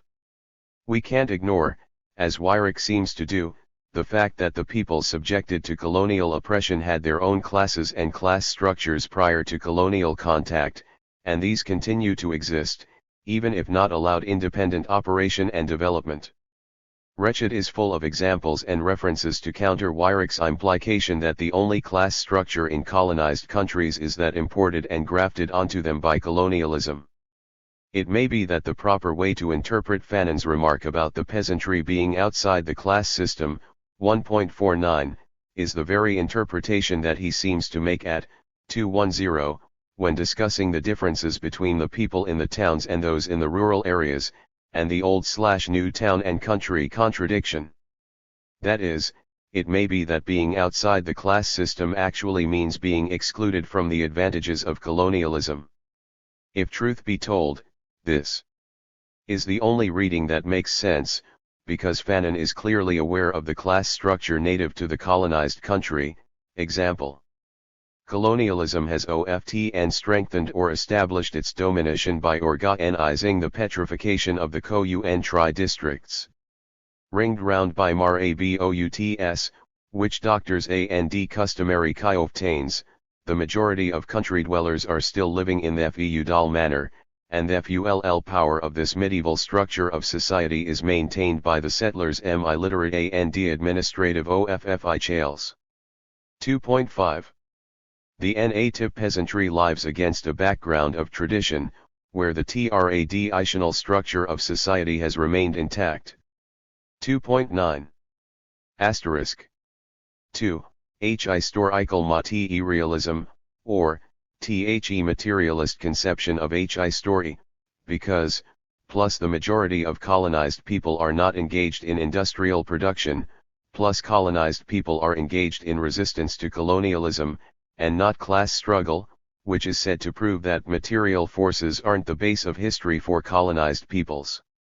Asterisk 3, the categories base and superstructure, because, plus on one hand, she claims, Fanon didn't believe that the mode L or, that these categories, applied to colonial situations. Yet, she also claims that Fanon had adopted Althusser's division of the superstructure into repressive and ideological apparatuses, and believed the former was operative in colonial situations. It appears that Weyrich's idea of stretching these concepts and categories is to simply replace them with race or to claim that Fanon replaced them with race. If we believe her, not only is there a fundamental discontinuity in the thought of Marx and Fanon, but there's also no basis for the applicability of revolutionary socialism to the struggles of colonized peoples. I think her claims require a bit more attention. With regard to her claims on class structure, let's start with the statement of hers that I used to open this section.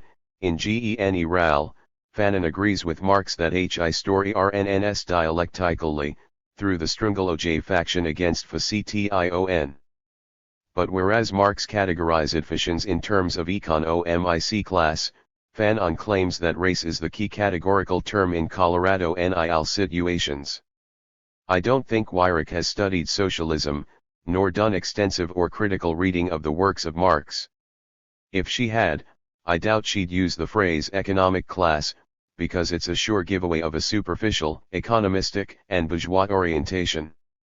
Marx didn't perceive class formation and function in purely economic terms. Weyrich's phrase is the kind that Fanon would find dangerous and misleading. Contrary to popular belief, Marx didn't write on the subject of class in the definitive or detailed manner in which we too often believe that he did. It's said that he was about to define class in the third volume of Capital, but the work breaks off before he could do so. However, we find a useful example of Marx's concept of class in the 18th Brumaire of Louis Bonaparte, where he holds, in sauf as aliens ojfams live under economic conditions of existence that separate their mode of life, their interests and 286, 50. Their culture from those of other classes, and put them in hostile opposition to TL.1e latter, TL, if ORM a class. In sauf as there is merely a local interconnection among these small holding peasants, and the identity of EIR interests begets no community, no national bond, and no political organization among them, they do not form a class. 411 Clearly, Marx didn't see class in purely economic terms, and it isn't the mere objective economic similarity of interests that make class formation and function. While economic conditions are surely part of the criteria for class formation, Marx gives us other indispensable criteria, which could be listed as, 1. That class members must share a common position in their relation to the means of production, i.e., common economic conditions, relative to their labor and the appropriation of the social surplus. 2. That they must share a separate way of life and cultural existence. 3. That they must share a set of interests which are antagonistic to other classes. 4. That they must share a set of social relations, i.e., a sense of unity which extends beyond local boundaries, and constitutes a national bond. 5. That they must share a corresponding collective consciousness of themselves as a class, and 6. They must create their own political organizations, and pursue their interests as a class. Present in this passage from the 18th Brumaire, is a distinction between a class in itself and a class for itself which Marx also made in the Holy Family. 47 There, he used the term in itself to capture the contingent character of that group which merely met the first of the criteria listed above. That is, the group which only 287 shared an objective, common relation to the means of production wasn't a real or complete or revolutionary class. It wasn't the gravedigger of capitalism that we tend to equate with the term working class or proletariat. The transformation of the group into a class for itself depends upon the acquisition and development of the remaining elements, i.e., the group must develop consciousness of itself as a class, create political organizations, engage in unified action to oppose and defeat its class enemies, begin to build a society free of all forms of exploitation and oppression, and eliminate all class divisions. Weyrich says that Fanon and Marx agree that history develops through the struggle of faction against faction, and that Marx calls these factions classes, and, allegedly, Fanon calls them races. It seems to me that Weyrich doesn't even want to use terms like class and class struggle unless she can do so in a disparaging manner. I mean, why else avoid saying that Fanon and Marx agreed about the role of class struggle in the history of class societies? However, what questions come to mind after reading her statement? The first question for me was, is this an accurate representation of Fanon's thought? Next, I asked whether she was setting before us questions on the constitution of history and / or its motive force. Is Weyrich saying that the motive forces underlying race and racial struggles are somehow different from those that apparently underlie class and class struggles? Is she saying that for Fanon, the motive force of history for colonized peoples is race struggle and not class struggle? What truly underlies the seeming opposition between race and class? Or, we can even ask, again, what is the relation between race and class? One hat is, what is there other than that the concept of race prevents us from seeing that it masks the economic? 288 Meditations Part 3, 5c. Relation between groups of people that we'd otherwise categorize as classes, nations, or nationalities. On the other hand, the narrow concept of class prevents us from seeing that groups of people that have been racialized are in fact classes, most often circumscribed by national boundaries, in this era of racialized capitalisto-imperialist and colonial exploitation. I am gonna address the questions I've raised, and try not to lose my focus on the statement and the theme of stretching the concept of class struggle. But I have to link these tasks with two related statements, although the first will be dealt with on its own, below. The first is Weirich's remark that, for Marx, history concerned the material relationship of people to the means of production. This is significant here because her aim is, again, to show a divergence between the thought of Marx and Fanon on this question. S.E. Kant, Weirich asserts that, for Marx, all history is the history of class struggle, while for Fanon, the history of colonized peoples is the history of resistance 1.30, to colonial invasion and domination. Marx therefore totalizes history and in so doing removes from consideration entire historical narratives. Fanon realizes that Marx repeats Hegel's error of confusing Europe for the world. History is written by the Westerners to serve their purposes 4.25, so no Westerners must make their own history 48. Now, Weirich advances a difference between the history of class struggle and the history of resistance, the history written by Westerners, and the history made by no-Westerners. She also commits an injustice to her readers by repeating the charge long ago made and laid to rest that Marx, and, by implication, socialist methodology, is irrelevant to no-Western peoples, because he totalizes history and leaves out of it, or without it, the no-Western world. Amilcar Cabral. To help me tie all of this together, I have to bring Amilcar Cabral into the mix, with his The Weapon of Theory. Oh, this piece was, in the 1970s and 80s, often cited by petty bourgeois intellectuals and bourgeois nationalists as an example of Cabral's alleged divergence from Marx on the question of class. Cabral did stretch doctrinaire Marxism in that he made even more explicit what had already been asserted by Marx. The Weapon of Theory was delivered by Cabral at the First Tricontinental Conference of the Peoples of Asia, Africa, and Latin America, held in Cuba, in 1966.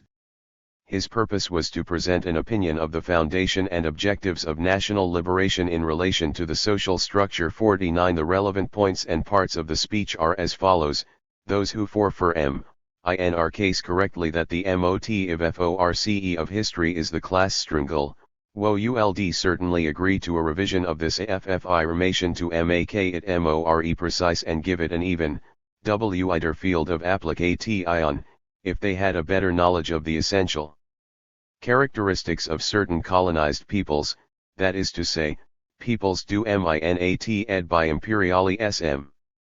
Infact, in the general evolution of humanity and of each of the peoples of which it is composed, classes appear neither as a generalized and simultaneous one phenomenon throwing one out the totality of these groups, nor as a 290 sc. Finished, p-effect, uniform and spontaneous whole. The definition of classes within one or several human groups is a fundamental consequence of the progressive development of the productive forces and the characteristics of the distribution of the wealth produced by the group, or usurped from others. 71 JAT is to say that the socio-economic phenomenon class is created and develops as a function of at least two essential and interdependent variables: the level of productive forces, and the pattern of ownership of the means of production. This development takes place slowly, gradually, and unevenly, by quantitative and generally imperceptible variations in the fundamental components. Once a certain degree of accumulation is reached, this process then leads to a qualitative jump, characterized by the appearance of classes and of conflict between them. 50. Cabral then poses the question: does history begin only with the development of classes and class struggle? To reply in the affirmative would be to place outside history the whole period of life of human groups from the discovery of hunting and later of nomadic and sedentary agriculture, to the organization of herds and private appropriation of land. It would also be to consider, and this we refuse to accept, that various human groups in Africa, Asia and Latin America were living without history, or outside history, at the time when they were subjected to the yoke O_F imperialism. 51. Class struggle is the motive force of history only in specific historical periods, i.e., after the development of classes within one or several human groups, thus. This means that before the class struggle and necessarily after it one or several factors was and will be the motive force of history. It is not difficult to see that this factor in the history of each human group is the mode of production, the level of productive forces, and the patterns of ownership characteristic of that group.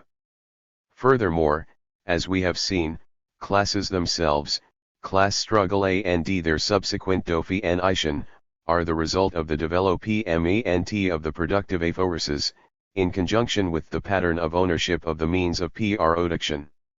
It therefore seems correct to conclude that the level of productive forces, the essential determining element in the co-ent-and-form of class struggle, is the true and permanent motive force of hi story. 52. 291. Cabral concludes, therefore, that history exists before the rise of classes and class struggle, and that each human group has/makes history and will continue to do so, because history has continuity, even after the disappearance of the class struggle or of classes themselves. People will outlive classes and will continue to produce and make history, since we can never be free of the burdens of our needs of mind and of body, which are the basis of the development of the forces of production. 53. I must pause here to say, 1. The question here involves class struggle bounded by capitalism. There was class struggle prior to the rise of the capitalist state. 2. The question here involves the relation between nations either dominated by capitalist relations, and on the other hand, nations dominated by imperialist/colonialist relations. There were nations on the planet prior to their rise in Europe under the capitalist impulse. I want to continue with other key points made by Cabral in the WPON of the or why, because they'll help us to see the complete picture and the steps taken, as well as help us to exercise greater facility in the use of the tools. 1. Prior to the private appropriation of the means of production, in the communal era, there were no classes, and no state. 2.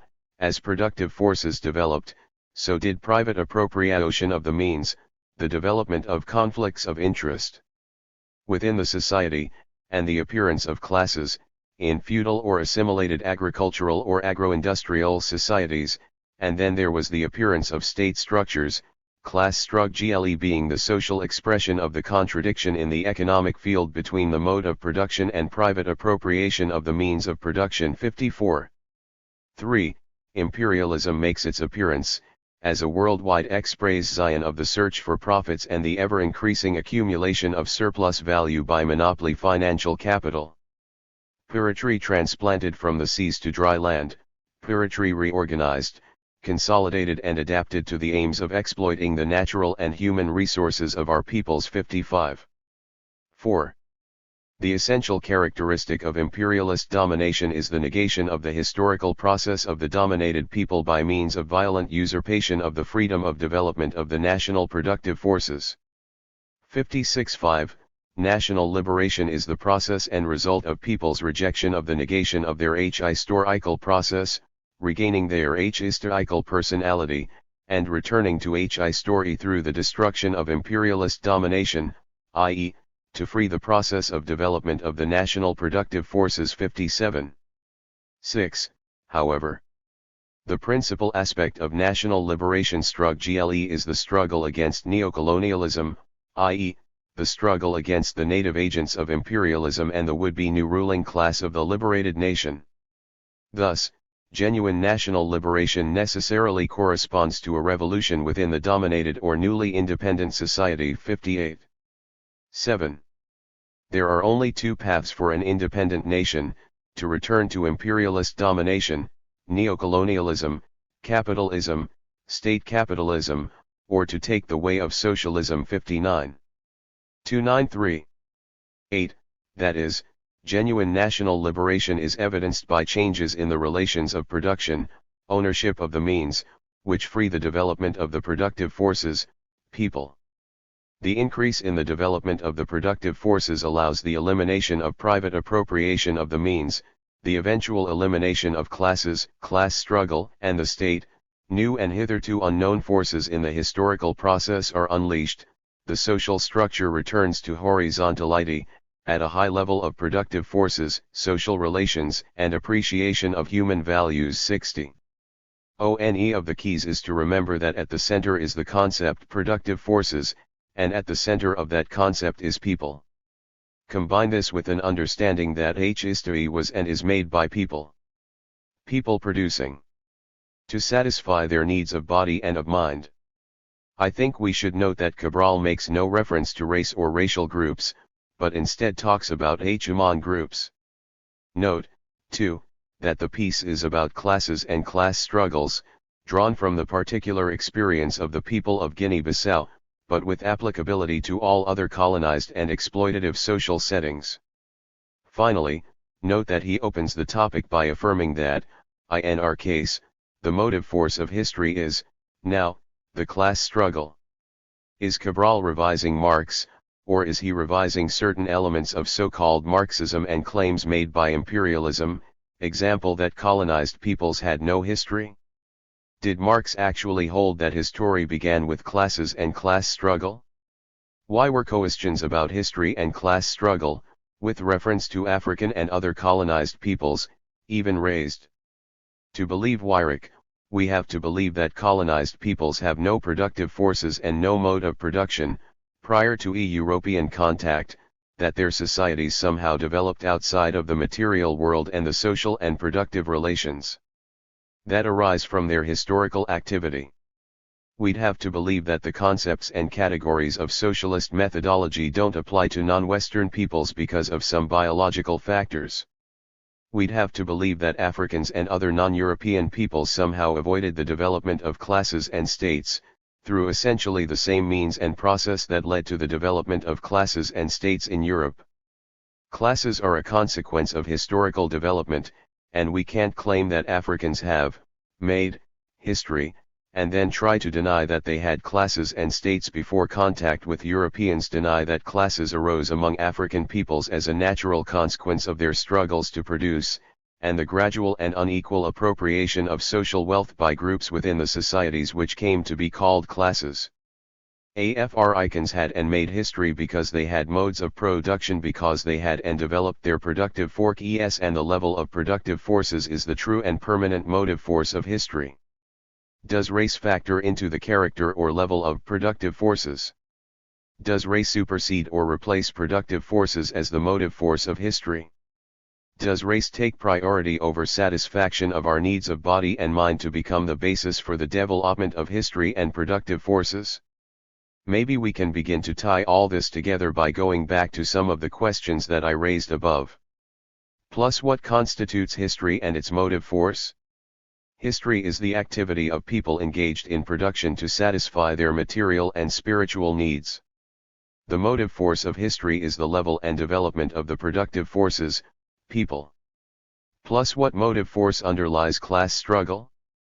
The contradiction between the productive forces and the relations of production, i.e., the pattern of ownership of the means of 295. Production. The people struggle to replace existing relations of production to change the existing pattern of ownership of the means and the appropriation of surplus value in order to allow the productive forces to freely develop and establish a new set of property relations. Plus, what motive force underlies so-called race struggle? Actually, the same motive force that underlies class struggle, only race disguises the material/economic relations and the essential struggle to free and develop the productive forces. Imperialism and colonialism, and racialized capitalism or forms of domestic colonialism, has transformed classic class relations within single societies into national class relations between peoples. Plus, what's the distinction between race and class? Both are social constructions, but class helps us locate and understand the source of social contradictions and the basis of social development. Race, on the other hand, serves no useful or progressive social role. It obscures the source of social contradictions, and obstructs the progressive development of the human species, i.e., the productive forces of humanity as a whole. Plus, what is the relation between race and class? In this context, it's the material base. Again, race serves the base, in this instance by hiding it, while class, analysis, reveals it. Race obscures class. Plus, what is the history of resistance? The answer can be found, in part, through examining the context in which the phrase is used. That is, Weyrich opposes it not only to a theory of class struggle, but to the very notion that colonized peoples have a material relation to the means of production.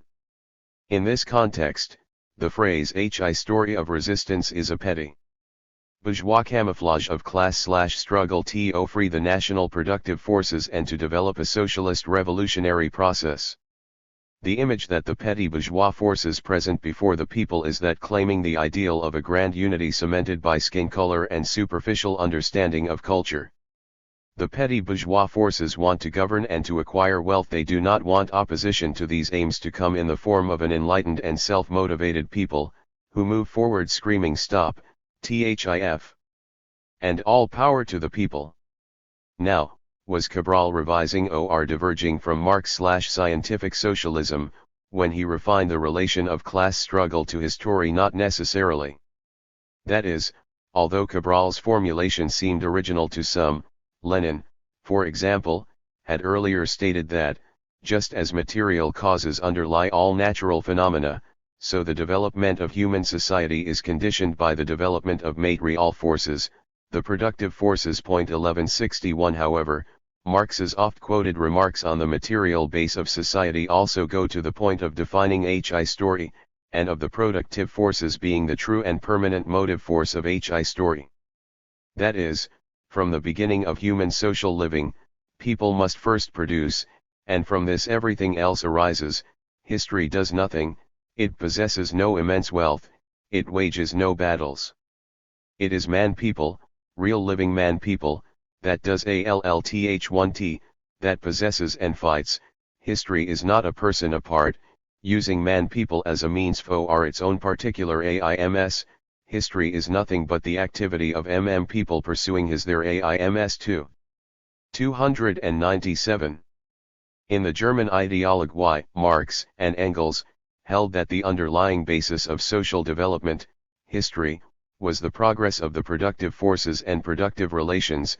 11 Je first premise of all human history is, of course, the existence of living human individuals. The first historical act of these individuals, distinguishing them from animals, is not that they think, but that they begin to produce their means of subsistence. Why did Cabral have the need to stretch Marxism on this question? First, because he believed, with Lenin, we do not regard Marx's theory as something complete and inviolable.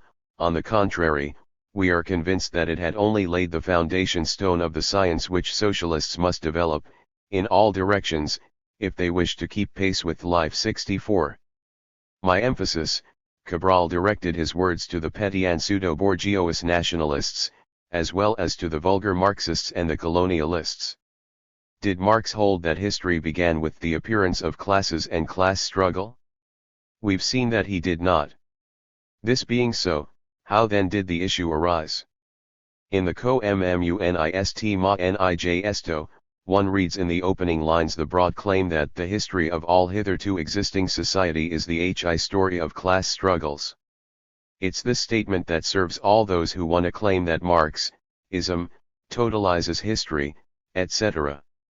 It didn't seem to help that in a later edition of the manifesto, Engels tried to clarify the line by saying, that is, all written history. In 1847, the prehistory of society, the social organization existing previous to recorded history, was all but unknown. 65. My emphasis. This is still Eurocentric, but note that it not only leaves out of history non-Europeans, but many European peoples as well.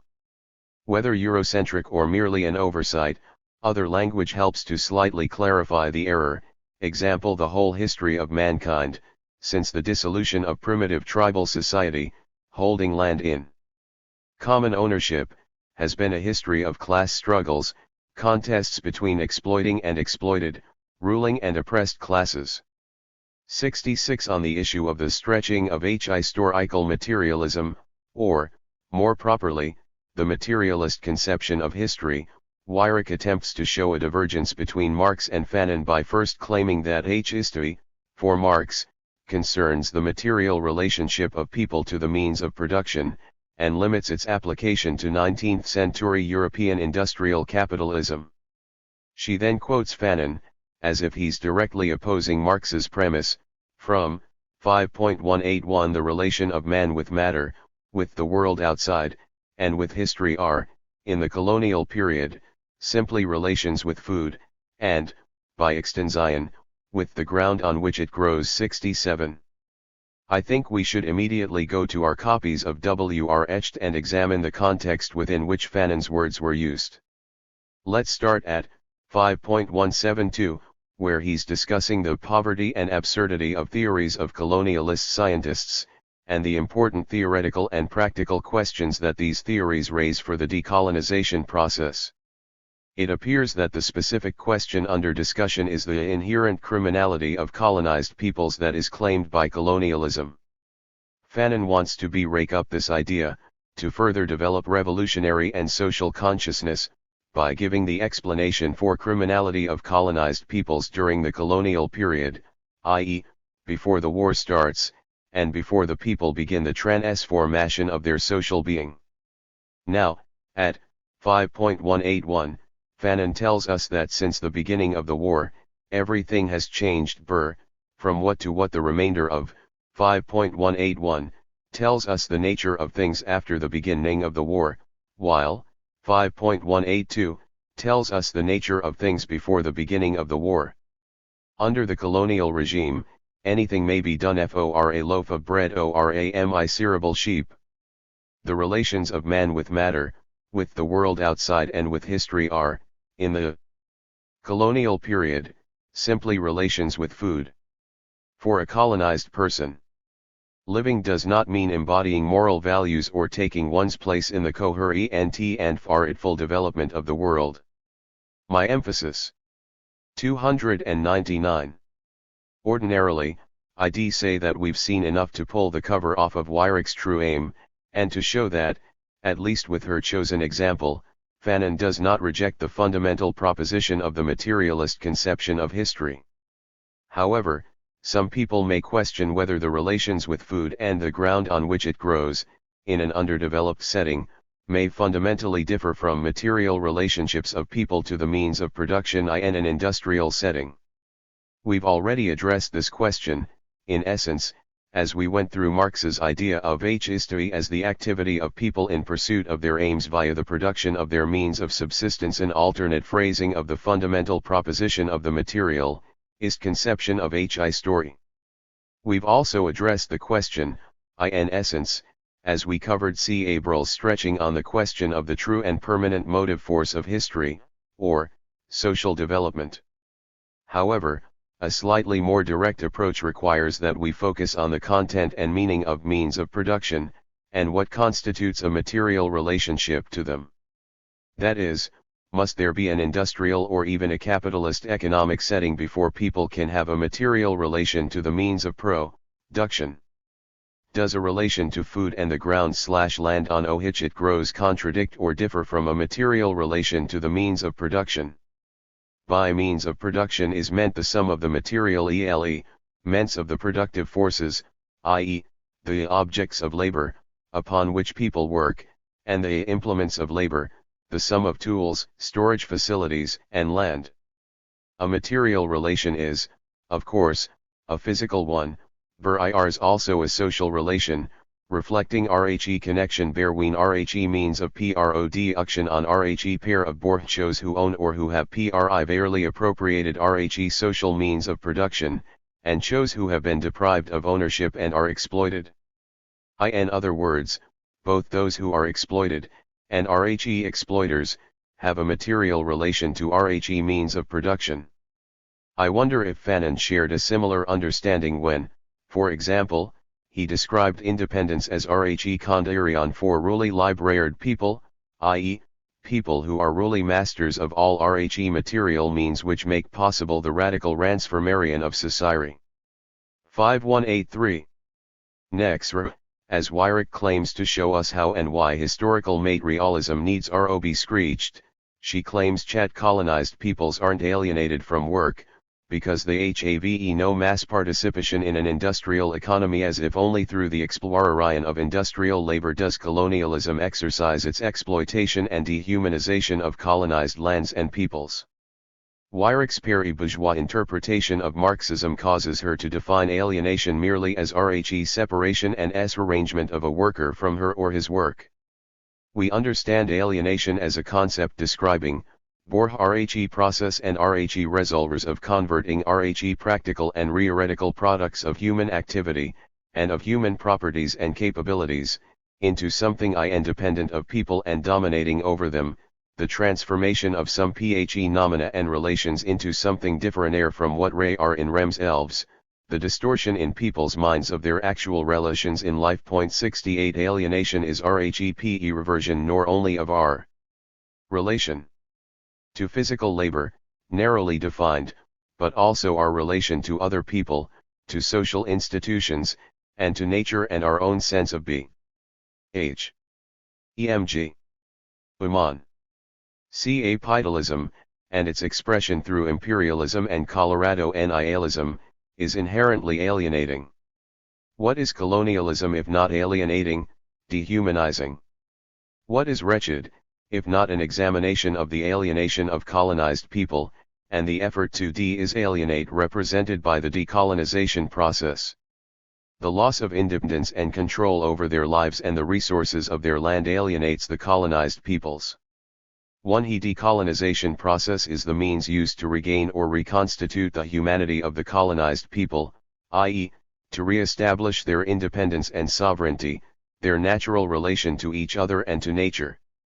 Throughout Wretched, Fanon focuses upon the need for the development of the people's consciousness so that they can develop an understanding of the cause/sources of their alienation, to define their oppression as alienation, and to realize that just as it's caused by people and material relations of production, it can be changed, eliminated, by the people themselves, and their creation of new material relations, of production, ownership, relation to means.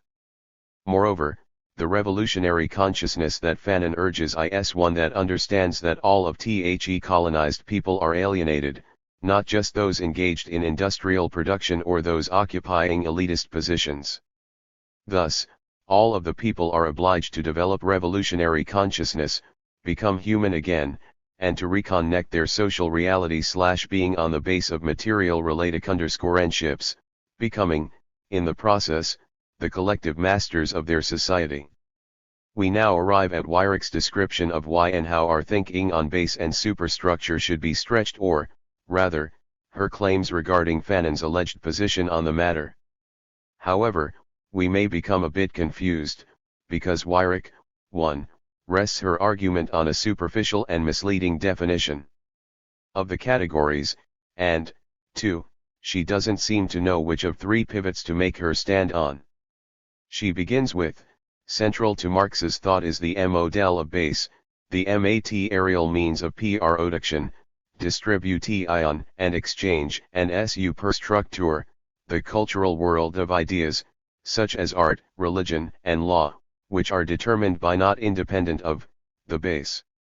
In a capitalist society, the base depends on the unequal, dangerously unstable relationship between workers, the proletariat, and bosses, those who control capital. Therefore, the job of the superstructure is to make the inequities of the base seem natural and good. 69. Based on this definition, we probably need to discuss, 1, her narrow definition of base, 2, her narrow definition of superstructure, 3, her implication that the superstructure has no independence, 4, her attempt to restrict the application or relevance of the categories to capitalist/Western social settings, which coincides with her use of the term model. The base and superstructure are categories that characterize the basic structural elements of all social formations, and express the relation of being to thinking in the social realm. By underlying all ideas and institutions in the society, the base is the basis of all social life, i.e., not restricted to Weirich's idea of material. The superstructure designates more than a narrowly conceived cultural world, and ideas. It also designates institutions and/or organizations, the major one being the state. Despite Weirich's assertion to the contrary, the superstructure does maintain a relative independence from the base, and it not only serves the base, but influences it. Finally, the elements of the superstructure are products and weapons of class struggle. Weirich presents the first of her pivots as follows: Fanon's ideas about base and superstructure resemble those of the French Marxist philosopher Louis Althusser, who refines the model. 303. In terms of power.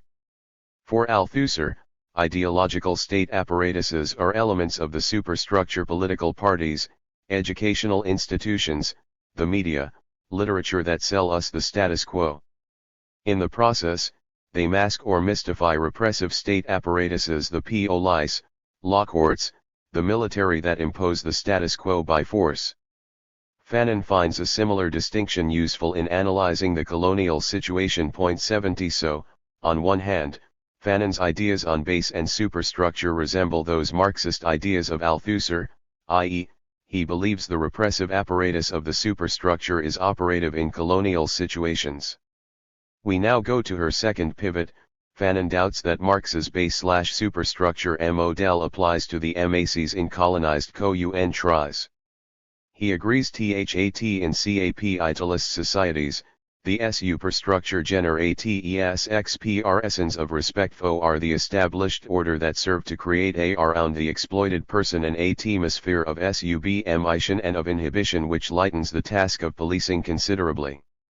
In the colonies, however, ideological state apparatuses are eclipsed by repressive state apparatuses. /gens of government speak the language ofpurforce. 11. EY do not lighten the oppression, nor seek to hide the domination, but maintain the status quo directly, by means of ROFI BUTTSAND napalm. Wretched, 1.8, T.O. Fanon, Colorado NIL rule operates not through managing consent but through inflicting terror and despair. 71. If we take a look at paragraph 1.8 of Wretched, where Fanon draws the distinction between the role of the repressive state apparatuses in capitalist and colonized countries, even without our own critique of this paragraph and its context, we ask, does it go to show, 1. An absence of base and superstructure in colonized countries, 2. Fanon's alleged divergence from Marx on the nature of base and superstructure, 3. That the model doesn't apply to colonized countries?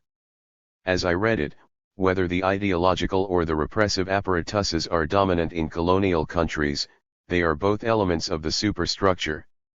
Maybe I am just missing Weirich's point. H.O. Weaver, as if she's not confident in the strength of these first two pivots. Weirich concludes with the third, INFACT. Fanon believes that colonialism causes the Marxist model of base and superstructure to collapse altogether because economic relationships are secondary to racial ones.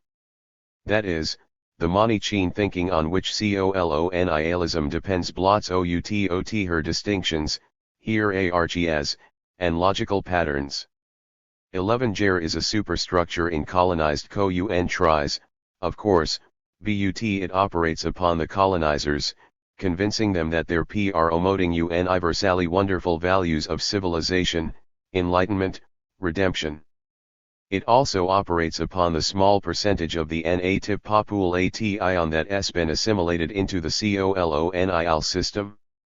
In order to promote the genuine eradication of the superstructure built by the bourgeois colonial environment, I must point out, here, that this quote of Fanon from 1.21, distorts by omission, and I'll return to it below. Fanon turns his attention to the native intellectuals and the problem of national culture. Point 72. Where does Fanon say that economic relationships are secondary to racial ones? At 1.11? No, I don't think so. At 112? No, I still don't think so. Where does Fanon say that he believes that no base and superstructure exists in colonized countries other than that developed by colonialism? The existence of money-chain thinking doesn't make economic relationships secondary to racial ones. It does exactly what it's supposed to do: it masks and mystifies the economic relationships, it blots out the other distinctions, hierarchies, and logical patterns, but it doesn't undermine their primacy. The money-chain thinking performs its role as a superstructural element by making race appear as external to and dominant over the economic. It seems apparent that Weyrich has based her claims for the racialization of Fanon's thought on paragraphs 111 and 112. So, we should look fully at both of these, and then check them within the context of Wretched as a whole, i.e., look at all other references to the subjects of race and racism, and class and socialism, seeking a more complete and accurate picture of Fanon's views and his idea. FLLK20EY category. TI is world divided into compartments. This world cut in two, is inhabited by 2D, different species. The originality of the Colorado NIL context is that economic reality, inequality, and the immense differences of ways of life, never come to mask the human realities. When you examine at close quarters the colonial context, it is evident that what parcels out the world is to begin with the deficit of belonging to or not belonging to a given race, a given species. In the colonies, the economic substructure is also a superstructure. The cause is the consequence: you are rich because you are white because you are rich. This is why Marxist analysis should always be slightly stretched every time we have to do with the colonial problem. 111. Everything up to and including the very nature of pre-capitalist society, so well explained by Marx, must here be thought out again. The Sov is in essence different from the night, but a reference to divine right is necessary to legitimize the statutory difference. In the colonies, the foreigner coming from another country imposed his rule by means of guns and machines. In defiance of his success transplantation, in spite of his appropriation, the settler still remains a foreigner. It is neither the act of owning factories, nor estates, nor a bank balance which distinguishes the governing classes. The governing race is first and foremost those who come from elsewhere, those who are unlike the original inhabitants, the others. As we reflect upon 1.11, the first thing we should do is recall that Fanon opens the book on the theme of national liberation, national renaissance, the restoration of nationhood to the people. 1.1, nothing here implies that the colonized people are, to be, engaged in a race struggle or even a struggle for mere racial equality. If we can't sufficiently draw from the opening lines, then by the time we reach the fourth chapter we should be able to see that colonized people struggle to regain or to re-establish their sovereignty, through a struggle that aims at a fundamentally different set of material/social relations between people, and which is to result in the disappearance of the colonized people as a particular species. 4a19, that is, the struggle seeks a new humanity that's to be represented by the liberated people. It cannot do otherwise. I define a new humanism both for itself and for others. It is prefigured in the objectives and methods of the conflict. 4a.20, this is not a man holding race as the category in colonial situations. We should also read 111 within its proper context. That is, we should go back to 1.7, where Fanon tells us that we have to closely examine the system of compartments into which the colonial world has been divided. Paragraph 1.11 is part of that examination, and so is 112. Finally, we need to understand that we aren't examining mere structural relations, but the Manichean ideology that's characteristic of both the colonized and the colonizer, prior to and during the decolonization process.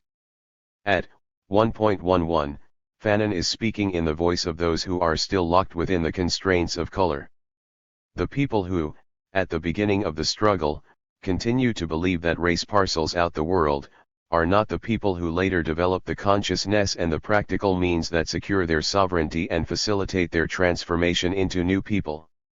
For example, just take a quick look at 3.82, and relate the change you undergone there in the people's consciousness to the voice IN.LL. Taking these experiences as a starting point, the functioning of the main laws of economics were explained to the people, with concrete examples.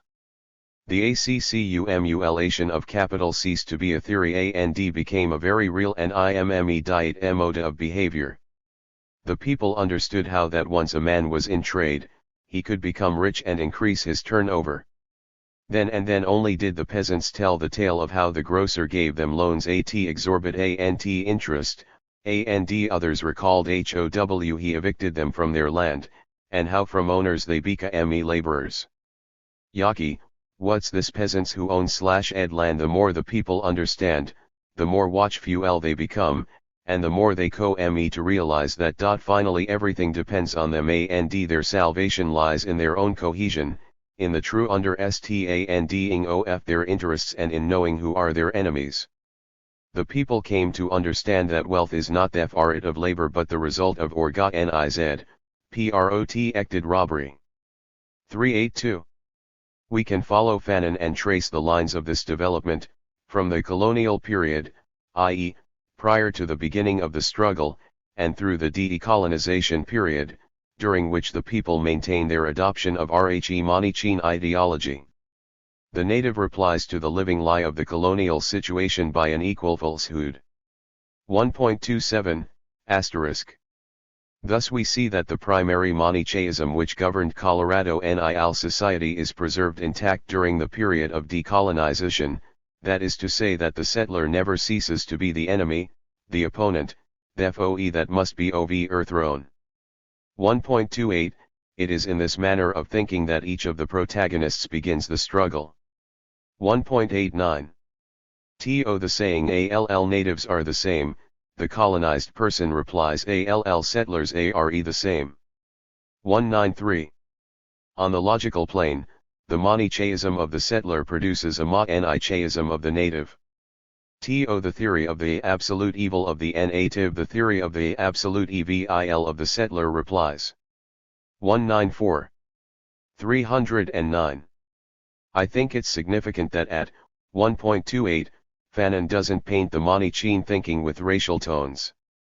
But, since the thinking of the colonial system is also racialized, any racial thought held by the colonized people constitutes an equal falsehood. When and how does the colonized people begin to abandon Manichean thinking? It is precisely at the moment he realizes his humanity that he begins to sharpen the weapons with which he will secure its victory. 115. The well-known principle that all people are equal will be illustrated in the colony as from the moment that the people claim that they are the equal of the settler. One step more and they are ready to fight to be more than the settler. 117, thus, the colonized people discover that their lives, breath, beating heart are the same as those of the settler. Find out that the settler's skin is not of any more value than theirs, and it must be said that this discovery shakes the world in a very necessary manner. All the new, revolutionary assurance of the Colorado NIZ people stems from it. 118. The people discover, after hard and costly experience, that they've suffered a very great weakness in the realm of knowledge, and that their consciousness has remained rudimentary.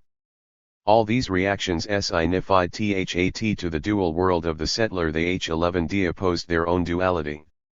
261. The recognition and reconstitution of the humanity of the people is the first step out of the Manichean constraint of color or race, and dualism in general. This represents an example of the superstructure influencing the base, as ideas grasped by the masses become a material force, leading to motion to change the system of property relations, i.e., to overthrow colonialism, regain national sovereignty, and begin to build socialism. When the people begin to see themselves as the same as the settler, this allows them to begin to develop the struggle on the base of the truly KEY category. Example: to be more than the settler is to move beyond a biologically based identity and set of interests, and to begin the development of society on the basis of economic and political needs and interests. It's to you understand that colonialism is fundamentally about the economic and political relations between those who are exploited, and those who do the exploiting, even though race or racism is a component tool used in the process. All of this is a part of the real ITY that's later discovered and helps lead to the shaping of a plan for freedom. 1.43 The reality is that the struggle against racism is a necessary part of the struggle against colonialism. The defeat of colonialism is the real object of the struggle. 1.26 Our examination of paragraph 1.11 and its context should close with some reflection on the closing paragraphs of Wretched's SEC on chapter, which in themselves should undermine any claim that Fanon saw race as the key category in colonial situations, or that he in any way characterized the decolonization process as a race struggle. We've already seen, at 2.61, Fanon raised the people's recognition of the very great weakness in their knowledge, and the rudimentary character of their consciousness. This weakness was also spoken to by Cabral, who again shows us the continuity between his thought and that of Fanon. Cabral developed the seed of Fanon's by elaborating upon the character of the weakness as one which failed to examine the class structure of the colonized society and the primacy of the economic base. Fanon writes, racial feeling, as opposed to racial prejudice, and that determination to fight for one's life which characterizes the natives' reply to oppression are obviously good enough reasons for joining in the fight. But you do not carry on a war in order to make racialism or hatred triumph. Racialism and hatred and resentment cannot sustain a war of liberation. That intense emotion of the FIRSTFEW hours FLLS to pieces if it is left TOFED on its own substance. Hatred alone cannot draw up a program. You will only risk the defeat of your own ends if you depend on the enemy to widen the gap, and to throw the whole of the people on the side of the rebellion. 2.62 Note the distinction between racial feeling and racial prejudice. The use of the former term is a bit unlike its use AO. 3.23, where race feeling in its most exacerbated form is triumphing, and becoming racial prejudice. In this instance, racial feeling can, at one level, be compared to the kind of national consciousness spoken of in 3.2, a kind of group or collective identity which hasn't yet reached its full potential. Or, it can be compared to the hollow shell of nationality itself spoken of at 3.26, a necessary, but insufficient step in the process of becoming the new people.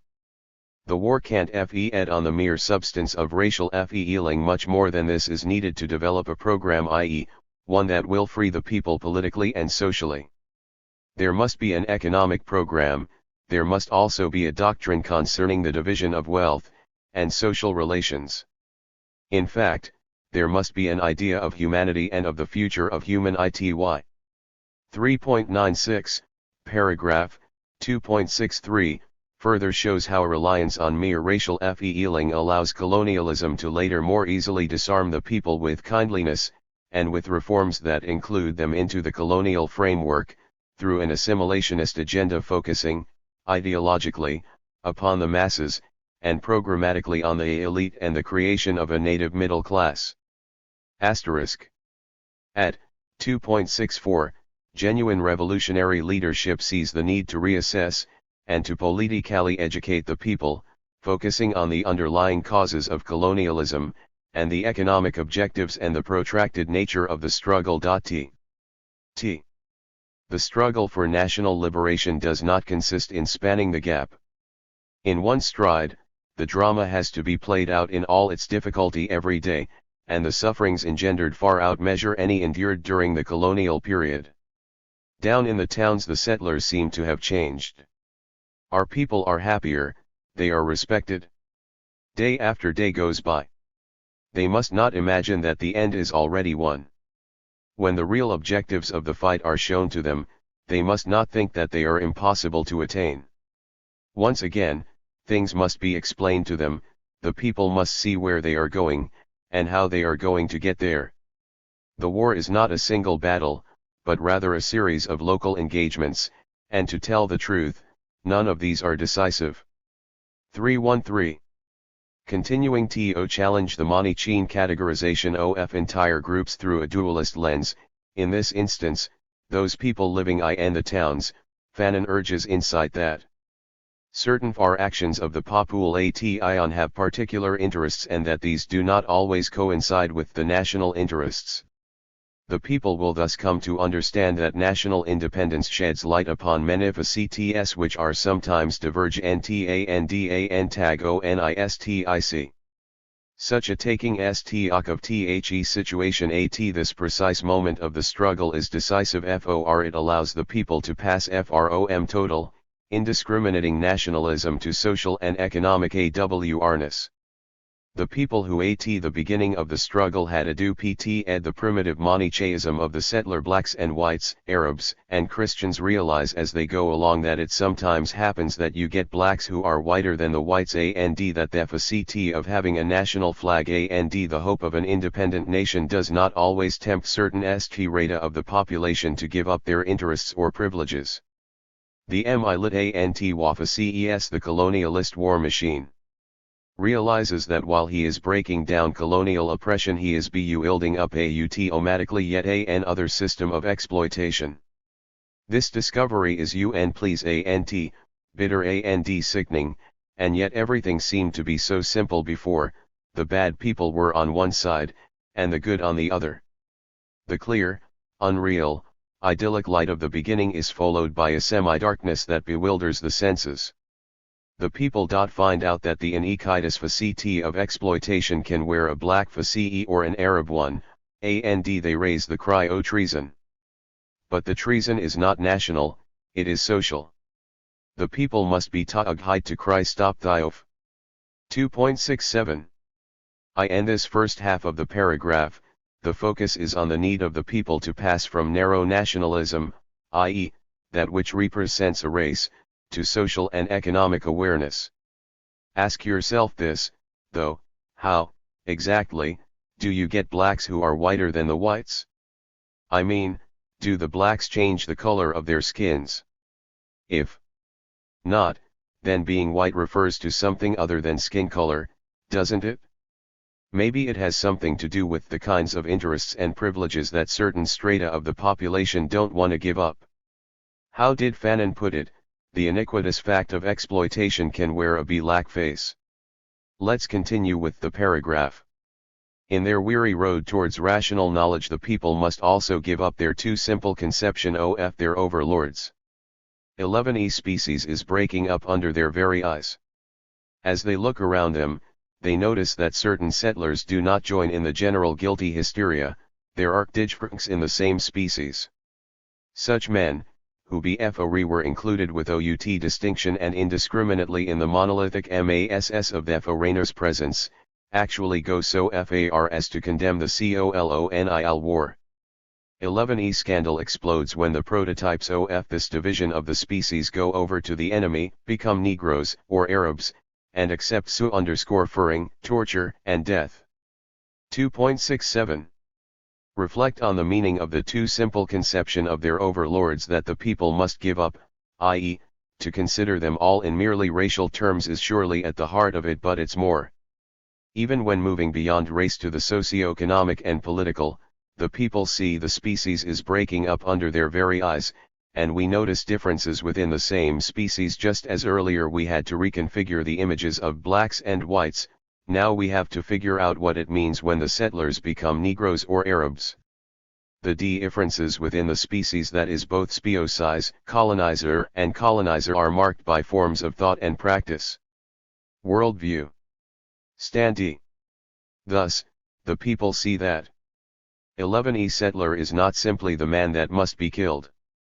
Many members of the MASSOF Colorado nihilists reveal themselves to be MUCH nearer to the national struggle than certain sons and daughters of the NATION. The barriers of blood and race prejudice are broken down on both sides. In the same way, not every Negro or Muslim is issued a automatically with the hallmark of James Yaki Sayles. Genuineness. Consciousness slowly dawns upon truths TLRNT are only partial, limited, and UNSTA/LE. As we may surmise, all TL is very difficult. 2.69. Let's look a bit at AFEW key phrases in 111, starting with Fanon's use of the term species. And, note Weirich's omission of the term in her quote of 111. Unlike Fanon's use of the term species in the book's opening paragraph, he didn't accent it in 111, and he used the term race as if they were interchangeable. In the opening paragraph, there's no use of the word race, and the species in question are characterized as the colonizer and the colonized, i.e., species is used as a socio-political term, not a biological one, and refers to groups of individuals having common interests.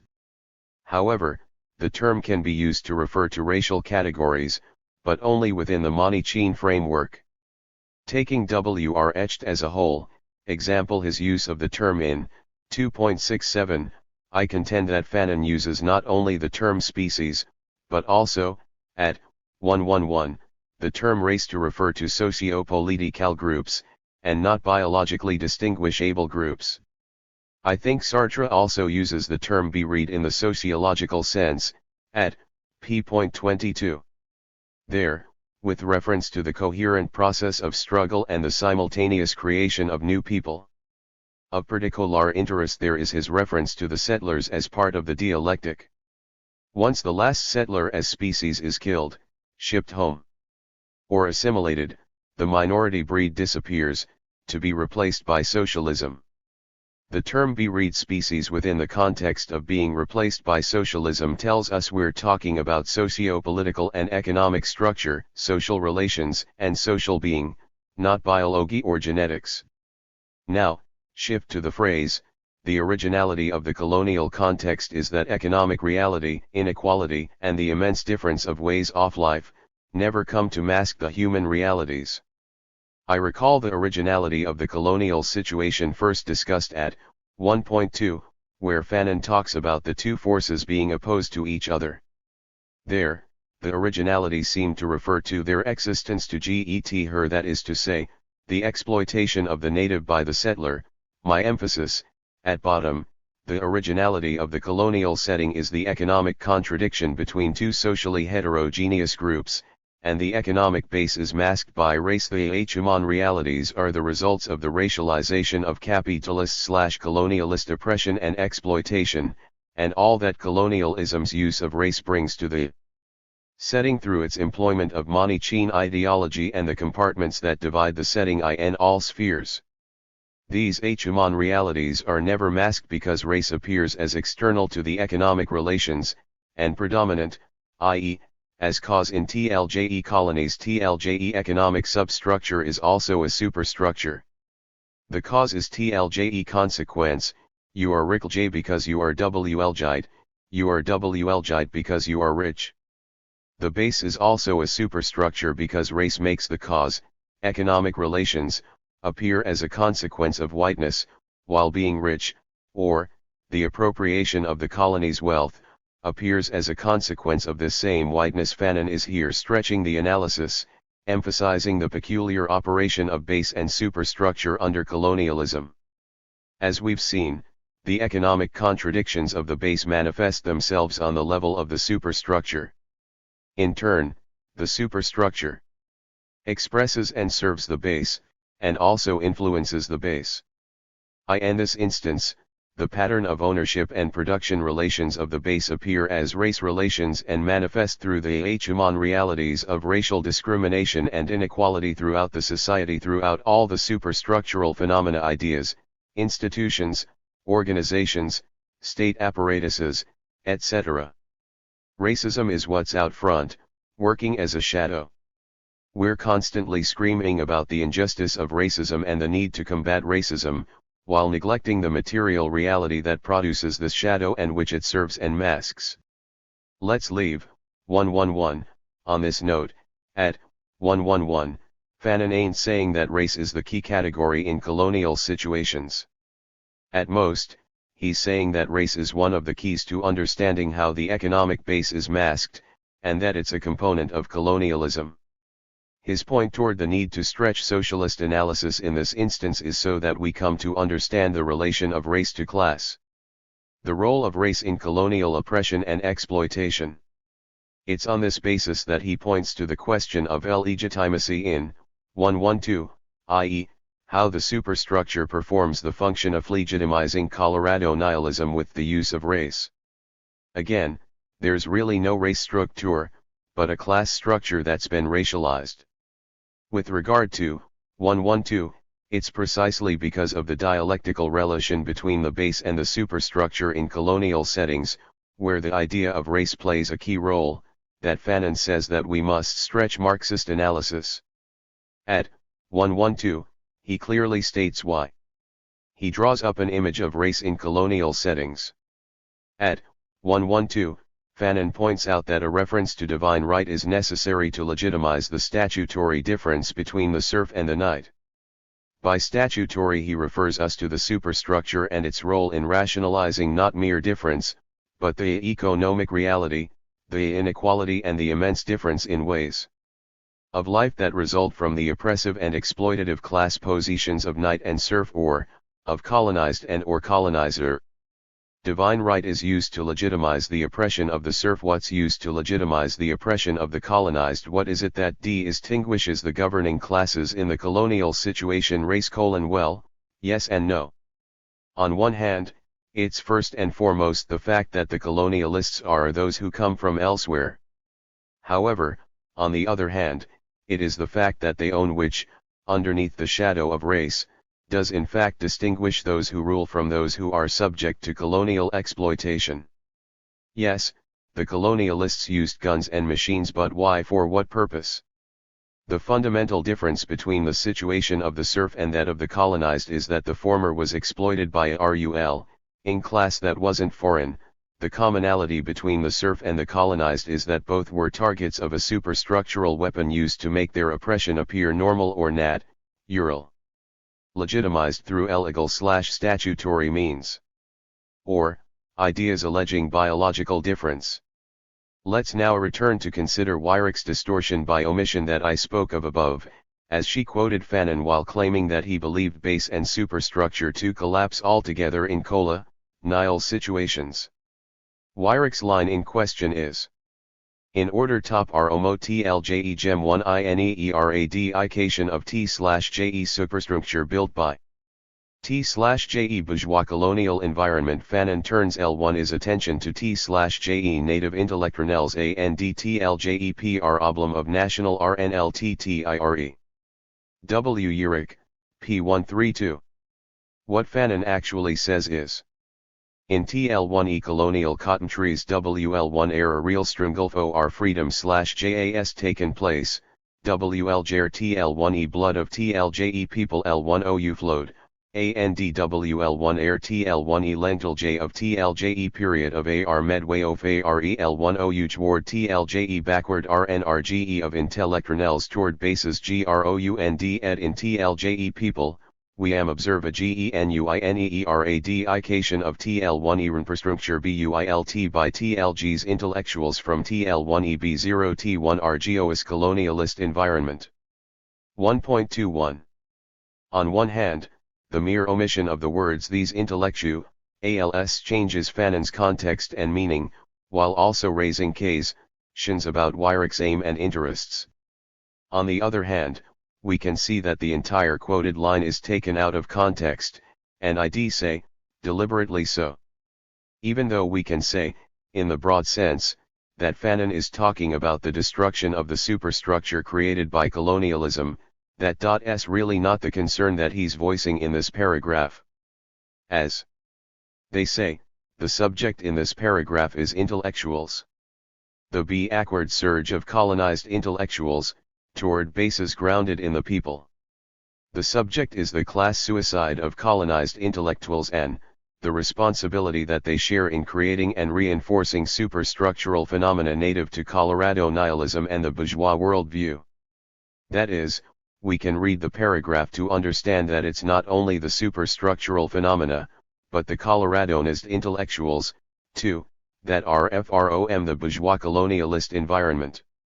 Those intellectuals who, we must recall, masked the phenomenon of the mocking and vomiting up of Western values by the masses, and who followed the colonialist with regard to the universal abstract, and is permeated by colonialism and all its ways of thinking.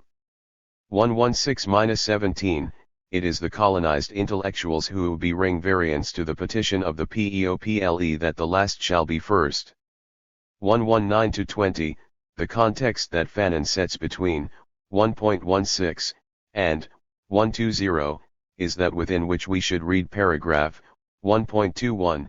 The focus is upon the colonized intellectuals, within whom we find intact in them the manners and forms of thought picked up during their association with the colonialist bourgeoisie.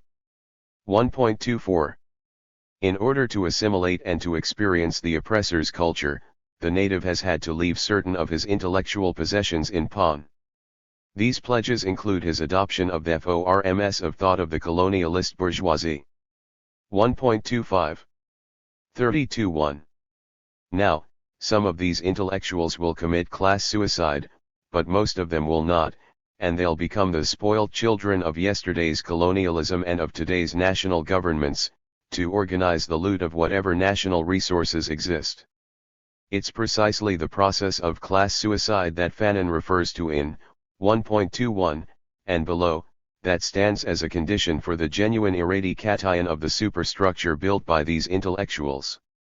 Therefore, we see some of the process of the eradication in 1.22, as individualism is the first to disappear, and at 1.23, as they engage in people's democracy and communal self-criticism.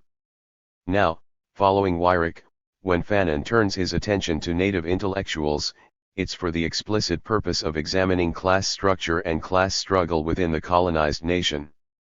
But, our focus will be on those references to race and its use by the bourgeois forces, since this example gives us evidence why Weyrich wants to promote the primacy of race over class, while glossing over the responsibility of the colonized bourgeois forces in diverting the energies and confusing the minds of the people.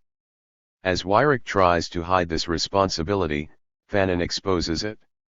The bourgeois forces want to use race/ism for essentially the same reasons and in the same manner as the colonialists to prevent the development of economic and political awareness among the masses, hinder the rise of revolutionary consciousness, and prevent the people from taking the path of socialism. Let's venture into the third chapter of Wretched to see what we can see. What is it? Unpreparedness, laziness, cowardice, and the lack of practical links between them and the masses of the 322-50. People that leads to tragic mishaps in the course of struggle, caused by the actions or inactions of the colonized bourgeois force. So, 3.1, *. National consciousness will be an ANY case only an empty shell, a crude and fragile travst of what it might have been. 11 else we find in it are quite sufficient explanation of the facility with which the nation is passed over for the race, and the tribe is preferred to the state. Retrograde steps. Are the historical result of the incapacity of the national middle class to rationalize popular action, that is to say their incapacity to see into the reasons for that action. 3.2. This traditional weakness is not solely the result of the mutilation of the colonized peoples by the colonial regime. It is also the result of the intellectual laziness of the national middle class, its spiritual penury, and of the profoundly cosmopolitan mold its mind is set in. 3. The nature of the colonized middle class is bourgeois, 3.5, and it's the tool of capitalism. 3.6, It has no progressive economic program and no idea as to how to form a people's state. 3.7, in fact, it simply refuses to follow the path of revolution. 3.8, yet the national middle class constantly demands the nationalization of the economy and of the trading sectors. This is because, from their point of view, nationalization does not mean placing the whole economy at the service of the nation, and deciding to satisfy the needs of the nation. For them, nationalization does not mean governing the state with regard to the new social relations. To them, nationalization quite simply means the transfer into native hands of those unfair advantages which are a legacy of the colonial period. 310. The native bourgeoisie which comes to power uses its class aggressiveness to corner the positions formerly kept for foreigners. It waves aloft the notion of the nationalization and Africanization of the ruling classes. Deficit is THATSUCH action will become more and more tinged by racism. 317. T1X working class of the towns, the masses of unemployed, the small artisans and CR4 for their part line up behind this nationalist attitude, but in all justice let it be said, they only follow in the steps of their bourgeoisie. If the national bourgeoisie goes into competition with the Europeans, the artisans and craftsmen start a fight against non-national Africans. From nationalism we have passed to ultranationalism, to chauvinism, and finally to racism. 318. 323. Summing up, we can read Chapter 3, in this instance, as an examination of the class use of race. About the class struggle that must take place among the people if genuine national independence is to occur. I'd hope that we can read this chapter in particular with regard to OUROWN struggle and DTHELEAD given USBYTHE bourgeois forces in our midst, WHO also USE Africanization as a cloak for their aim to dominate as a class, in alliance with their capitalist masters. Fanon gives some advice on the means to be used to prevent neo-colonial situations. TL1E bourgeoisie should not be allowed to find the conditions for its existence and its growth. In OT her words, the combi and effort of the MACs, led by a party, and of the intellectuals who are highly conscious and armed with revolutionary principles, OUGHT to bar the way to this useless and harmful idle class. 3.57. CARE should be taken to distinguish the mass of the intellectuals or the class of bourgeois and petty bourgeois forces, from those who have committed class suicide. Not all intellectuals are highly conscious, and not all petty bourgeois or pseudo-bourgeois forces are armed with revolutionary principles. Most of all, in 3.57, Fanon is not saying that it's even the revolutionary petty bourgeois/intellectuals that lead, it's the masses that are to be led by a party in principle, their party, which they combine with the efforts of those intellectuals that are highly conscious and armed with revolutionary principles, those who have returned to the source and have been reborn. Fanon says of the latter, at 3.63 we must know how to use these people in the decisive battle, while closing the road to the bourgeois forces. In the modern world, the race struggle has become part of the class struggle. It is only the ending of capitalism, colonialism, imperialism, and neocolonialism, and the attainment of world communism that can provide the conditions under which the race question can finally be abolished and eliminated. 73. It seems right to close by planting seeds that should help to develop the process of the deconstruction of race as a concept, and the elimination of racism as a form of thought and practice.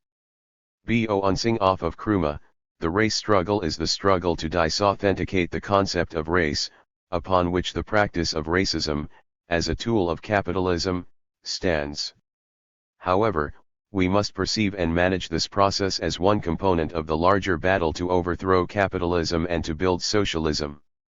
That is, the race struggle is part of the struggle between oppressed and oppressing classes, and/or nation classes, because 325.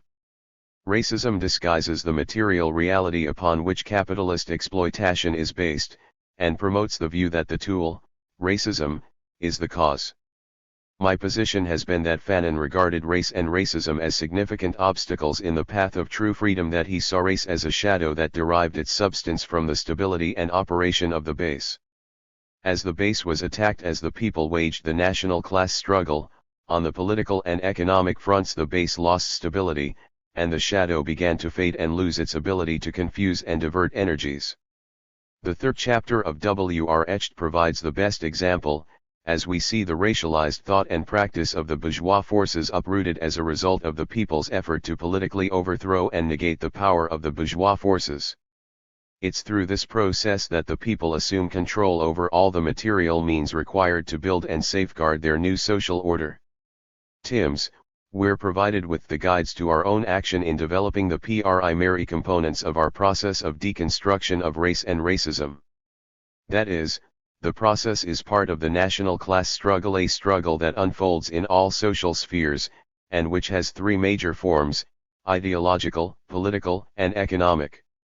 The national class struggle is the motive force for social development, in this case meaning it aims to change the relations of production and the pattern of ownership of the means of production, which in turn becomes the condition for corresponding changes in the superstructure, i.e., to free the process of development of the productive forces, people, and usher the creation of the all-round environment in which race as a concept is eliminated, and the thought and practice of racism is uprooted. What did I just say? The battle against racism must be waged, but fighting that battle in isolation from the other forms of national class struggle will be insufficient. Fighting racism alone won't end racism, any more than directing blows at a shadow will eliminate that shadow. However, this is not to say that the battle against racism is not necessary. The deconstruction of the concept race and the battle against racist thought and practice are pivotal to the revolutionary process. Pro-capitalist and anti-socialist forces have historically relied on the shadow of race, racial thought and practice, to undermine class/national revolutionary struggle. The very idea of race has to be sufficiently dismantled so that people can more easily overcome its appeal. Mao Zedong. For example, if racial identity is a form of collective mental illness, then we need attention on the source of origin and the means of its reproduction, so that we can change it with a correct idea. Where do correct IDC1s com? Do they drop _phi the skies? No. Arc they imrancy in the mind? No. They comc.phi soci, 11 pmc tisci, andgom at alone, they come gom tin cc kinds for social rac tis, tijc struggle forproduct tion, the class strngglc, and scientific experiment.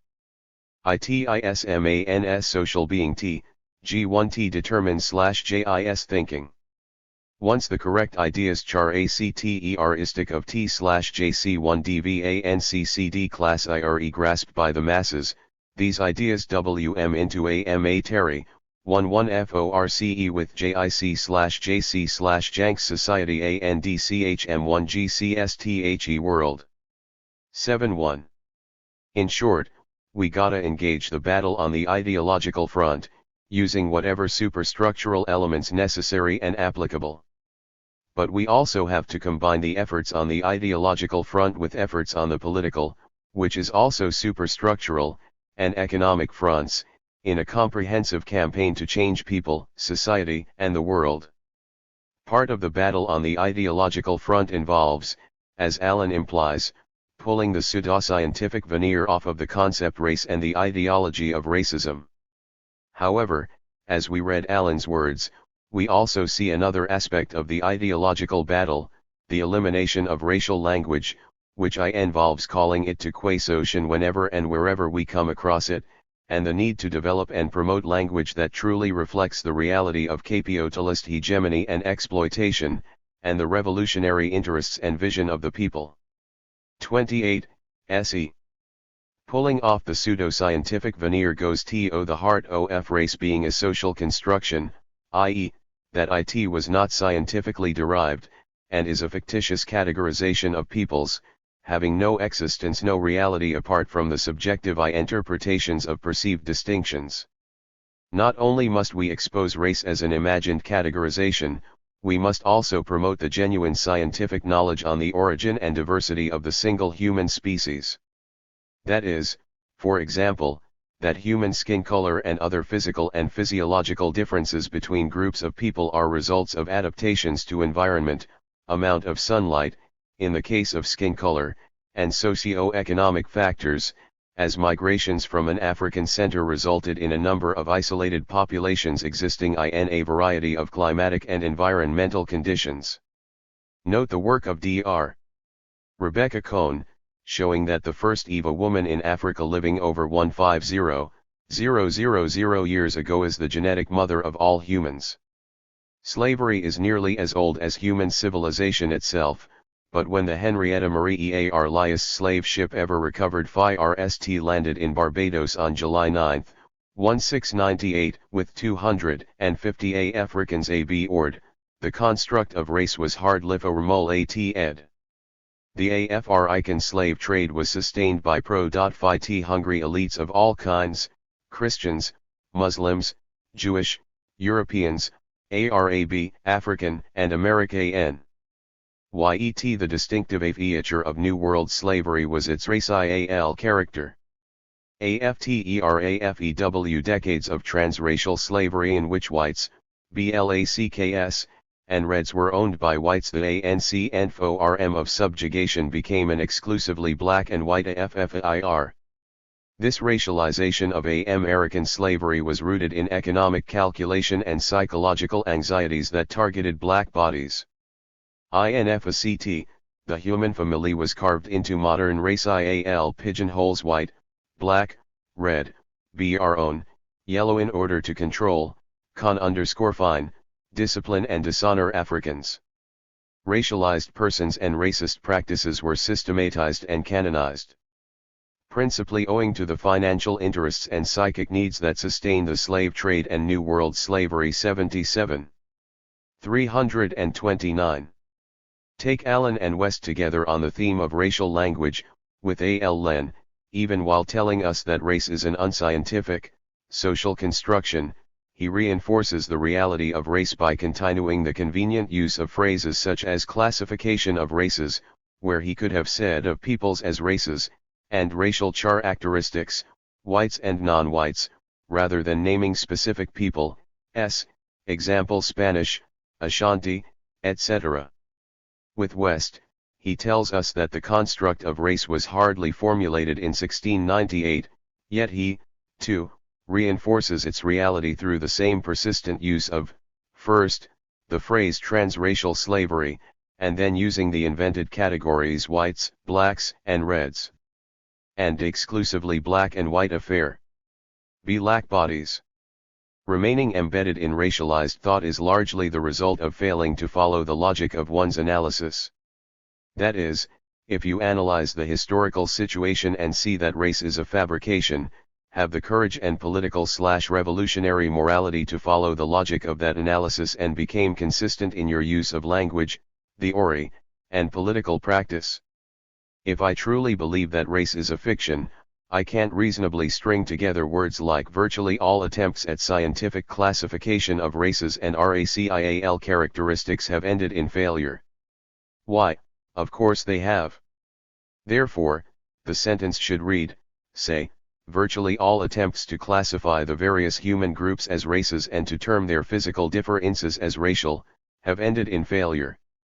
Rather than say, after decades of transracial slavery in which whites, blacks, and reds were owned by whites, this ancient form of subjugation became an exclusively black and white affair, why not say something like decades of New World slavery in which peoples of Europe, Africa, and the native inhabitants of the New World were colonized by peoples of Europe, and it became exclusively a European and an African, a Euro-American and a New African.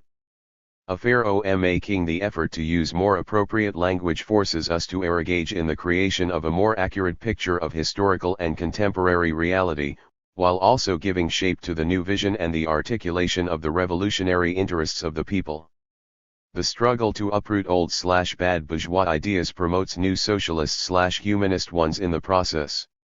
Recall, as Wretched opens, Fanon tells us that decolonization influences individuals and modifies them fundamentally, and that it's introduced by new people, and with it a new language and a new humanity.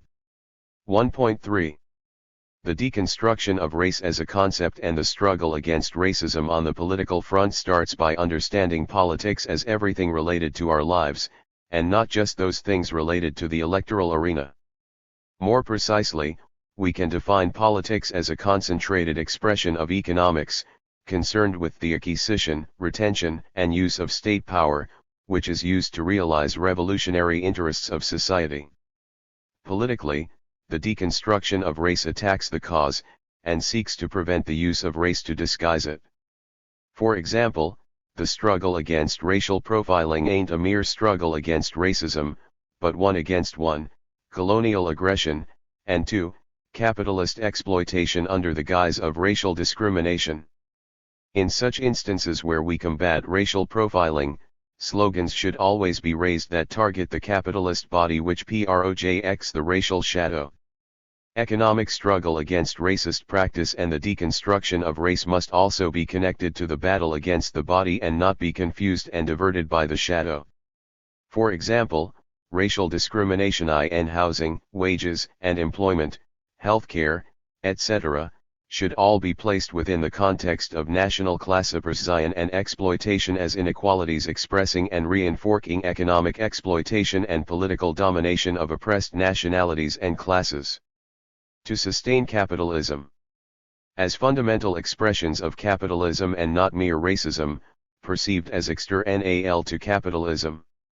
Bottom line, anyone claiming to attack racism while claiming that racism is the only thing wrong with the system, is either terribly confused or an outright enemy of the people and their interests. If we truly want to get rid of racism, we have to overthrow capitalism. First, the new language developed on the ideological front is used in the political and economic fields to name the enemy and define the reality. To identify the interests and goals of the people. The language of the bourgeois forces sees classes and nations as races and seeks to confine our struggle within racial boundaries, example for a kind of racial equality within the capitalist order. T1 we haven't made more racial progress for the masses/people as a whole is no wonder. 6 Point of departure, or, in case you missed it. There are two kinds of nationalism, revolutionary nationalism, and reactionary nationalism. Revolutionary nationalism is first dependent upon a people's revolution, with the end goal being the people in power. Therefore, to be a revolutionary nationalist you would by necessity have to be a socialist. If you are a reactionary nationalist, you are not a socialist, and your goal is the oppression of the people. Huey P. Newton. T11 fundamental contradiction in the process for development of a thing, and the essence of the process determined by this fundamental contradiction, will not disappear until the process is completed, but in a lengthy process, the conditions usually differ at each stage. The reason is that, although the nature of the fundamental contradiction in the process of development of a thing and the essence of the process remain unchanged, the fundamental contradiction becomes more and more intensified as it passes from one stage to another in the lengthy process. In addition, among the numerous major and minor contradictions which are determined or influenced by the fundamental contradiction, some become intensified, some are temporarily or partially resolved or mitigated, and some new ones emerge. Hence, the process is marked by stages. If people do not pay attention to the stages in the process of development of a thing, they cannot deal with its contradictions properly. Mao Zedong. In part 3, I wrote, we need to critically study everything ever written on the origin of the word and concept nation, and on the evolution of nationalism. While engaged in this stud, we must avoid the quagmire of both bourgeois and doctrinaire or vulgar Marxist interpretations. Like race and class, the word and concept nation has also been socially constructed by peoples as they've made their own story, one defined from the perspective of their own needs and interests.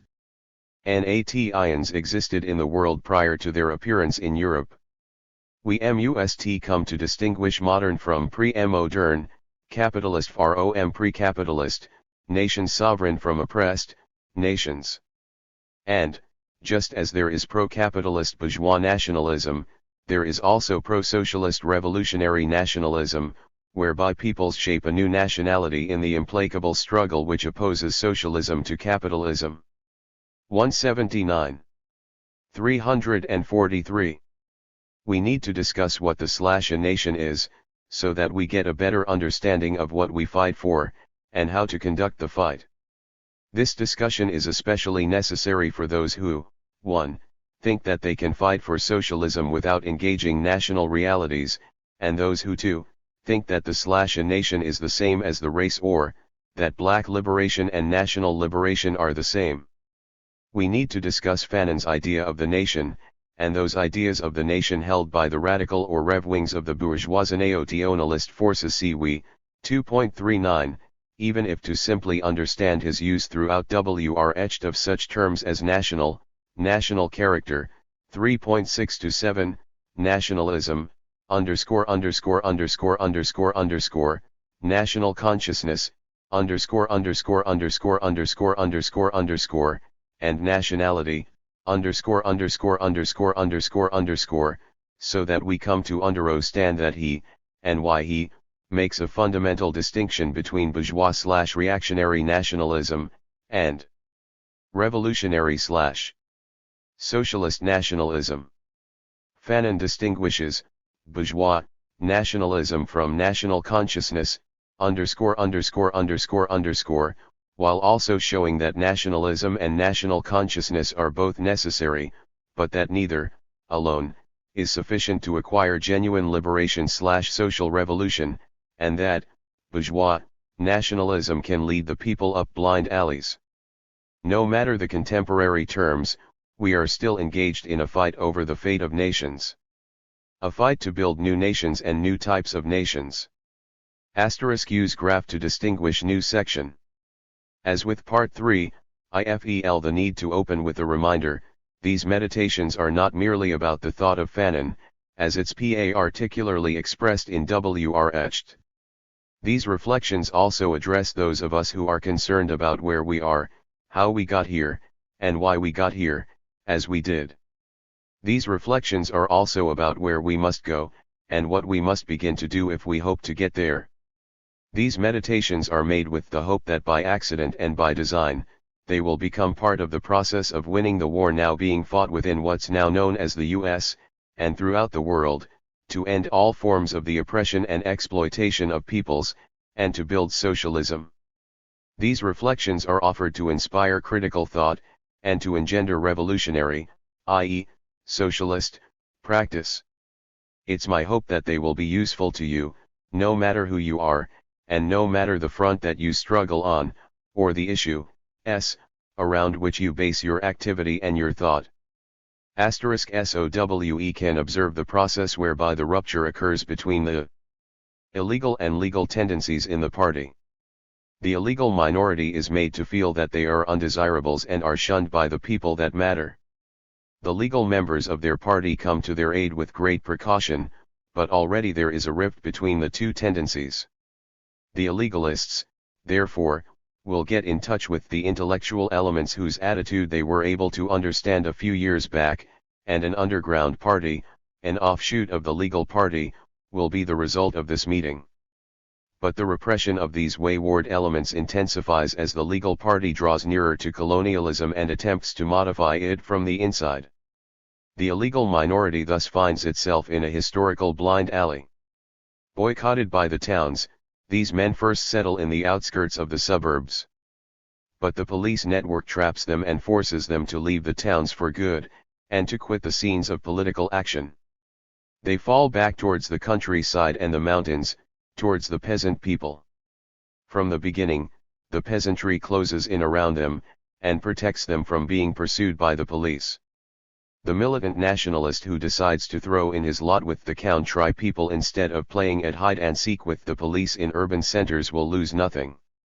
The peasant's cloak will wrap him around with a gentleness and a firmness that he never suspected. These men, who are in fact exiled to the backwoods, who are cut off from the urban background against which they had defined their ideas of the nation and of the political fight, these men have in fact become Maquisard's guerrillas editors. Since they are obliged to move about the whole time in order to escape from the police, often at night so as to not attract attention, they will have good reason to wander through their country and to get to know it. The cafes are forgotten, so are the arguments about the next elections or the spitefulness of some policeman or other. Their ears hear the true voice of the country, and their eyes take in the great and infinite poverty of their people. They realize the precious time that has been wasted in useless commentaries upon the colonial regime. They finally come to understand that the changeover will not be a reform, nor a bettering of things. They come to understand, with a sort of bewilderment that will from henceforth never quite leave them, that political action in the towns will always be powerless to modify or overthrow the colonial regime. These men get used to talking to the peasants. They discover that the mass of the country people have never ceased to think of the problem of their liberation except in terms of violence, in terms of taking back the land from the foreigners, in terms of national struggle, and of armed insurrection. It is all very simple. 2.38-40. I am gonna talk about the nation here, but probably not as you might expect. I am gonna use words that you're familiar with, but they'll be given a twist. Invested with slightly new meanings. I am gonna give some initial shape to what for most of us will be a new concept of nation, while also pointing toward new paths and motions for revolutionary nationalist, i.e., socialist, thought and practice. I must say that I feel, these days, confident that these seeds will inspire greater imagination and initiative within those of us who truly want to serve the people, and to help clear the way for a better world if not for ourselves, then surely for those who come behind us. Why talk about the nation? Because it's real. Nation. Are real.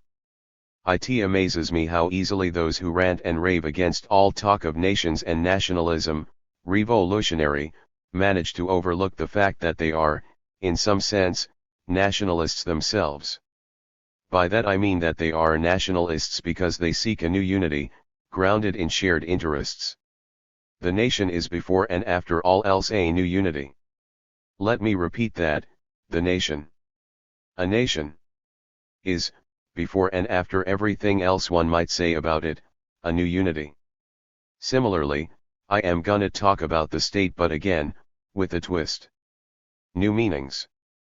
We stand against any apparatus that would stand separate from and above the people, and used to suppress the people's unhindered exercise of their social, very broadly speaking, powers. Maybe we'll come up with a new name for the apparatus that we need, but need one, we do. We need a people's, socialist, state apparatus, not a bourgeois, capitalist, authoritarian, state apparatus. Now, why talk about Fanon's ideas about the nation? Why do so while meditating on Wretched? Surely, not many people would open their comment on Wretched by saying that it's about revolutionary nationalism, or that it's about the pitfalls of narrow, cultural nationalism. These days I think analogous terms may be certain forms of postmodernism, post-structuralism, or maybe even post-colonialism. Need to insert remarks on why red is in quotes, i.e., refer to post-structuralist interpretations, especially in lit, etc. In our reading of Wretched, the first time around, most of us didn't get it. Isn't there a line in Spike Lee's Bamboozled, where a would-be radical says, "You better be glad that I ain't read Wretched yet"? What does that really mean? What can we draw from it after we get all between and underneath it? Maybe we could begin by saying, there are those among us who are glad that so few of us have read Wretched. Even a mere reading will produce a significant change in your thought and behavior. There are those among us who are euphoric because so few of us have studied Wretched, and thus have not obtained from it that which would inspire new forms of thought and practice, aided by the insight and guidance provided to us throughout its pages. That would enable us to see through most or all, hopefully, of the BS that's passing as progressive thought these days. It occurred to me, as I reflected upon that line, you better be glad that I ain't read Wretched yet. That pseudo-bourgeois and petty bourgeois forces in our midst, tremble in fear at the thought of you untold millions even merely reading Wretched, because these millions would discover that the book is an indictment of the intellectual production/practice of so many now FEIGN as public intellectuals, leaders, and spokespersons. I mean, Wretched is about how the people as a whole explain what this means, must lead and conduct the struggle to build a new type of nation, a new type of state, a people's state we may call it. The book warns us not to let the bourgeois forces rake power during and after the struggle to liberate/build the nation, and acquire a formal independence. Check it. You think Fanon was addressing himself only to the peoples on the African continent, peoples everywhere, outside the US? The truth is, though, he was also addressing himself to you, too, as you struggled, here, against both the external imperialist power, the US government and capitalist state, and against the internal bourgeois forces of your/our own oppressed nation, forces aligned with the imperialist power, and who sought to become the new ruling class within the post-neocolonialist apparatus that was emerging even as early as the late 1960s. The whole postmodern/post-structural movement among the bourgeois forces was meant to prevent the people as a whole from developing and pursuing revolutionary, socialist, and anti-capitalist objectives. That crowd of bourgeois nationalists that came to adopt the line that nationalism is dead, this, too, must be explained, they did so only to prevent you from adopting revolutionary nationalism. When they began to push the line on the need to recognize the diversity within the African American community, that was designed to get you to accept the existence and the so-called leadership of the bourgeois forces as legitimate. So, I say again, we all missed it, and because we did, we don't truly know where we are, nor do we know how we got here, and why. How many times must it be repeated? The last truly revolutionary thrust was exhausted in the late 1960s and early 1970s. The Rev failed, the Rev was defeated. There has been no revolutionary movement within the US for nearly 35 years. The bourgeois forces of the oppressed and oppressor nations are in power and secure, as George Jackson would say. You've been bamboozled. You've been hoodwinked. You've got so-called spokespersons who speak only for themselves, talking over, under, and all around you, but addressing themselves to their masters, though they like to think of themselves as partners in the process. You've got so-called leaders who are in fact misleading you, dulling your senses rather than helping to awaken you, to inspire and to assist you in the attack upon the contemporary manifestations of the forms of your oppression and exploitation. This is not ing but capitalism and imperialism, reformed. You've even got so-called heroes that are nothing more than criminals, example Michael Jordan, who robs you every time you buy a pair of his shoes, while he also signs off on the exploitation of the people who make the shoes. We won't get there until we can see that Michael Jordan and those like him are criminals. They're partners in the exploitation of peoples here and abroad. They're criminals. And so are you. So again, in our mere reading of Wretched, the time around, most of us didn't get it. The problem, now, is that we think that we did, even when there's so much proof that we didn't, a proof that's so pervasive that it's smothering us, blinding us, and making us deaf and dumb. Check it out. Fanon opens the book by talking, rather straightforwardly, about the restoration of nationhood to the people. In the final paragraph of the body of the book, he ends with a reminder that it's a revolutionary nationalism that must be sought. Independence is not a word which can be used as an exorcism, but an indispensable condition for TLJE existence of men and women WLJOARE truly liberated. In other words, WLJOARE truly masters of ALL the material means which make possible the radical transformation of society. 5.182, my emphasis. And what else did he say? T1JE living expression of the nation is the moving consciousness of the whole of TLJE people, it is the coherent, intelligent action of men and women. T1JE national government, if it wants to be national, i.e., revolutionary, ought to govern by the people, and FO are the people, FO are the outcasts, and by TLJE outcasts. 3.96. We need to study and to discuss Fanon's ideas about the nation and revolutionary nationalism, because he had things to say which remain relevant to us, to the issues that we confront, and to the objectives that we pursue. Fanon and Wretched are relevant to your concerns over your next paycheck, or lack thereof, relevant to your concerns over your health care, or lack thereof, and to every other concrete issue that touches your life.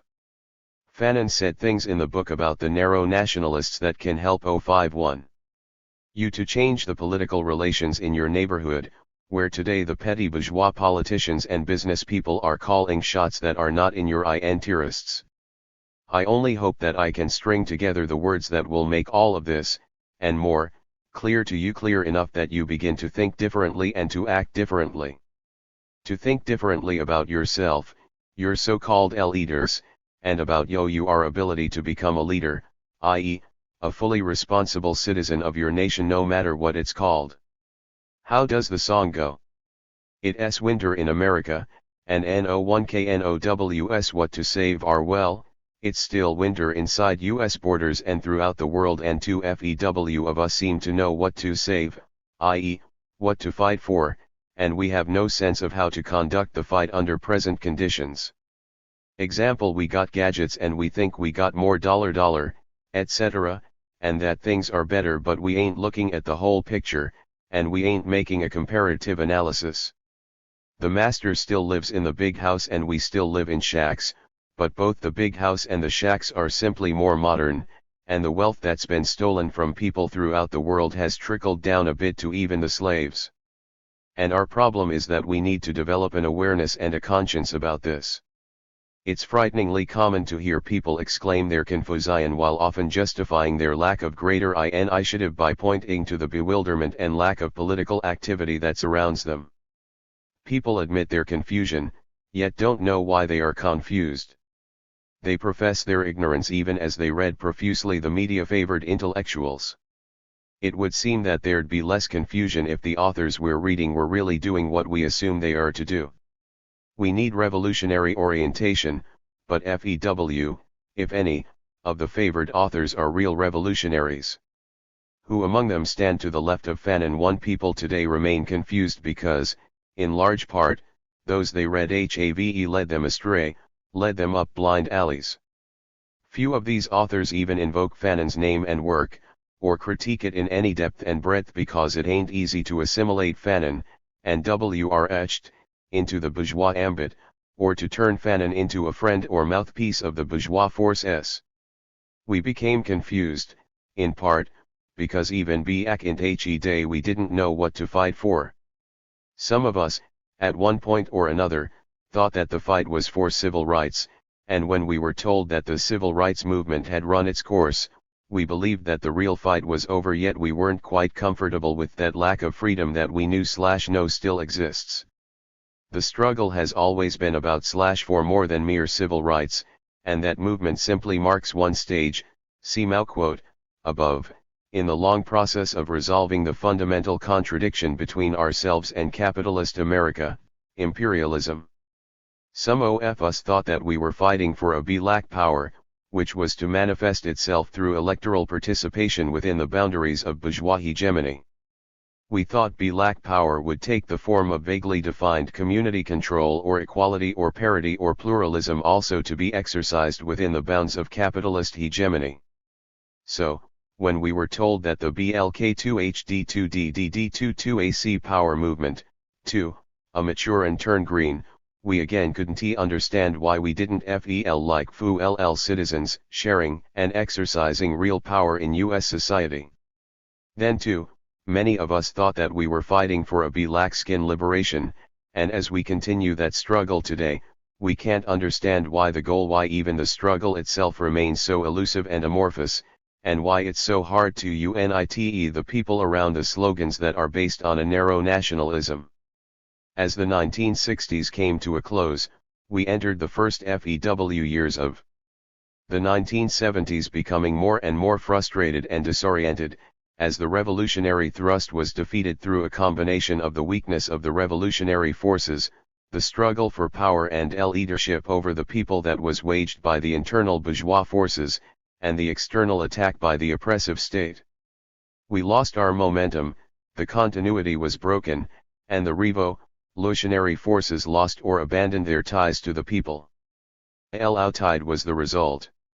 So now the question is, what to do, after the revolution has failed? After revolution has failed, all questions must center on how a new revolutionary consciousness can be mobilized around a new set of class antagonisms that have been created by the authoritarian reign of terror. At which level of social, political, and economic life should we begin our new attack? George Jackson. There has to be a raising of questions, and a search for answers and for new inspiration and guidance. Although too many of us think otherwise, part of the reason for the lack of greater revolutionary momentum at the present time is that we haven't raised enough questions, or, we've been raising the wrong questions. We haven't sufficiently uncovered the lessons to be drawn from previous experience, and not brought that knowledge to bear upon the present, and the problems that we confront as we head into the future. Relatedly, we've failed to maintain our grasp upon, and failed to continue to develop, the tools that we were beginning to use during the revolutionary thrust that failed, thinking that our path had been wrong, rather than our way of walking it. We felt that we had to abandon old sources of insight and guidance. To abandon old schools of thought. We were told that we had to become postmoderns or post-structuralists, and we didn't know, and still don't, the inherent dangers of these, with their bourgeois orientations. We accepted the lies, even as we told ourselves that we didn't, that history had come to an end, that the struggle for socialism was dead, and that revolutionary movements would never rise again. Of course, there will be a next wave, but the question is, will it be determined by spontaneity, or by consciousness? The new theoretical and ideological offensives launched by the capitalist state, and carried out by its intellectual agents and the petty bourgeois forces in our midst, contributed to our forgetting what we are fighting for. We fight, today, for the same things that we fought for, as Fanon wrote, the wretched of the earth. We engage the same foes that we engaged then, too. Despite what our enemies have told us, and despite what many of us now believe, we haven't yet reached the end of the social collective subject. The contradiction between capitalism and socialism is still fundamental in all national societies. The contradiction between imperialism, capitalism as a world-dominating system, and revolutionary nationalism, i.e., national revolutions that aim to delink from the world-dominating capitalist system, and to build socialist societies, is still fundamental in the world. This is why you need to be reminded. It's what you need to be reminded of. We're still engaged in the same process, it's simply reached a different stage, and we witness and experience changed forms of the major and minor contradictions that are determined and influenced by the fundamental contradiction. In fact, the fundamental contradiction, itself, appears to be new only because of the changes undergone as it passed from its previous stage to its present one, while its essence has remained the same. I opened with words from Huey and Mao. Huey's words are used to set the foundation for the theme, which argues that Fanon is the prototypical revolutionary nationalist, and that Wretched is the manifesto that helped to shape our still developing understanding of revolutionary nationalism. It was part of Huey's genius that allowed him to make the distinction between revolutionary nationalism and bourgeois nationalism, after reading Wretched, a distinction uncommonly made at the time, and still seldom made, example by those who condemn all nationalism as reactionary, or, those who perceive all nationalism as revolutionary. Work in the quotes by Bobby Seale and Eldridge. Although we may re-articulate some of the concepts shaping it, or identify it with the use of other terms, revolutionary nationalism remains the objective for most of the world's peoples. For emphasis, revolutionary nationalism is where the nation, a new unity among a politically organized group of people, carries out a nationalist revolution against capitalism, and to build socialism. Revolutionary nationalism is not only, though, anti-capitalist, it's also anti-patriarchal, and it abhors all forms of gender oppression. In Wretched, Fanon took aim at the fundamental contradiction in the world, that between imperialist oppression and the struggle for national liberation. Put another way, Fanon took aim at the contradiction between capitalism and the struggle for the development of socialist societies. Wretched is about the struggle to shape new, socialist nations, to shape a new type of nationalism in the still bourgeois-dominated era. Wretched links culture to the process of making history as new, socialist nations. It links national consciousness to socialist consciousness, via the revolutionary character of nationalist struggles in the era dominated by imperialism. At p.6, Sartre echoes Fanon. In order to triumph, the national revolution must be socialist. If its career is cut short, if the native bourgeoisie takes over power, the new state, in spite of its formal sovereignty, remains in the hands of the imperialists. Later, Sartre reminds us that Fanon had urged the peoples of Africa, Asia, and Latin America, to achieve revolutionary socialism all together, everywhere, or else one by one we will be defeated by our former masters. Clearly, we need a new international for the 21st century, and beyond.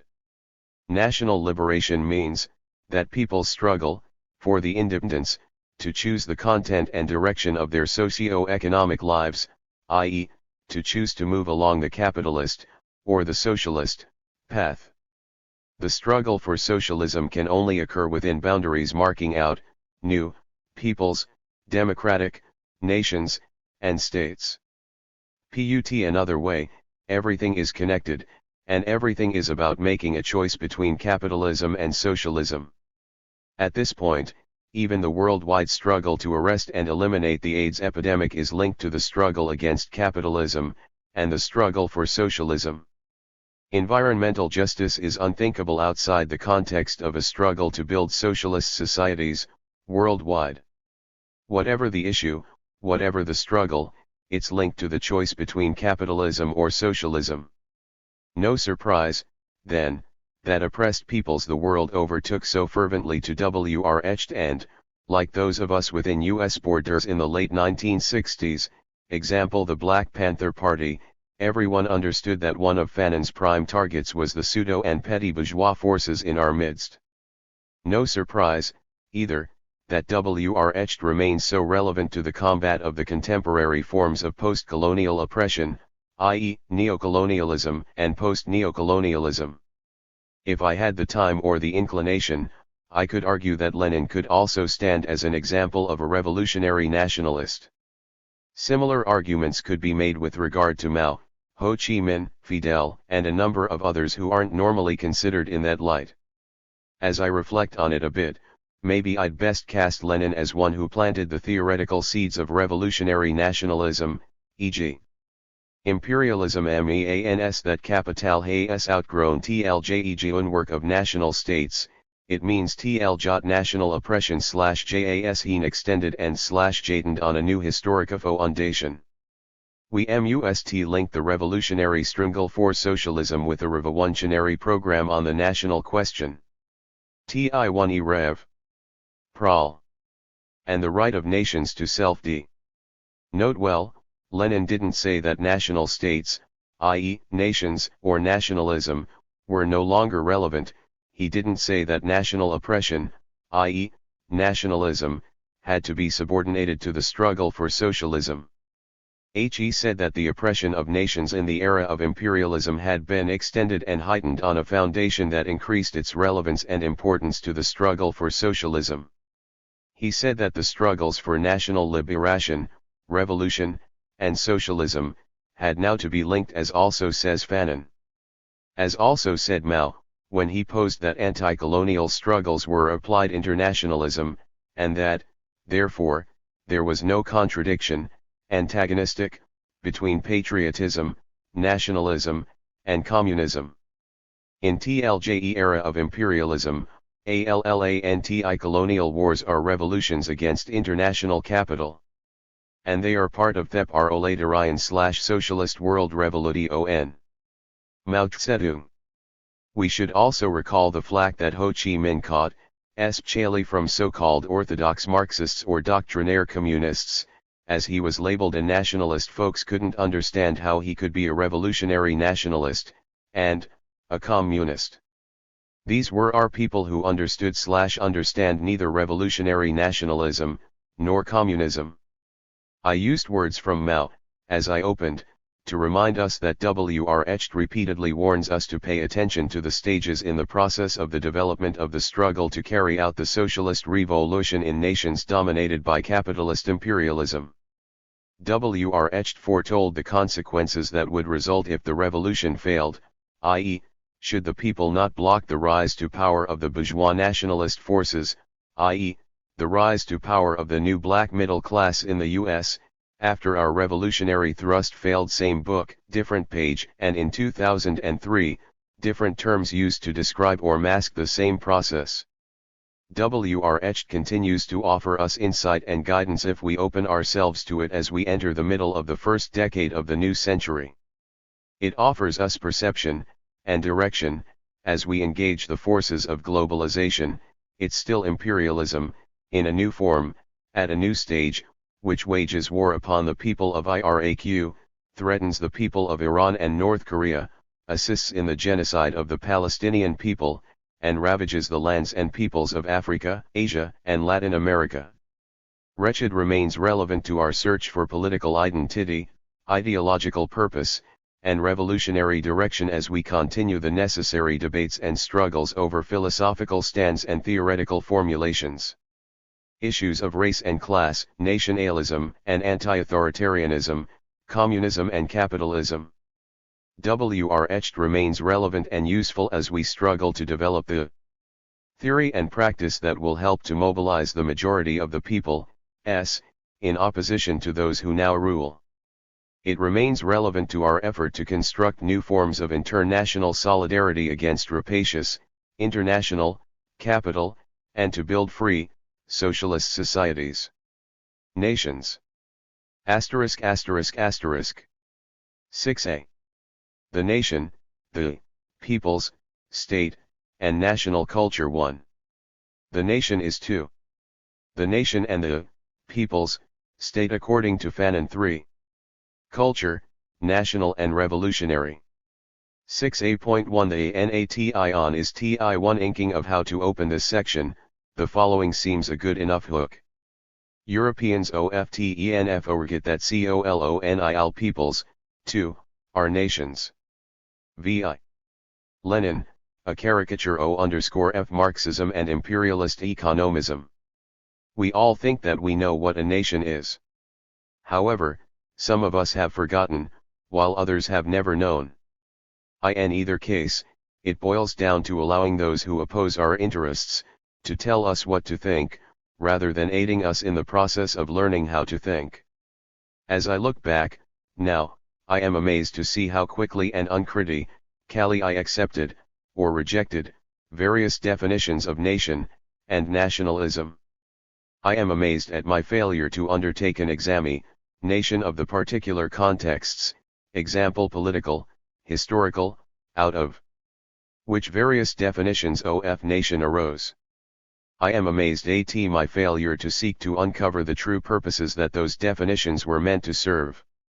At some point in the near future, after I complete several unfinished projects, I would like to take on a rather broad study and critique of nation and nationalism, focusing on the predominant bourgeois Eurocentric orientation that now passes as the only true, full, and legitimate point of view. I'd also, of course, pick up and develop, as best I could, some or all of the ideas contained throughout Meditations relative to our revolutionary future.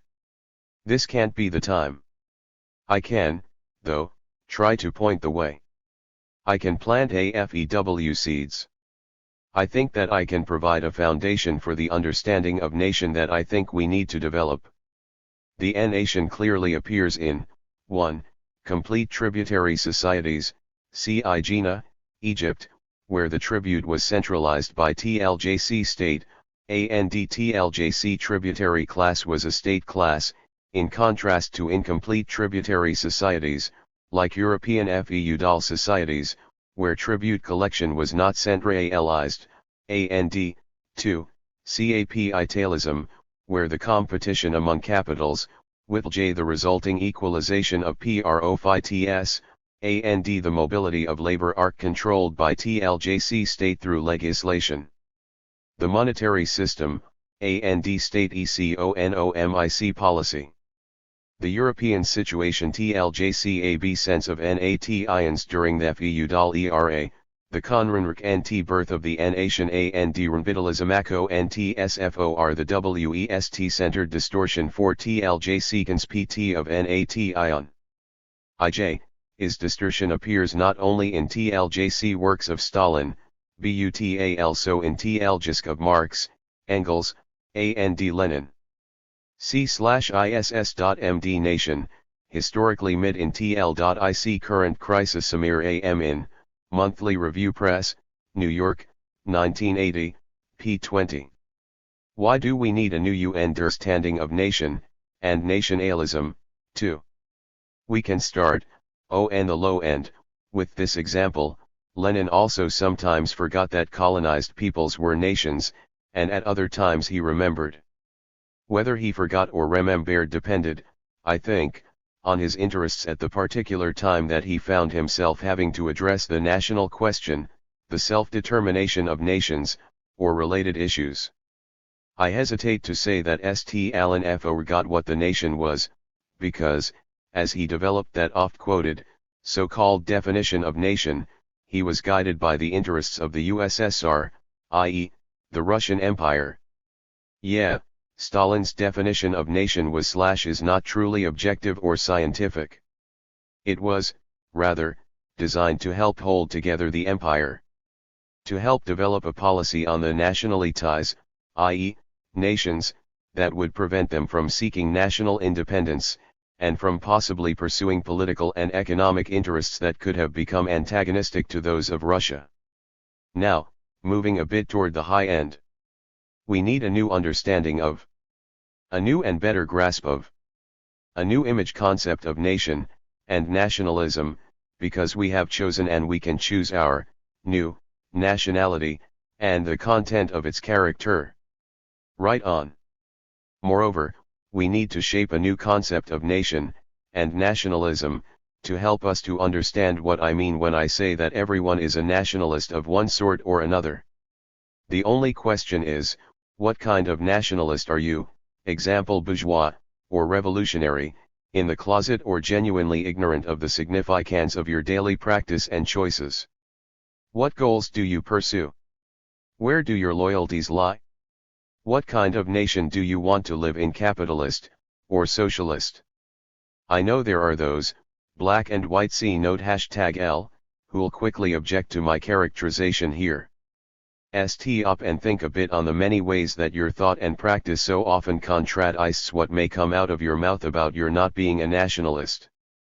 Think about it the next time you talk about our government or our country, or bring our boys/troops home. An American nationalist is what far too many of you are, and color or race has nothing to do with it. If you're here and calling yourself an American-black American or white American or African American, what are you doing if not proclaiming your nationality? Oh now, if you were an American revolutionary nationalist, we'd be on the same page. Most of you are American bourgeois nation, alists. You support even in your inaction capitalism and its rape and plunder. Revolutionary nationalism, even the American kind, would make you one engaged in struggle against capitalism, and for socialism. That would be real anti-imperialism. Real revolution.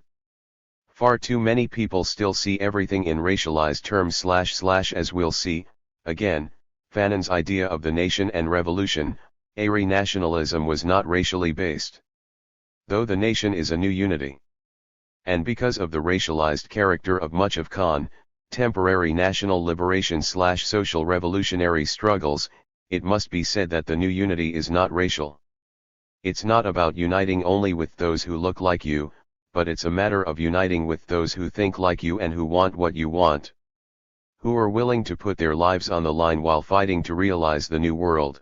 / while our enemies are wiping out population groups and destroying the planet, in the name of profit, yeah, they want power, too, but only to help them acquire the profit. Deep reflection on Fanon's thought, as particularly expressed in Wretched, has helped me to see that I can't limit my responsibility to, say, 5 of the states within present U.S. borders. The nation is all of us, it's wherever we are. And, our new concept of the nation, and nationalism, must be linked to the reshaping of our ideas about the world. The world is and must be understood as our village. We need a world nation.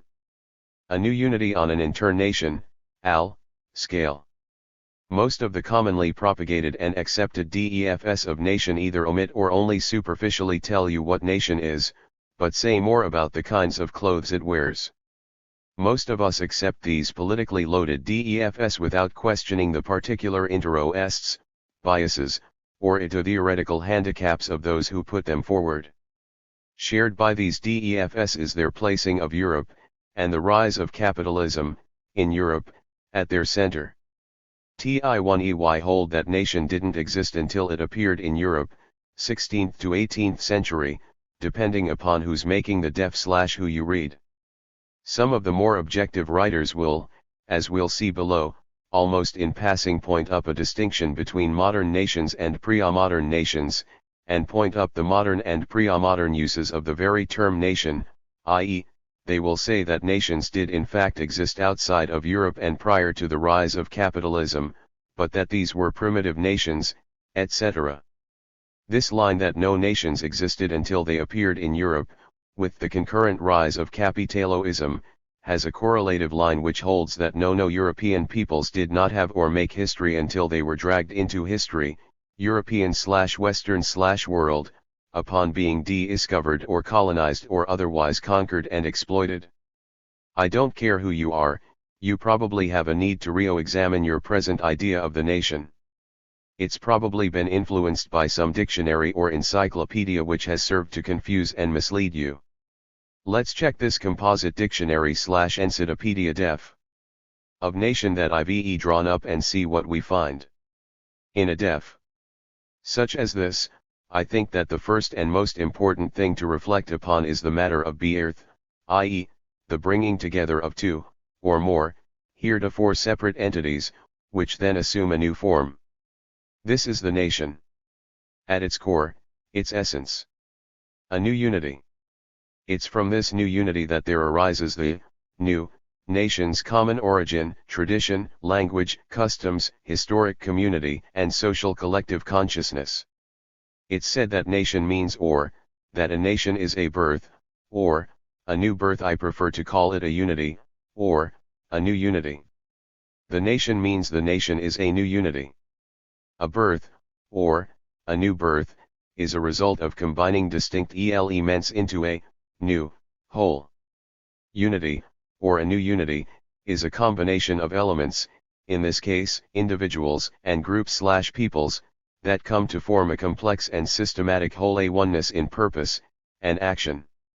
A nation is a new group unity and a new group identity. This new identity of the new group suppresses or supersedes previous separate identities that were based on locality, lineage, physical characteristics, etc. The nation is all-inclusive. It's the people as a whole, in their collective, Socio-political capacity. The nation is the new unity of previously separate groups, which now shares a common cause, a collective consciousness, and seeks to share collective mastery/responsibility for their social order. C 3.96, Shared culture. Individuals and groups profess loyalty to the nation/new unified collective, with its new morality, values, goals. Now, also pay attention to the way in which the modern meaning of nation, what a nation is contingent upon its having sovereign government and/or state apparatus. Which is to say, for example, that if today you're an independent nation, but you lose your independence tomorrow, then you thereby also lose your right to claim existence as a nation. And, you become what? A colonized people? An enslaved people? A tribe or federation FBONBLK1OOTNES? Egros. ACPEOPE. Now, let's check out a dictionary of philosophy, which was produced in Russia/the USSR, nation and nationality. Nation, a historically formed community of people which succeeds nationality. The nation is distinguished first of all by common material conditions of life, common territory and economic common language and certain traits of common national character manifest in the unified national peculiarity of its culture. 11 JE Nation comes into being with the appearance and development of the capitalist formation. Liquidation of the feudal the consolidation of economic ties between regions within a country, the merging of local markets into a unified national market, served as the economic basis for the formation of nations. 2. Nationality, one of the forms of community of people, which follows historically the clan and tribal community, it is formed in the period of the consolidation and merging of separate tribes, of the replacement of the relations inherent in primitive communal society by those of private ownership and of the emergence and development of classes. TIJEF formation of nationality is characterized by the changeover from blood relationship to territorial community, from a variety of tribal languages to a common language with a number of local dialects still in use. Each nationality receives a collective name and accumulates elements of common culture. Nationalities existed both under slavery, the Egyptian, Grecian nationalities, and others, and feudalism, the Old Russian, French nationalities, and others. The nation, a new historic form of the community of people, comes into being on the basis of developing capitalist relations. Since capitalism, pre-capitalist relations still remain along with the capitalist ones, not all nationalities grow into nations. As a rule, the consolidation of nationalities and their growth into nations are hindered in the dependent countries oppressed by the monopoly capital of the imperialist countries. 3. I must admit, when I first read the def of nation some years ago, it didn't occur to me that I should have raised my first question as soon as I finished the first sentence. How can you have a nationality before you have a nation? Maybe I'm just slow. However, it really seems that the elements used in the def of nation are, essentially, fundamentally, the same as those they use to describe the process of the formation of nationalities.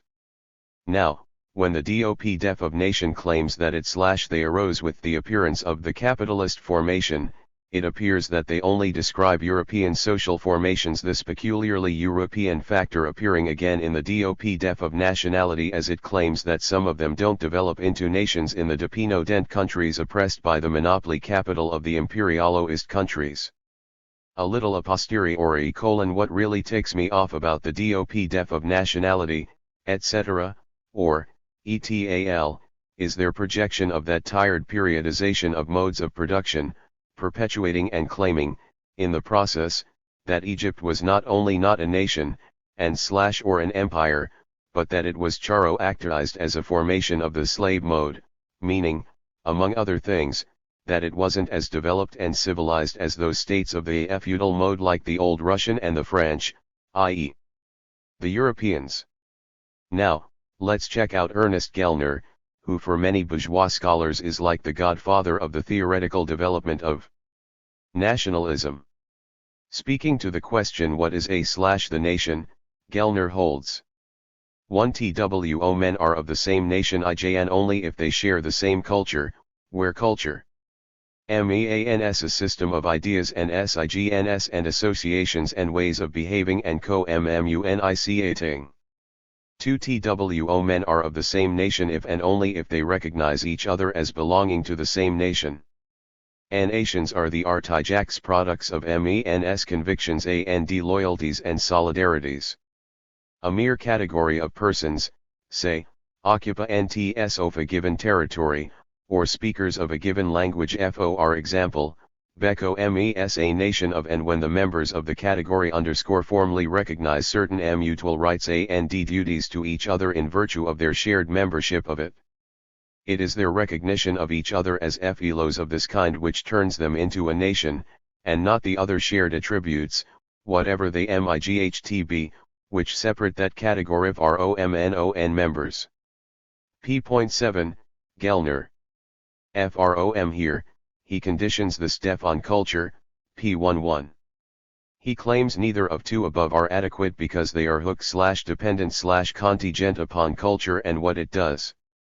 His depth of culture is hinged on his depth of literacy, i.e., the written word/script, which must be universalized and standardized and incorporate the people as a whole. Thus he claims nations can only exist in industrial, i.e., cap, societies, see notes, pps. 3a4, p11, Miroslav Hrok, son, holds nations are older than Gellner's modernist account allows. He also holds nations are large groups of people, integrated by a combination of pol, hist, religious, cul and geo-relationships, and by a subjective perception of a collective consciousness of belonging together, a conception of equality of all members of the group as a civil society. And no matter what term people use to describe themselves/others, if they had these, the term's equivalent is that which is now called nation CPPS. 93-94 O'Leary, son, note 109, p88. Nations are authentically felt expressions of collective identity. Here Yaki paraphrases and in part quotes from the Hrok paper, Real and Constructed, The Nature of the Nation, as well as Brendan O'Leary's Ernest Gellner's Diagnoses of Nationalism, a critical overview, or, What is Living and What is Dead in Ernest Gellner's Philosophy of Nationalism in John A. Hall's anthology, The State of the Nation, Ernest Gellner and the Theory of Nationalism editors J. Close the section with Quote from Stokely, and say. What I've been implying here is not necessarily that the nation is what I say it is, but that may in fact be so. Why is my voice less authoritative than Stalin's or Lenin's, or the guys that wrote the DOP, or Gellner, or the folks that put the W. Eebsters or the Compton Encyclopedia together? Oh, the aim has been to lay the ground for an exam of Fanon's idea of the nation, etc. And, to lay some ground for our possibly recognizing each other as members of the same nation, no matter color, but conviction. When I use a word, Humpty Dumpty said in a rather scornful to mean just what I choose it to mean, neither more nor less. The question is, say to Elise, whether you can make words mean so many different things. 11 question is, said Humpty Dumpty, who is to he master? That is ALL 11, AT is ALL. Understand that. The first need of a free people is to define their own terms. Stokely Carmichael, on Lewis Carroll, 1967, quoted in, New D11Y in Babylon, T1 JRBLJCK Power Movement WD American Culture, 1965-1975 William L. Vandenberg, U of CHGO Press, CHGO, 1992, p11. Asterisk asterisk asterisk. 6a.2 The nation and the peoples state according to Fanon. 3.6. Fanon knew that nations were a reality in the world prior to their appearance in Europe. He understood that nations existed on the African continent prior to their disruption by colonialism. Fanon understood the difference between the qualitative character of the old pre-colonial nations, and the nations that began their development in the course of anti-colonial struggle. The old nations never ceased to exist, though their development was arrested. The old nations were, in some cases, absorbed into larger units, as a manifestation of the new unity that all nations are. The old nations were transformed. For Fanon, the new nations were expressed by new collective consciousness, new sets of social relations. The new nations were all-inclusive, and no longer based on racialism, tribalism or regionalism. For Fanon, the new nations were bounded by common cause, they were shaped by common destiny e.g., a destiny to skip the bourgeois phase of national existence, 3.58, 3.61, and move straight ahead to socialism. Of course we know that the capitalist regime, insofar as it is a way of life. Cannot leave us gee to pe1 form our work at home. Nor our duty in the world. Capitalist exploitation and cartels and monopolies are the enemies of and developed co-un tries. ONTLJE1 ERL1 and TLJE choice of a socialist regime, a regime which is completely oriented towards the people as a whole, and L1 as donthep are principle that people are the mostpr of all possessions, will allow us to go forward more quickly and more harmoniously, and thus make impossible TL1 at caricature of society where ALL economic and political power is held in the hands of AFEWWL10 regard the nation as a whole with scorn and contempt. LA6.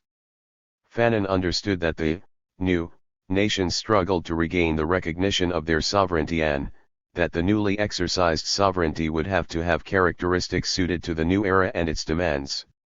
The very term sovereignty had now come to mean that the whole people would now exercise collective responsibility over all of the nation's affairs, that the new state apparatus would truly be of, by, and for the people, and not exist separate from them, nor standing above them. National liberation, national renaissance, the restore ation of nationhood to the people, commonwealth, WL1 at ever maybe the L1 eatings used or the formula as introduced, decolonization is always a violent PL1 phenomenon. At whatever level we stud it. Decolonization is quite simply the replacing of a certain species of men L1 by another species of men. Without a ny period of transition, there is a total, complete, and AL1 solute substitution. It is true that we could equally well stress the rise of a new nation, TLJE setting up of a new state.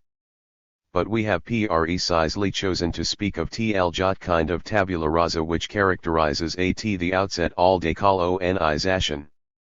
Its unusual importance is that it constitutes, from TLJE very first day, the minimum demands of the colonized. To tell the truth J though TLJEP of success lies in a WL10/E social structure being changed. From the bottom up. 1-1. 371. I had read the entire book several rhymes before I realized RRHE right of RHE first chapter, concerning violence, Rens miss, lead. We aren't accustomed thinking of violence as anything other than armed forms of struggle, so we get sidetracked by RHE always a violent phenomenon line. I check it out, here WEARE reading a chapter on violence WLJMOST of us think of only in terms of ARMS or PLG FORCE but how MUCH does Fanon want to talk of ARMS or physical FORCE. UMIGHT expect every P1GE to contain some mention of guns, knives, ARMED guerrillas training in the FO rests, NIGHTLY raids on the gyms of settlers, AT tax on local police stations or MI literate outposts, but how MUCLJ of TLJIS is actu, 1/Li there, in this. First CL chapter on violence. Not MUCH, you say? WELL, W high do you think that is, Meditations. Part 2, p. 186. In MOST cases, COLONIL violence in armed/physic-ALFORMS is preceded by unarmed MD non-physic-FORMS of aggression, in the guise of traitors, academics, missionaries who seek not only to lay hold of the land and favor OTLJE peoples, but one LSO to lay hold o their minds, their customs, MD their languages. T1 Me violent actions serve to suppress, distort, injure, frustrate, infringe, profim, MD unduly alter the targeted peoples, MD their social orders, and cripple the people's ability to resist and to regain their independence. Meditations. Part 2, p. 199. Yet, Fanon is talking about violence in Ch1, but we need to refocus. He's nor, simply, talking about picking up RHE gun. He's talking about a kind of violence RAR requires RAR you change your mind. He's talking about an atmosphere of violence RAR should come RO prevail within oppressed communities, such RAR individualism is RHE first RO disappear. Do you recall RAR Lin ER, 1.22?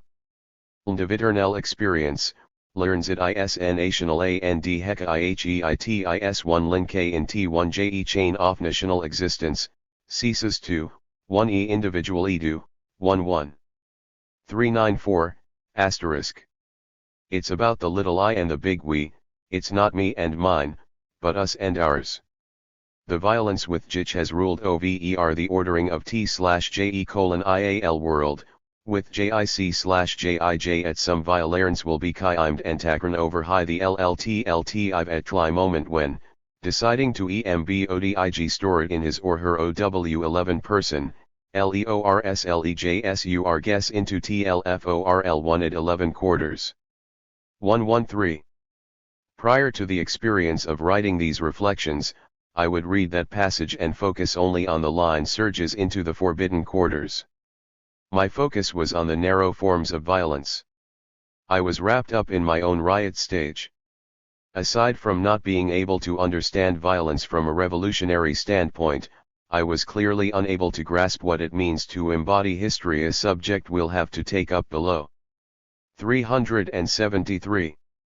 The restoration of nationhood to the people requires a revolutionary violence, a total contestation of colonial and bourgeois hegemony define, by which means the people free the process of development of their social productive forces, they renew, and reshape, their social forms and the systems of reference of their economy. The nation is, the restoration of the ways of life and of thought of the people. 116, INCHL, Fanon talks about the need for oppressed peoples to mock and to vomit up Western, i.e., bourgeois/capitalist, values. Do you recall that line? 116, reread the chapter, only now focus on the words that call for fundamental change of the entire system of social relations, to change a whole social structure, not, though, from the bottom up, but rather, from vertical to horizontal. We read Ch1 and get thrown off track as Fanon makes his points about the people's state of mind at the outset, when they wrongly think, for example, that changing things from the bottom up, or, that merely replacing the foreigner, is the objective.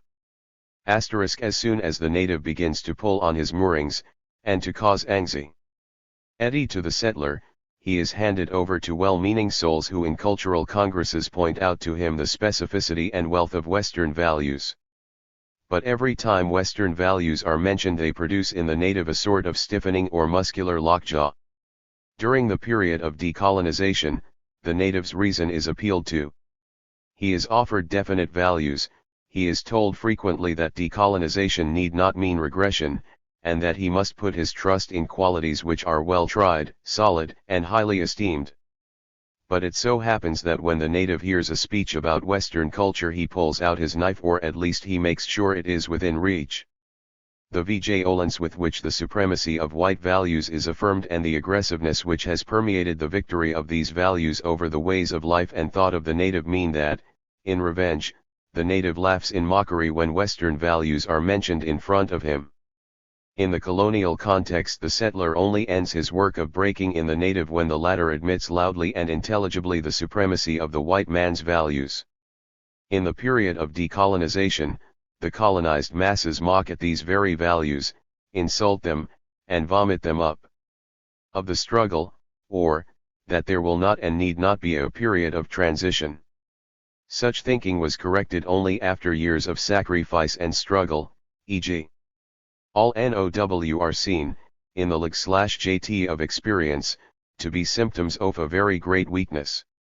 While T/JE people thought that T/G could PW with/jout transition from the ST1T us of a colonized person to T/J1T of a SE, governing citizen OFAN independent Rudi ON, with Gile they grasped at T/JEMI rage of T/GR MUSCLESOWN immedi one psi, they made no real progress along T/JE road to knowledge.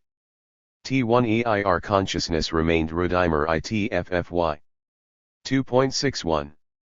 T1JE struggle FOR national liberation does not co-NSIST in SPA ing the gap AT1 stride. 2.64. IHE objectives OF the struggle OUGHT not to be chosen with/jout discrimination, IST/G were in the first days of TLJE struggle. 2.65. Throughout CHL, Fanon talks about the nation what it is, and what it ought to become. He talks about how the struggle to liberate and to develop the nation should be conducted, so that the nation becoming will have a chance to realize its full potential, and avoid the pitfalls of spontaneity, narrow/bourgeois nationalism, and to escape the reactionary rule of the nation's own bourgeois forces. In the preface to Wretched, Sartre echoes Fanon, as he characterizes anti-colonial, anti-capitalist, violence as man recreating himself, that is, as peoples recreating themselves as nations transforming themselves. The people come to feel a national soil underfoot, their revolutionary consciousness broadens and deepens, they come to see that they are the nation, that the nation is one with their liberty. P21. 375. Read Ch1 and begin to find out what the nation is/should be according to Fanon. 1. He nation should influence individuals, and modify them, fundamentally transforming spectators into privileged actors in the daily drama of national livy. 1.3. The nation is where the interests of one will be the interests of all. 1.22, and where all resources should be pooled. 1.26. The violence that Fanon discusses is of a kind that introduces into each person's consciousness the ideas of a common cause, of a national destiny, and of a collective history. 1.97. Representing a race is not the same as representing revolutionary/socialist interests. The peoples of Africa. Decided, in T/JE name of the WLJ continent, to wage/ in strongly against the Colony 11 regime. Now T/JEN tionalist bourgeoisies, who in region AF ter region/Jossen to moke T/Gr own F MD to set up a notional system of exploitation, do T/Gr utmost to put obstacles in the path of this utopia. The national bourgeoisies, who are quite clear as to what their objectives are/JAVE decided to bar the way to that UNIT. T1JIS is why we mustu understand T/jot African unity can only be achieved TLNUG/JT/JE upward TLNUST of the people, and under the leadership of the people, that is to say, in defiance of the interests of T/JE bourgeoisie. 336. Too bad not enough of us here, or on the African continent, understood the full import of these words in the 1960s and 1970s. If we had, Africa could have been spared much political turmoil and economic and social devastation. And, it's still hard for us to see that most of what passes as black leadership these days is actually the post-neocolonial rule of collaborationist bourgeois forces.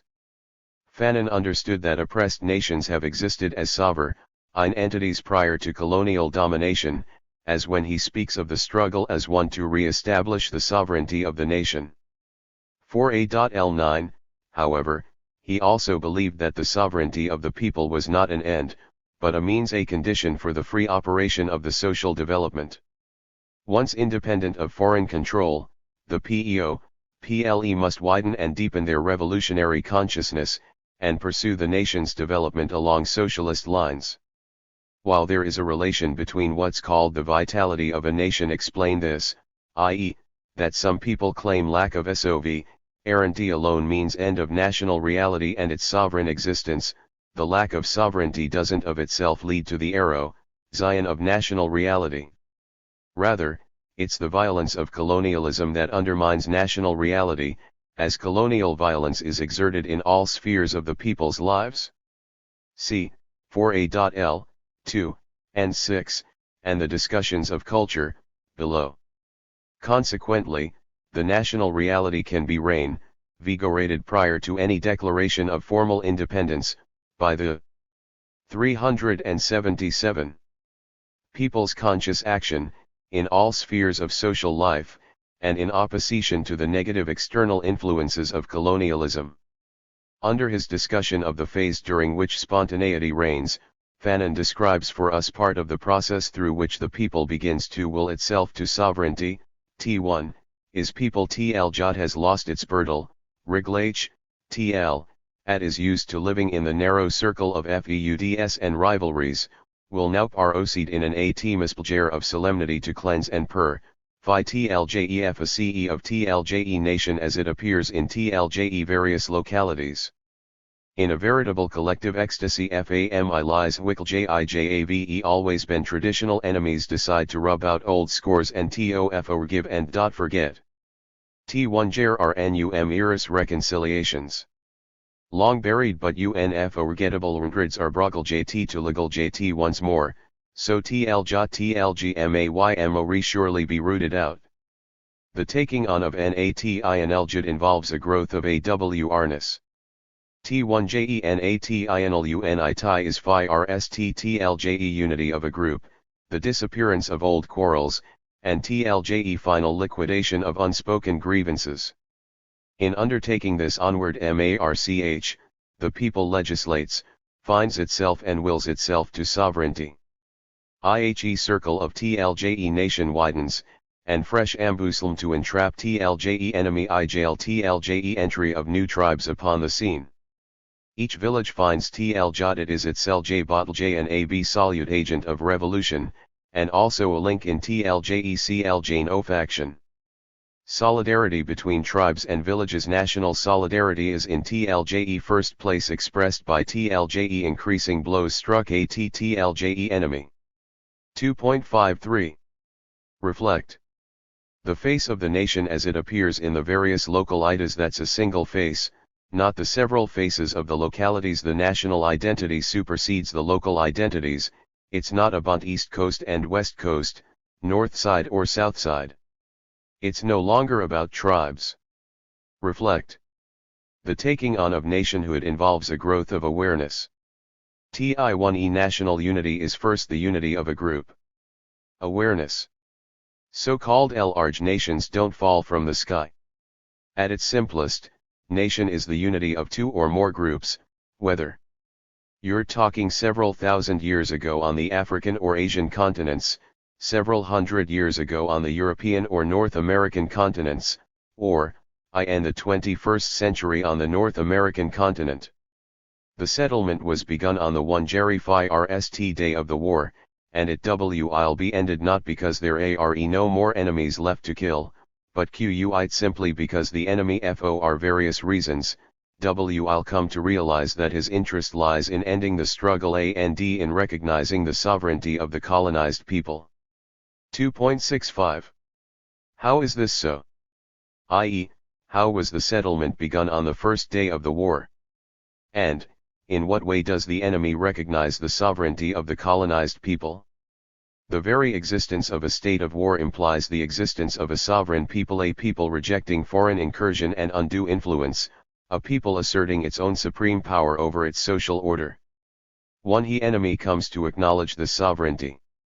T1, EAJI can peoples were QUIC to realize that dignity and sovereignty were exact equivalents, ANDINFACT, A_FIEE people living in dignity is a sovereign people. 3.90. Rework, we're gonna have to deal again with Fanon's ideas on the nation, as we cover issues of culture, history, and nationalism, below. However, before we discuss Fanon's views on the state, and close out this section, I want to reflect on several other passages and subjects. The reconstruction of the nation continues within the G.MWORK throat competition between capitalism and socialism. 176. All those bands armed with cutlasses or axes find their national ity in the implacable struggle which opposes socialism and capitalism. 179. 379. Although we touched this a bit in one or two places above, it won't hurt to take another look.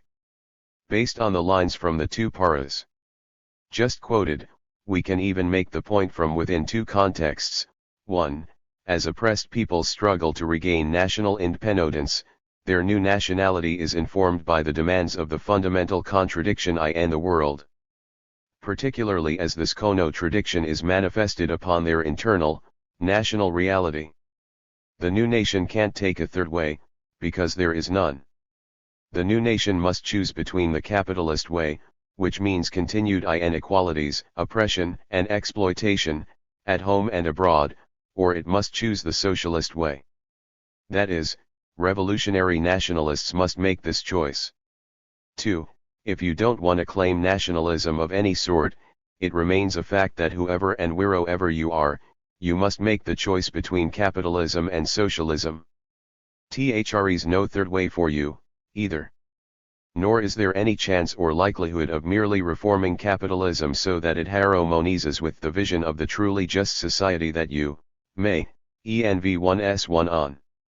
In certain circumstances, the party political machine may remain intact.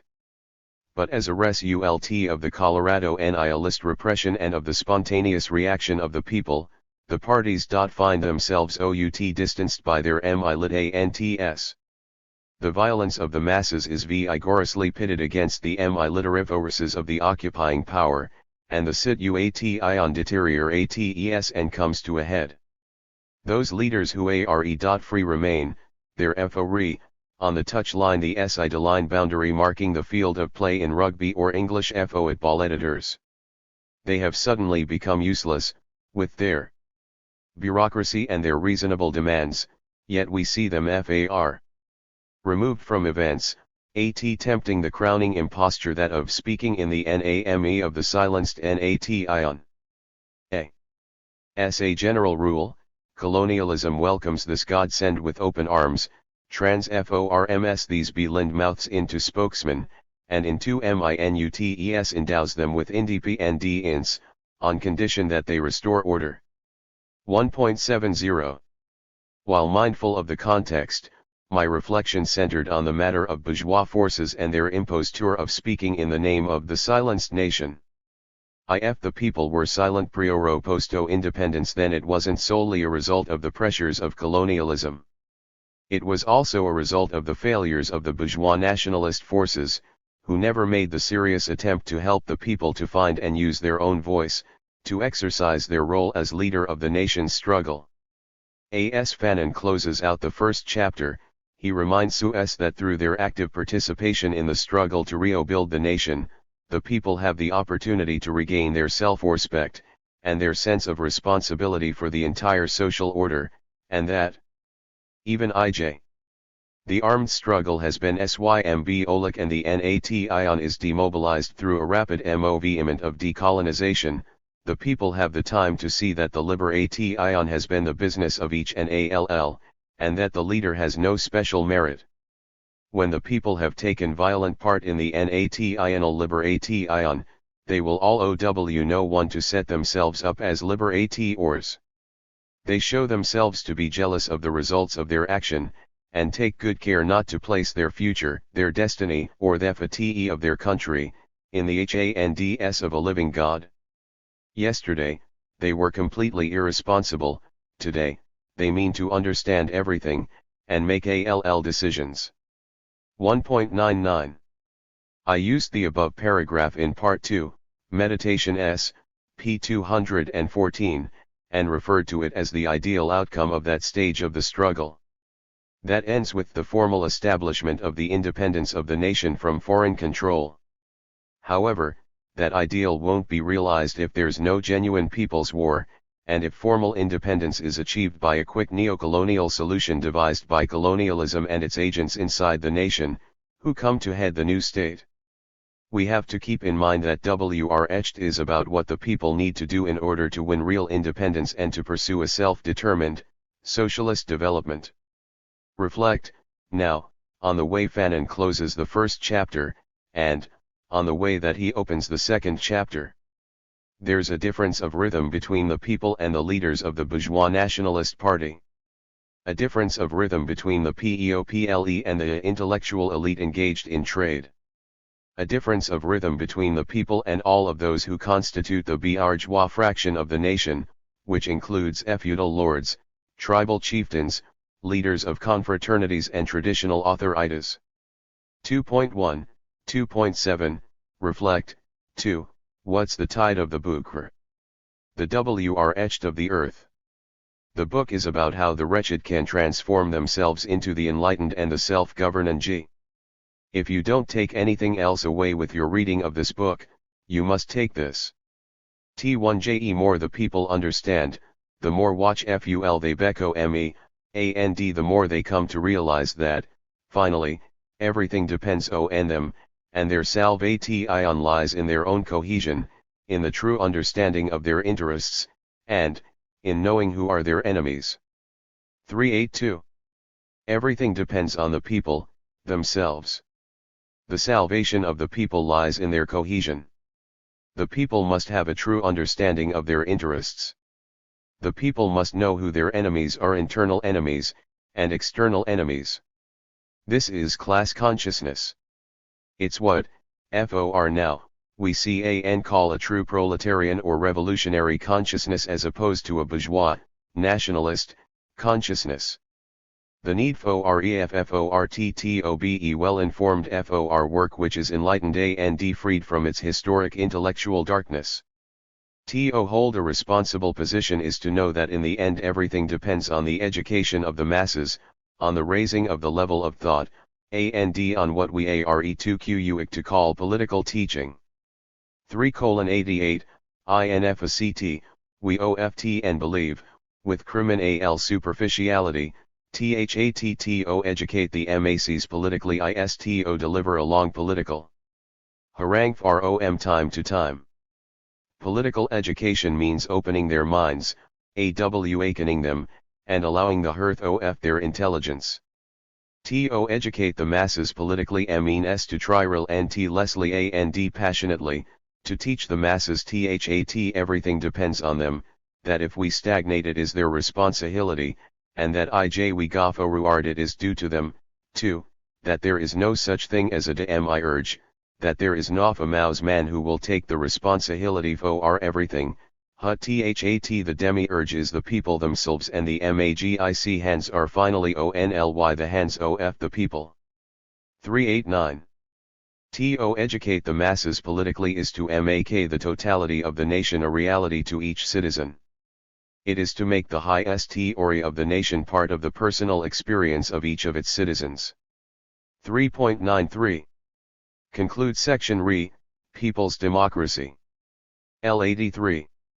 Such PE is necessary as part of the NEU politics, national, revolutionary, and social, 2.70, that are required as part of the process of intensifying the struggle and of preparing the people to undertake the governing of their country clearly and lucidly. 2.57, 2.67, 3.57, 3.62, 3.63, and then follow with, all this taking stock of the situation, This enlightening of consciousness and this advance in the knowledge of the history of societies are only possible within the framework of an organization, and inside the structure of a people. Such an organization is set AFOOT high the use of rev elements coming from the towns at the beginning of the rising, together with those rehels who go down into the co-un try as the fight goes on. It is this core which constitutes the emitrionic pole. Org. Of the Rehelion. But on the other hand. The peasants, who are all the time adding to their knowledge in the light of experience, will see OMETOSHOW themselves capable of directing the people's struggle. 2.67. The living party, which OUGHT to make possible the free exchange of ideas which have been elaborated according to the real needs of the masses of the people. Helps the people to set out its demands, to become more aware of its needs and better able to establish its power. 3.48. In underdeveloped countries, the bourgeoisie should not be allowed to find the conditions necessary for its existence and its growth. In other words, the co-MB and EFFORT of the masses, led by a party, and of intellectuals who are highly conscious and armed with rev principles, OUGHT to bar the way to this useless and harmful middle class. 3.57. Many intellectuals for example, condemn this regime based on the domination of AFEW. There are certain members of the elite, intellectuals and civil servants, who are sincere, wafel the necessity for a planned economy, the outlawing of profiteers, and the strict prohibition of FAT temps at mystification. In addition, such men fight in a certain issue for the mass participation of the people in the ordering of public.ffairs. 3.62. There almost always exists a small number of honest intellectuals. We must know how to use these men. 3.63. The party is not a tool in the hands of the government. Quite on the contrary, the party is a tool in the hands of the people, it is they who decide on the policy that the government carries out. For the people, the party is not an authority, but an organism through which they as the people exercise their authority and express their will. 373-74. It's the people who must lead themselves and control all social affairs. The setting tip of a new state, its diplomatic relations, and its economicand political trends. 1.1. JBI. Fanon didn't seem to doubt the need for the new nation to have a state apparatus. The only question, for Fanon, in whose hands would the new state apparatus rest? In whose interests would the new state apparatus operate? Would it be a people's state, i.e., revolutionary, democratic, and socialist, or would it be a neo-colonial, fascist and bourgeois state? I know some folks out there question my use of the term fascist, but this, too, needs re-examining, because Fanon uses the term at ____________________, and it really means a petty bourgeois-ruled apparatus and form of social hegemony. Some of us, like Fanon, don't question the need for a NEW type of state, while others hold opposing views.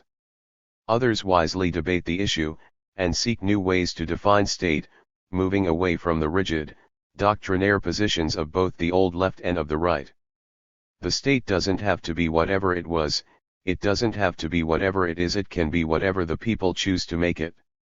The state, according to Fanon, was an instrument that the PAOPLE needed, to control, in order to protect themselves and the goals of the revolution. Don't we all wish that everyone would just get along, but it don't work like that in the real world. The people need to protect their interests against those whose objective is not the radical overthrowing of the system, 1.46, and who avoid the actual overthrowing of the present, bourgeois state. 1.61, there are those among us who claim credentials as radicals, but who want to reform capitalism, and not overthrow it. At bottom, they, too, still prefer the tribe as opposed to a new type of people's democratic state, and nation. There are those among us who claim to be radicals, and they use the language of radicals. But, their practice shows that they don't even attempt genuine class suicide, i.e., to repudiate their own nature insofar as it is bourgeois. 3.5, and to put themselves to school with the people. 3.6, it's not really a stretch of contexts to say that such radicals even these days mobilize the people with slogans of independence, and for the rest leave it to future events. When such parties are questioned on the economic program of the state that they are clamoring for, or on the nature of the regime which they propose to install, they are incapable of replying. 3.7, the bottom line being, though, that pre-o and post-o independence, such forces refuse to follow the path of revolution. 3.8, seen through its eyes, its mission has nothing to do with the nation, it consists, prosaically, of being the transmission line between the nation and a capitalism, rampant though raged, which today puts on the mask of neo-Colorado nihilism. 3.12. We have to go back to the question we raised about what Wretched is really about, i.e., how to transform the wretched into the enlightened and the responsible, the self-governed. What we should be able to glean from Wretched's pages are the stages of the process, and the general procedures to be adapted by the people in the process of struggle, that allow them to, 1. Combat their internal and external enemies, 2. Begin to build, even prior to formal independence, the apparatus/institutions that will serve their interests in the creation of a new social order that guarantees to all citizens the freedom to develop as all-around human beings. The freedom from exploitation and discrimination and alienation in all forms. You should be able to glean these, if, that is, you're serious about challenging the oppressive state for the power that should be in the hands of the people. Surely, Fanon discusses the foreigner in Wretched's pages. He rails against colonialism as the primary external obstacle in the path of the people's liberation and development. But don't fail to notice the time he spends to detail the thought and practice of the bourgeois forces that constitute the people's primary internal enemy. Fanon notes their thought and practice prior to the beginning of the struggle, during the struggle, and their actual and potential thought and practice after formal independence is declared for what usually turns out to be a neo-colonial client state of imperialism. Fanon wants us to avoid having to go through that stage. Closing the road to T1JE national bourgeoisie is, certainly, the means whereby the vicissitudes of newfound independence may be avoided, and with them the decline of morals, T1JE installing of corruption within the country, economic regression, and T1JE immediate disaster of an anti-democratic regime depending on force and intimidation. But it is also T1JE only means towards progress. 363. Like the new type of nation, the new type of people's democratic state begins to take shape in the course of the struggle to topple the oppressive power. Key, remember, you're not dealing with some doctrinaire concept of coercive power but also with a new, revolutionary/socialist morality. Take your stand with Fanon, the people need a new type of state. It's only a question of what kind of state it will be, and in whose hands it will be. The character of the state ultimately will be determined by the character of the people in whose hands the state rests. There's no such thing as the state being inherently authoritarian for instance unless people are inherently authoritarian, and there's no way to change this. The new state will be whatever the people make of it or allow others to make of it. If it's truly theirs and if they begin to build it now. A building that begins with the discussion and dissemination of the vision, the reasons why we need it, and the discussion of the kind of state it ought to be and what it ought to do and not do. In the Colorado NIL situation, culture, W1 is doubly deprived of the support of the nation and of the state, J11 SOANDDIES. I11 conditions for its existence is thero for national liberation and the renoisance of the state. 4A16. A nation which is Hornkoff the Pkoppel.1 concerted action MD which embodies the real aspirations of the PEOPLE while changing the state, can not exist save in the expression of exceptionally rich FORMS of CULTURE. 4a.20. Next. 6a.3 Culture, National and Revolutionary. Find and place Malquote. Chapter 4, is about national culture, especially regarding the Belind Ali African/Negro culture and the need to emphasize national culture and national consciousness, as the people make the shape of the struggle against colonialism along revolutionary and not bourgeois or fascist lines. Chapter 4a, is about the relation between the nation and culture. It complements ch4, but emphasizes the dependence f1, hoc upon te. We must rid ourselves of the habit, now that we are in the thick of the fight, of minimizing the action of our fathers or of feigning incomprehension when considering their silence and passivity. They fought as well as they could, with the arms that they possessed then, and if the echoes of their struggle have not resounded in the international arena, we must realize that the reason for this silence lies less in their lack of heroism than in the fundamentally different international situation of our time. It needed more than one native to say we've had enough, more than one peasant rising crushed, more than one demonstration put down before we could today hold our OWN, certain in our victor one. ASFOR us who have decided to break the back of Colorado nihilism, our historic mission isto sanction all revolts, all desperate actions, all those abortive attempts drowned in rivers of blood. 4.3, in this chapter we shall analyze the problem, which is felt to be fundamental, of the legitimacy of the claims of a nation. It must be recognized that the political party which mobilizes the people hardly touches on this prop/RMOF legitimacy. 11 JE political parties. Start with living reality and it is in the name this reality, in the name of the stark facts which weigh down the present and the future of men and women, that they fix their line of action. T1 JE political party may well speak in moving terms of the nation, but what it is concerned with is that the people who are listening understand the need to take part in the fight if quite simply. They wish to continue to exist. 4.4. C. 410. Does the first paragraph seem a bit out of place, to you? Does it seem out of place in relation to the second paragraph, or to the theme of the entire chapter? Okay, now, read the first paragraph again. What's that paragraph saying? What's its relation to the second paragraph, or, put another way, what's its relation to the chapter as a whole? What's its relation to the book, as a whole? Well, maybe it's a bit unfair of me to ask these questions.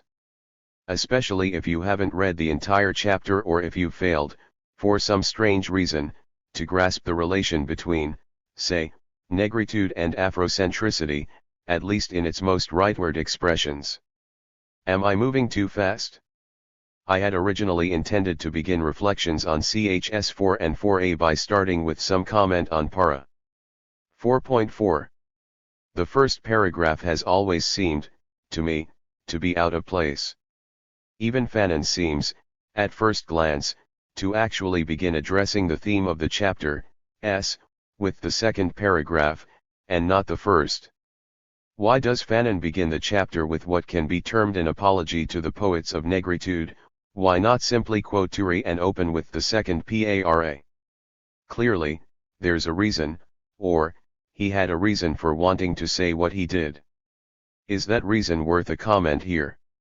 However, I think that he may have placed the first para there as his way of letting everyone know that although he would come down heavily upon the heads of the poets of negritude, a circle that he had once been identified with, he was not minimizing their progressive action.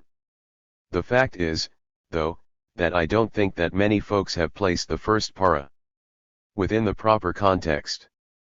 The first line of the para is probably the most often quoted line from the book, yet few of those who use it bother to quote the remaining lines, the lines that actually express the thought that, I think, Fanon intended to convey. Let's check it out again, but this time, pay more attention to everything other than the first sentence. I think that Fanon wanted to tell us not to minimize the progressive actions/contributions of those that pushed the negative aspects of negritude.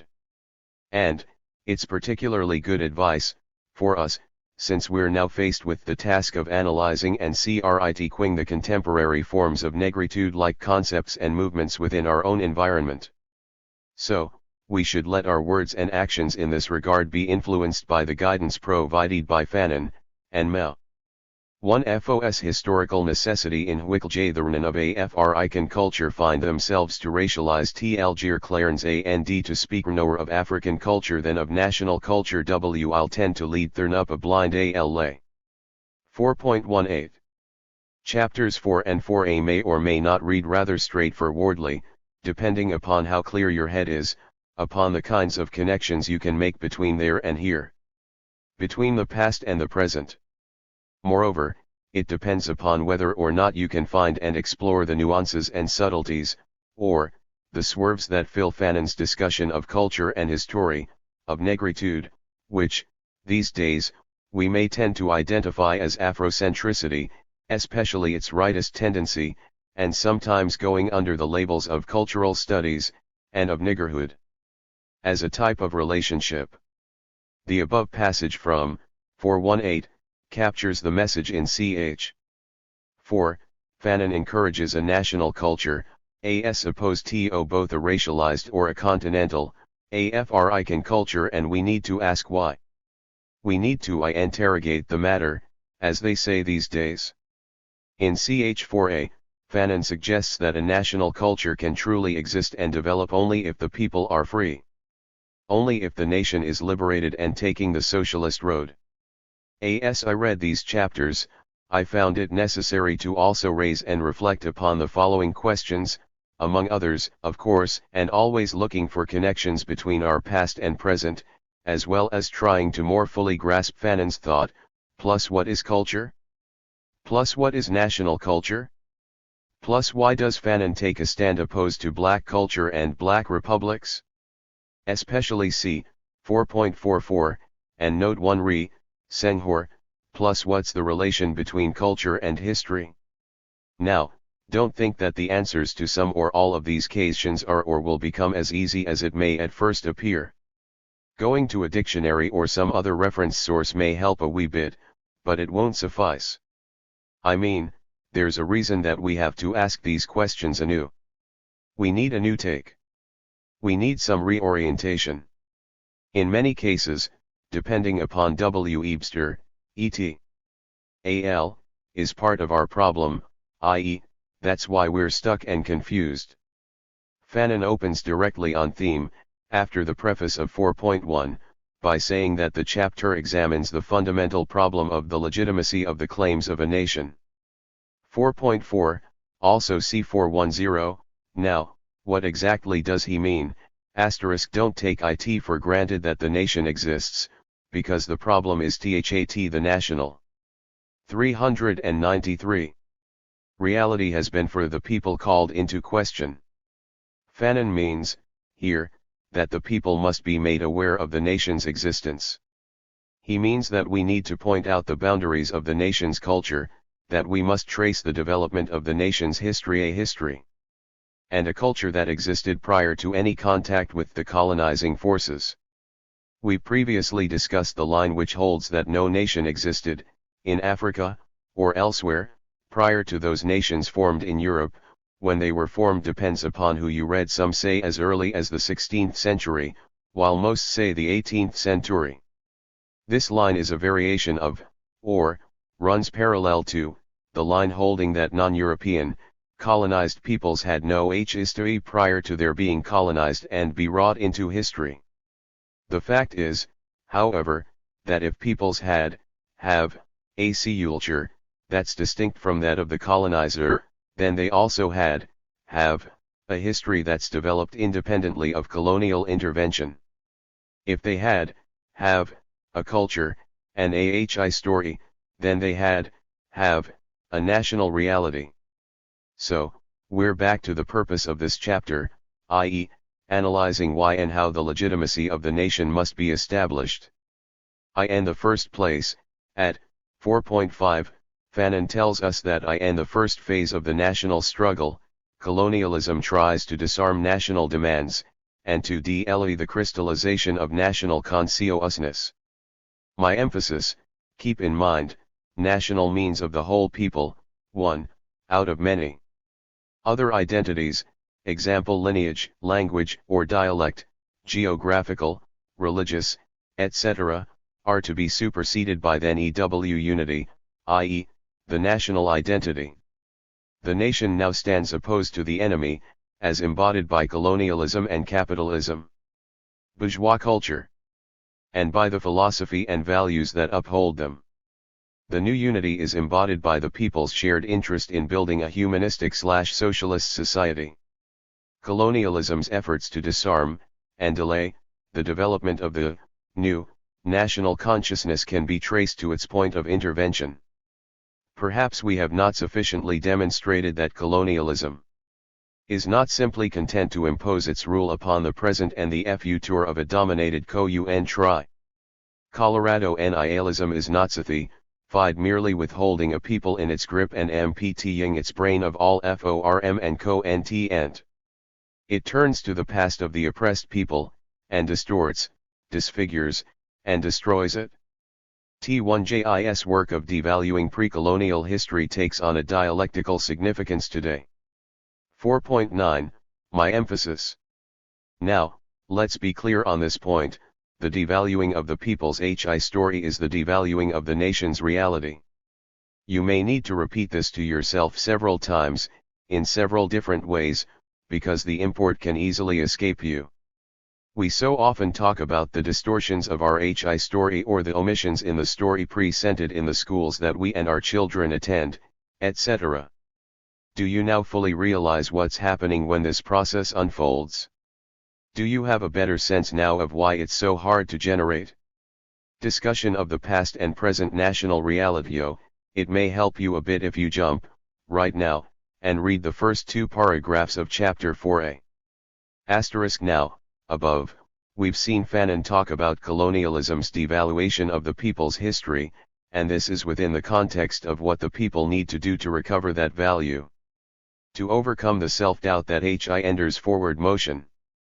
Below, he again links his story to culture. When we consider the effort made to carry our cultural estrangement so characteristic of the colonial epoch, we realize that nothing has been left to chance, and the total result looked for by colonial domination was indeed to convince the people colonialism came to lighten their darkness. The effort consciously sought by colonialism was to drive into the people the idea that if the settlers were to leave, they would at once fall back into barbarism, degradation, and bestiality. 410, my emphasis. Thus, the claim to a national culture in the past does not only rehabilitate that nation and serve as a justification for the hope of a future national culture, but it also serves to help change the self-image of the people, and to inspire that people to struggle to liberate the nation and to take the lead in shaping its socialist future. 4.9, moreover, the efforts of the intellectuals, in this regard are a necessity in any coherent program. 412. I can't help but make an aside, though it's not really an aside.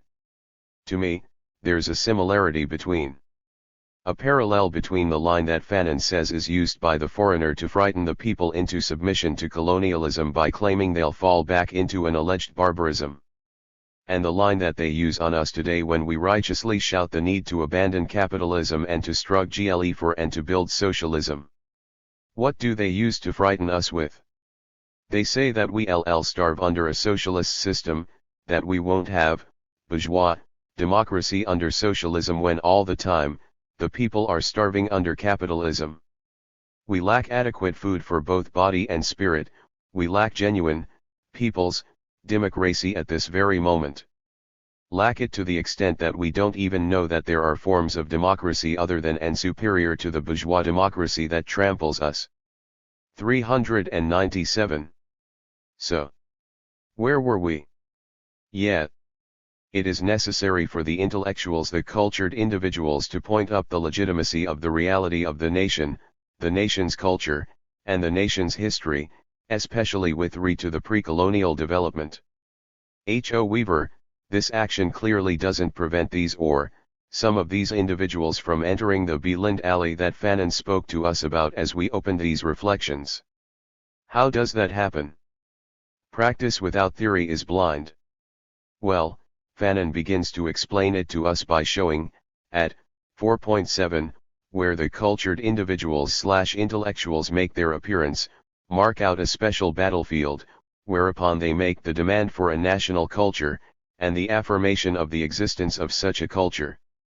While the politicians, the revenants inside the nationalist parties, take their stand upon a living reality and their desire that the people take part in the fight. 4.4, the cultured individuals, cultural nats, take their stand in the field of history. 4.7, it may be of interest to note that the distinction drawn by Fanon between the politicians and the cultured individuals is a likely basis for the drawing of distinctions between revenants and cultural nats among bloods here, in the 1960s and 70s. At that time, we made a rather superficial distinction, if only because standing in living reality can represent a reactionary, bourgeois worldview, and those working in the field of history, or culture, can represent rev interests of the people. Note that Fanon says that colonialism reacts only slightly to the aggressive response of the colonized intellectuals, in part because the ideas developed by them are also widely professed by specialists in the mother country, who, on their part, have rehabilitated the African, Mexican, and Peruvian civilizations. Knowledge pre-colonial greatness has little immediate relevance to the present oppression of the masses, and the search for pre-colonial culture is undertaken by the intellectuals because of 398 Meditations Part 4, 6a-3j. Their anxiety re-Western culture. The truth is, however, national reality, and national consciousness of the people. ****, check out the first two paragraphs of Chapter 4. Go ahead. Check 'em out. 4.3. Each generation out of relative obscurity, discover its mission, fill it, or betray it. In underdeveloped countries the preceding generations have both resisted the work of erosion carried on by Colorado nihilism and also helped on the maturing of the struggles of today. We must rid ourselves of the habit, now that we are in the thick of the fight, of minimizing the action of our fathers or figning incomprehension when considering their silence and passivity. T1 Javo Ughite as well as they could, with the arms that they possessed then, and if the echoes O_F their struggle have not resounded in the intern atinlarena, we must realize that the reason for this silence lies less in their lack of heroism than in the fundamentally different international situation of our time. It needed more than one native to say WEVE had enough, more than one peasant rising crushed, more than one demonstration on PUTDOWNBFOREWEQLD today hold our OWN, certain in our victory. ASFOR us who have decided to break the hack of Colorado nihilism, our historic mission is to sanction all revolts, desperate actions, those abortive attempts drowned in rivers of blood. Editor's note, here the rough first draft and notes to himself for Part 4 and, although Yaki's work was far from finished. In his conversations he would mention seeing the need for a future Parts 5 and 6 to apply Fanon's vision even further, now that a post-civil rights neocolonial U.S. empire had emerged. But Yaki's life was cut off too soon. Others will have to carry on the fire he carefully fed.